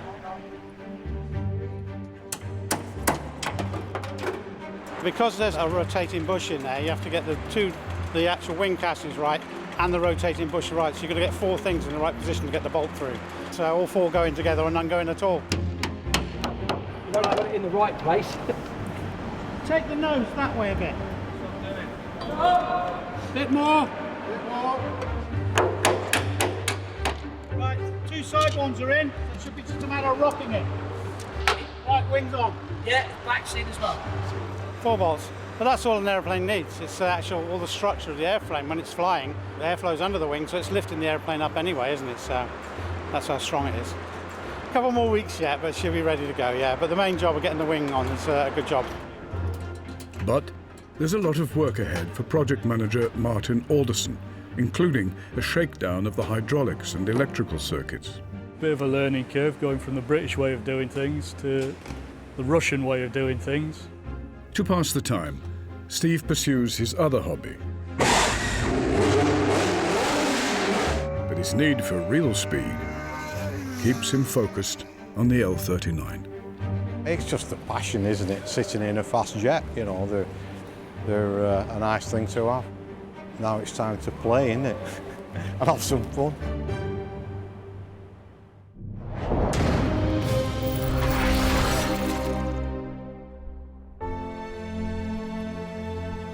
RAF St Athan was for 50 years the UK's biggest plane servicing base. Every week, dozens of frontline jets would fly in to be made ready to go back on duty. But now, Hangar 1 has a new role. Home to many of the UK's private jet warbirds. Effectively, Horizon Aircraft is an MOT station for aircraft rather than cars. So we operate about 80 aircraft all around the country and around Europe as well, so we've got some there. And they come in here for their servicing. Military jets are a niche market. You've got to be able to afford to keep them there. They're cheap to buy, very expensive to maintain and run. On average, about £2,000 for every hour flown. Together, the engineering team have hundreds of years of experience keeping RAF and Navy jets in the air, and their skills are priceless. In the warbird industry, we have a lot of old airplanes, and a lot of the older generation are now passing away. Getting people to work on jets, ex-military jets, is hard work. And obviously most of these guys worked on the modern jet, and it was trying to demilitarize these people to go back to cables and controls and things like that rather than computers. But I've got a great team here now. It's January, 5 weeks after the Albatross's arrival. Everything's going very well. Got all the tail on, we've got the tail all connected. And in the St Athan hangar, John and the team are trying to repair the jet's hydraulic system. They're setting everything up to make sure when it gets into flight, everything works as it should do. Right, power going on. Senior engineer Martin is in charge of the mission to return the Albatross to the sky. I'm just winding hydraulics on now to 150 bar. Things are going to move, so we need to make sure nothing's in the way.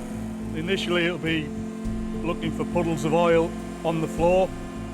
If you've got a leak, you'll eventually lose your hydraulic fluid, so you lose your pressure, which then means your undercarriage doesn't work, your flaps don't work, your air brakes don't work.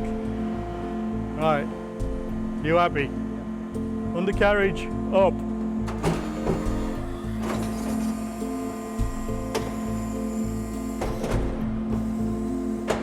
Right, thanks, hands off. The flaps that allow the pilot to slow the aircraft for landing. Flaps to half. Okay, flaps fully down. Flaps half, up to half.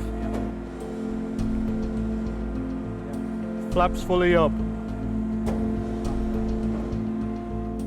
Undercarriage coming down. You don't want problems up there. I'd rather have the problems down here where I can fix them.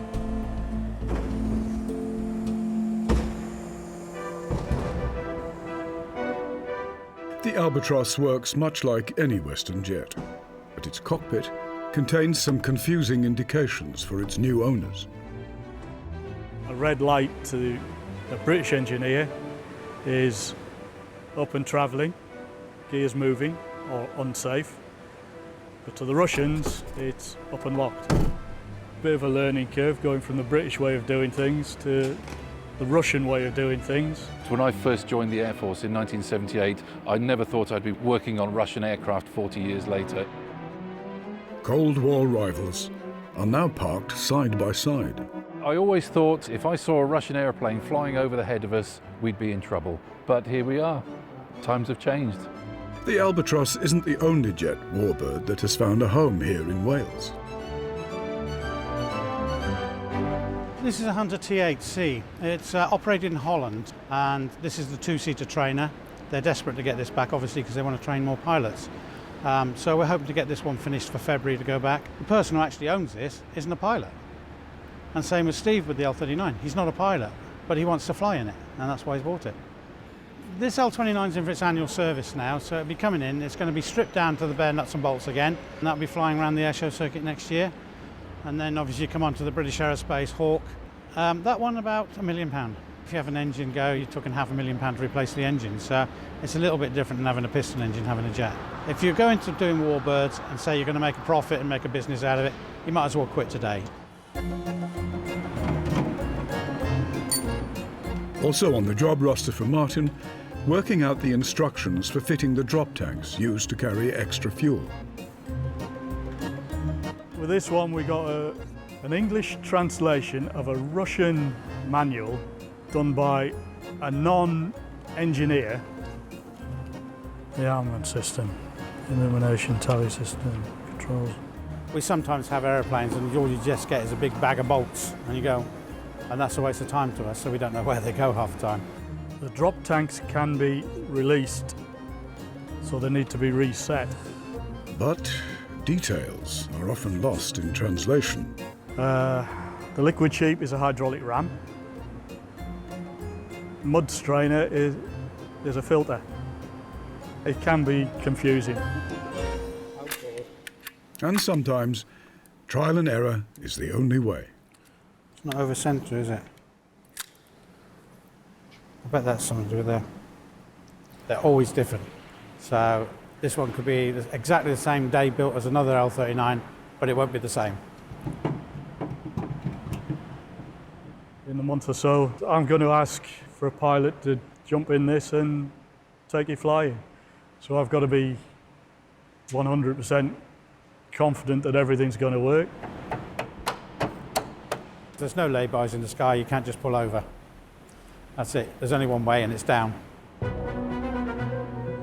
Danger is part of the thrill of owning and flying a warbird. And Steve likes risk. What I've done with the brake, Steve, I've left the brake pedal, so when you're flat on brakes, you can just move across to the throttle. Today in North Wales, he's indulging another of his hobbies, racing vintage Formula One cars. When you buy these cars, people say they're ready to go, but they're so complicated. When you actually strip them down and go through them, you realise that what's changing, this what's changing. I suppose it's the ultimate, isn't it? If somebody says Formula One and you get in one, you know you're in the fastest thing you can play in.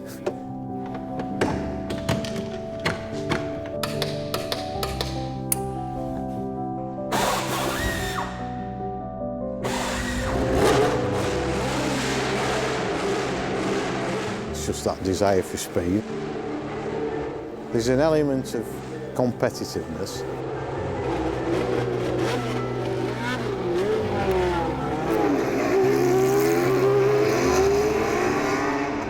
And then there's an element of danger, and it's like the jet fighter.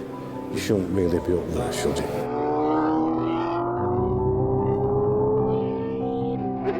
This season, Steve will be racing at circuits in Belgium, France, and the USA.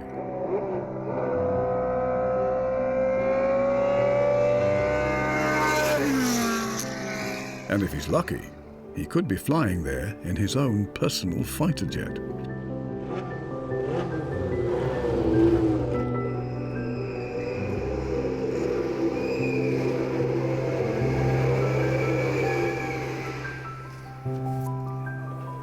I suppose you're always saying how lucky you are. Well, you should do anyway. Man out of a council house, me, you know. So, yeah.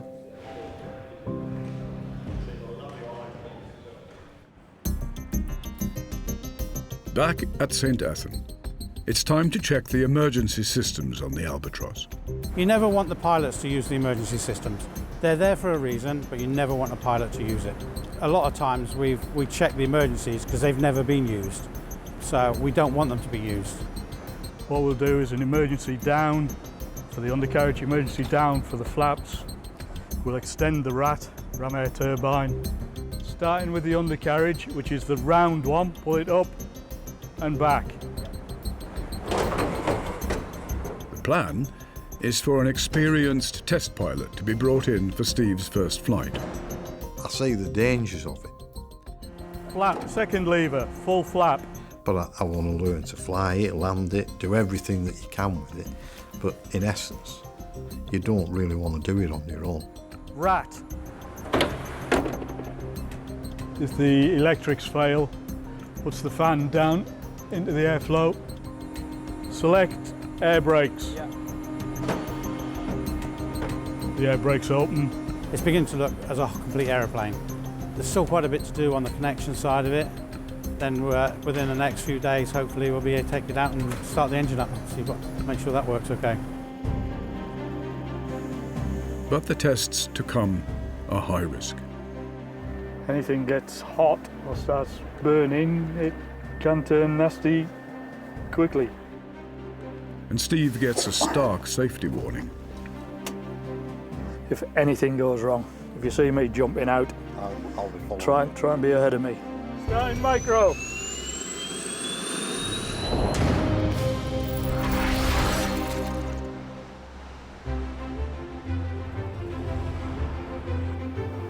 All clear my side, totally clear it off. It's spring, and Steve is heading south to St. Athan in one of his 2 helicopters. Clear to Blackpool 119 and 95. Today, if all goes well, his L39 jet will be started for the first time. I started learning to fly a helicopter, loved every bloody minute of it. But this is like a mode of transport, where the jet is something that you should have some fun in.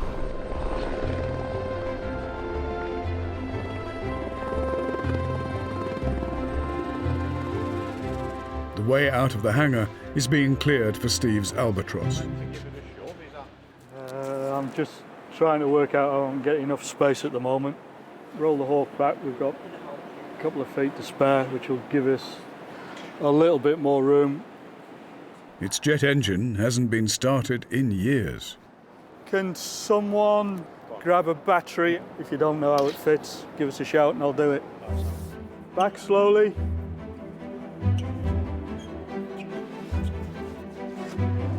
Steady. Ground runs today. We'll clear that rig. So we'll be shoving 500 litres of fuel in and hopefully everything goes sweet as a nut. But there are no guarantees. It's like anything else, so if you crash one of these to another aircraft, you create 10 grand's worth of damage. I can't see anything at the back. You just got to make sure you don't hit anything.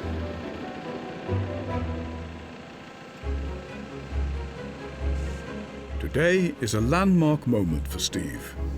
A big step nearer to fulfilling a lifelong ambition.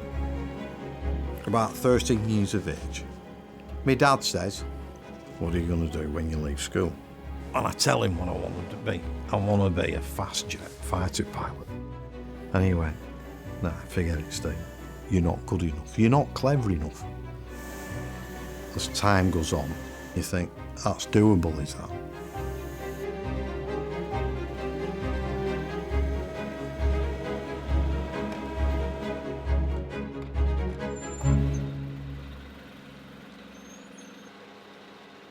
The jet needs fuel. There's nothing in there. 500 litres, please. But Martin's worried. All right. If you see any fuel dropping out, Luke, give us a shout. No worries. Fingers crossed. We think we've got all the connections, but you never know until whether you've got them tight until you put the liquid in. Hopefully it all stays in. It takes 10 minutes to half fill the tanks. Cheers, Luke.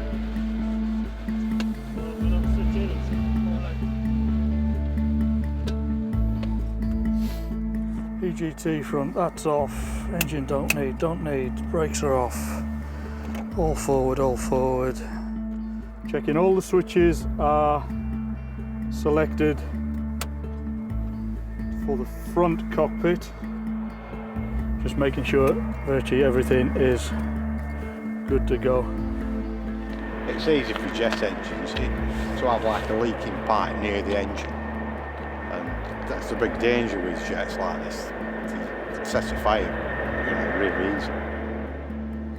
Not nervous, just wary of what can go wrong. Anything gets hot or starts burning, it can turn nasty quickly. So as it's the first run for a few years, we're getting a fire truck over, just as a precaution. Hopefully it's going to go very well. You can never tell with aircraft, not when they've been sat on the ground for a while. They can be temperamental, but hopefully she will light up in the correct sense.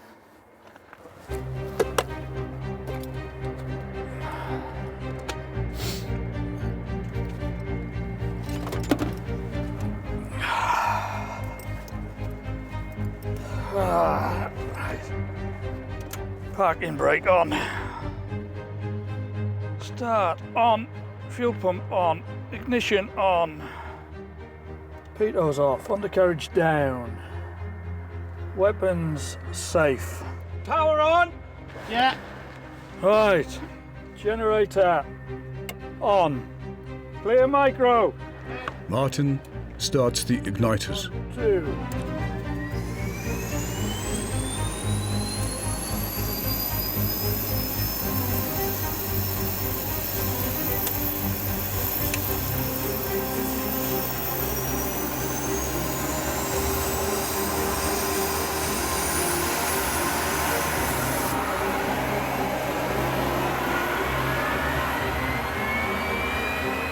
Within seconds, the jet is at 80% thrust.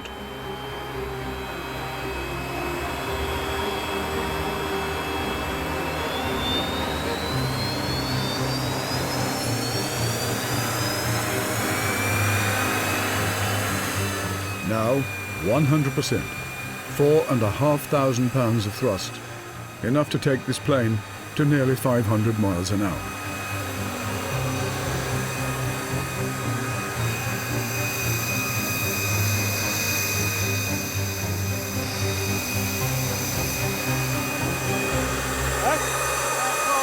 Aircon and canopy. Yeah. Steve's jet does exactly what they hoped. You doing well? Sorry? Good? Yeah. The Albatross is almost ready for takeoff. Oh, brilliant. Very pleased, yeah. Very pleased. Now what we'll do, let it cool down, let the guys have some lunch, and then you can come out and jump in the back and we'll start it again. Good day's work. Yep. Good day. Took longer to get it out of the hangar than it did to actually do the job. He'll be smiling better when he's sat in the back. And I go, it's all yours. It's a big boy's toy to him. Get his hands on it today. A low-powered run. Throttle set, contact. Set, contact. One of the few British pilots to have flown an L39 knows what comes next. Warbird veteran Taff Smith owned the first one in the West.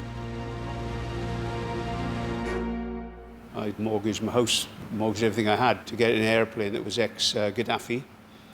ex-Libyan Air Force. I went over to Hungary to the Slovakian Air Force for technical college training. And then I went over to the Czech Republic and flew their airplanes with the test pilots. Were great guys. It's a lovely, lovely airplane. They were hand-built in Prague, and they were always beautifully made. All the riveting, all handmade, just like a Ferrari. The instrumentation was very, very good. Nice to fly, straight-wing technology, so it's conventional in the fact that it gives you plenty of warning when it approaches the stall, a lot of pre-stall buffet. Nice to do aerobatics in, behaves extremely well. And Taff has some advice for Steve. Flying a fast jet, you really need, conventional fixed-wing training to lead up to that. So you think he's got a bit of a mountain to climb here? If he hasn't got any fixed-wing experience, he's got a very big mountain to climb, for sure. I'm just arming the system, front and back too. Back at St. Athan, it's Steve's turn to sit in his own jet. Right, that's all the instruments. That's your engine instruments, that's the fuel pressure, that's fuel, that's the RPM. The quick way out, pull that lever back if anything goes wrong. If you see me jumping out, I'll be following. try and be ahead of me.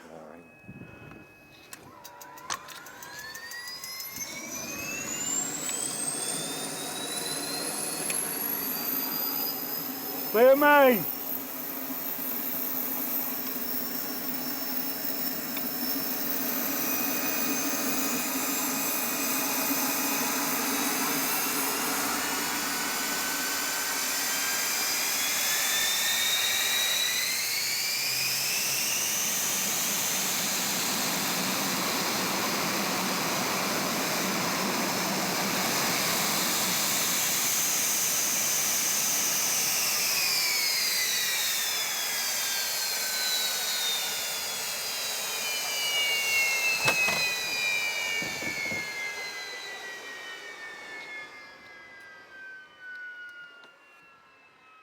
Super duper. There you go, you're in. Right. Then there's another one there. I climb out of there like I've done it for years. It's very good. Puts a smile on your face. Only the final safety checks on the ejection seats stand in the way of Steve and his dream. The big thing with the ejection seats, they are pyrotechnics and they are dangerous. They've got to be treated very, very carefully. The pilot needs to know that if he ejects, his parachute's going to work, he's going to separate. Everything like that's got to work. You're pleased with your purchase? Well, when I say front nose, lift off the runway going down there, I will be. Yeah, I will be. That's the deal. That's when I pay him. No, it is. Oh, that's the deal. But the deal is about to go sour on Steve. While servicing the two ejection seats, Martin makes a worrying discovery that could jeopardize the whole project.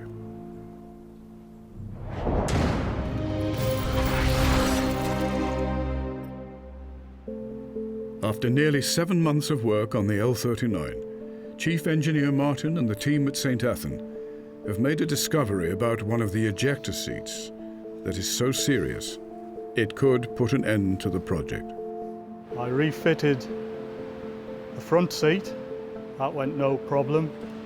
The rear seat has been changed.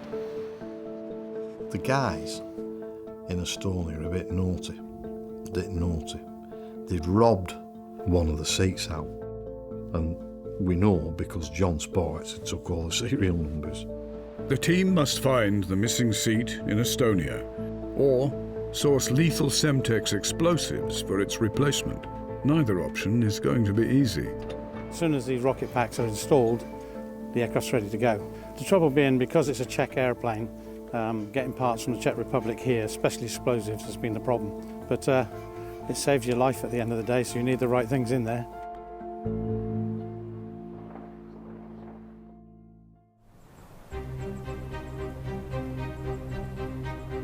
It's July, the fruitless search for the lost seat has been abandoned. For 2 months, John and Steve had been scouring Europe for explosives and someone who can supply them legally to the UK. Unfortunately, there's a waiting time for the cartridges that detonate the seat out, and then when you find people that will deal with you, then you need a special explosive license to transport them. You may need an import license for importing explosives. So that's the frustration. After all the hard work rebuilding and testing the L39, the project has stalled.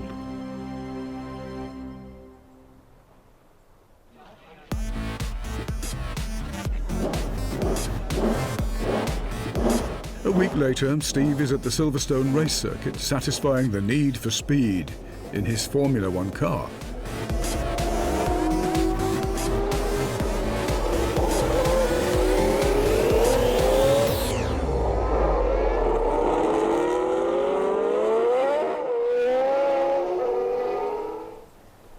As for the L39, he's made a big decision.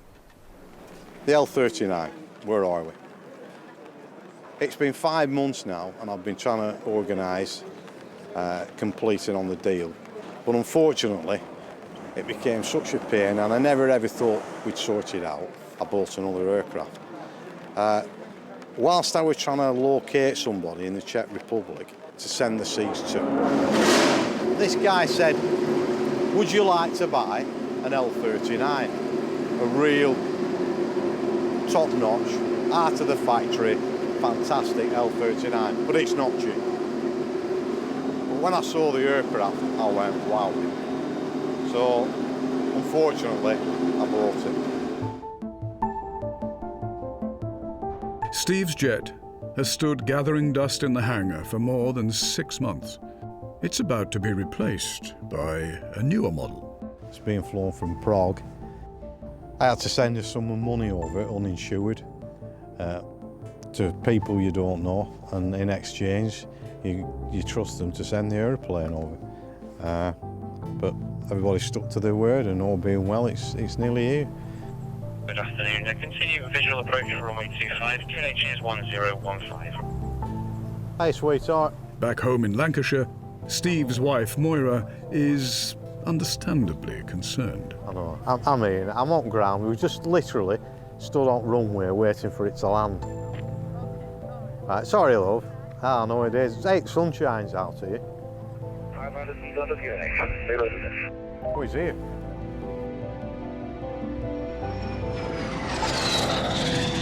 It looks fast when it's going slow, doesn't it? Yeah, Alpha Roger, runway 25, clear to land, service wind 280 degrees 16 knots. 556, line up and ready, runway 25. 6 runway 25, 40.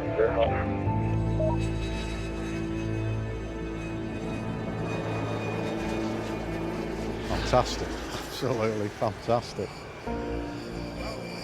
You'll have to get noise of this when it goes past.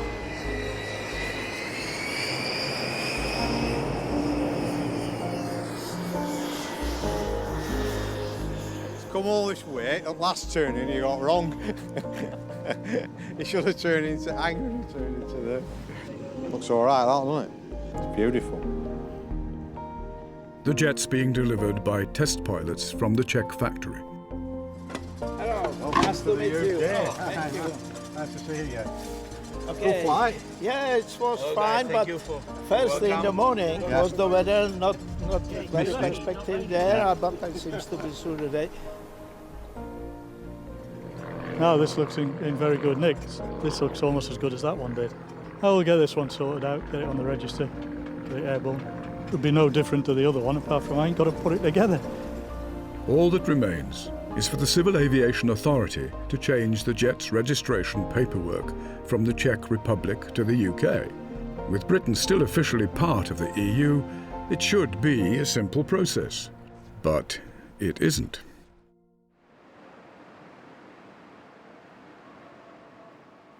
It takes 2 months to translate the jet's records. We need the whole history of the airplane from the day it was built. Because this one's come from the Czech Republic, most of the paperwork is in Czech.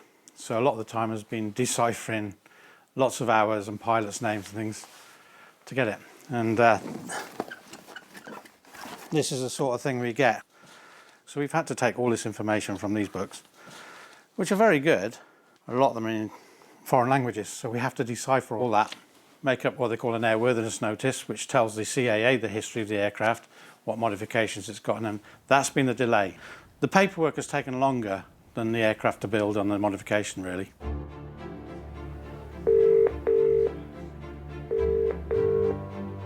Good afternoon. Welcome to the Civil Aviation Authority.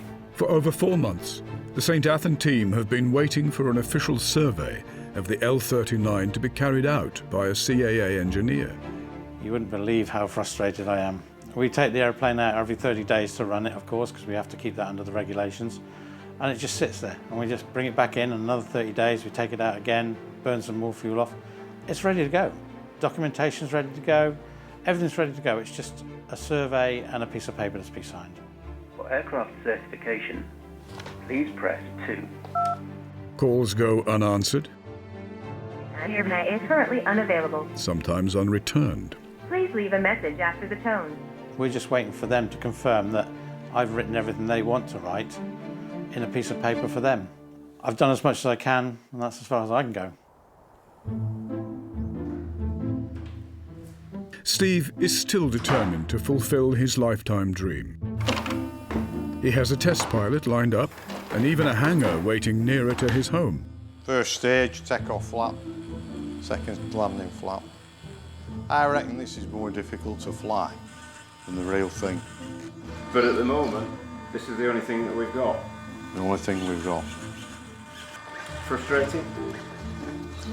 To say the least, yeah.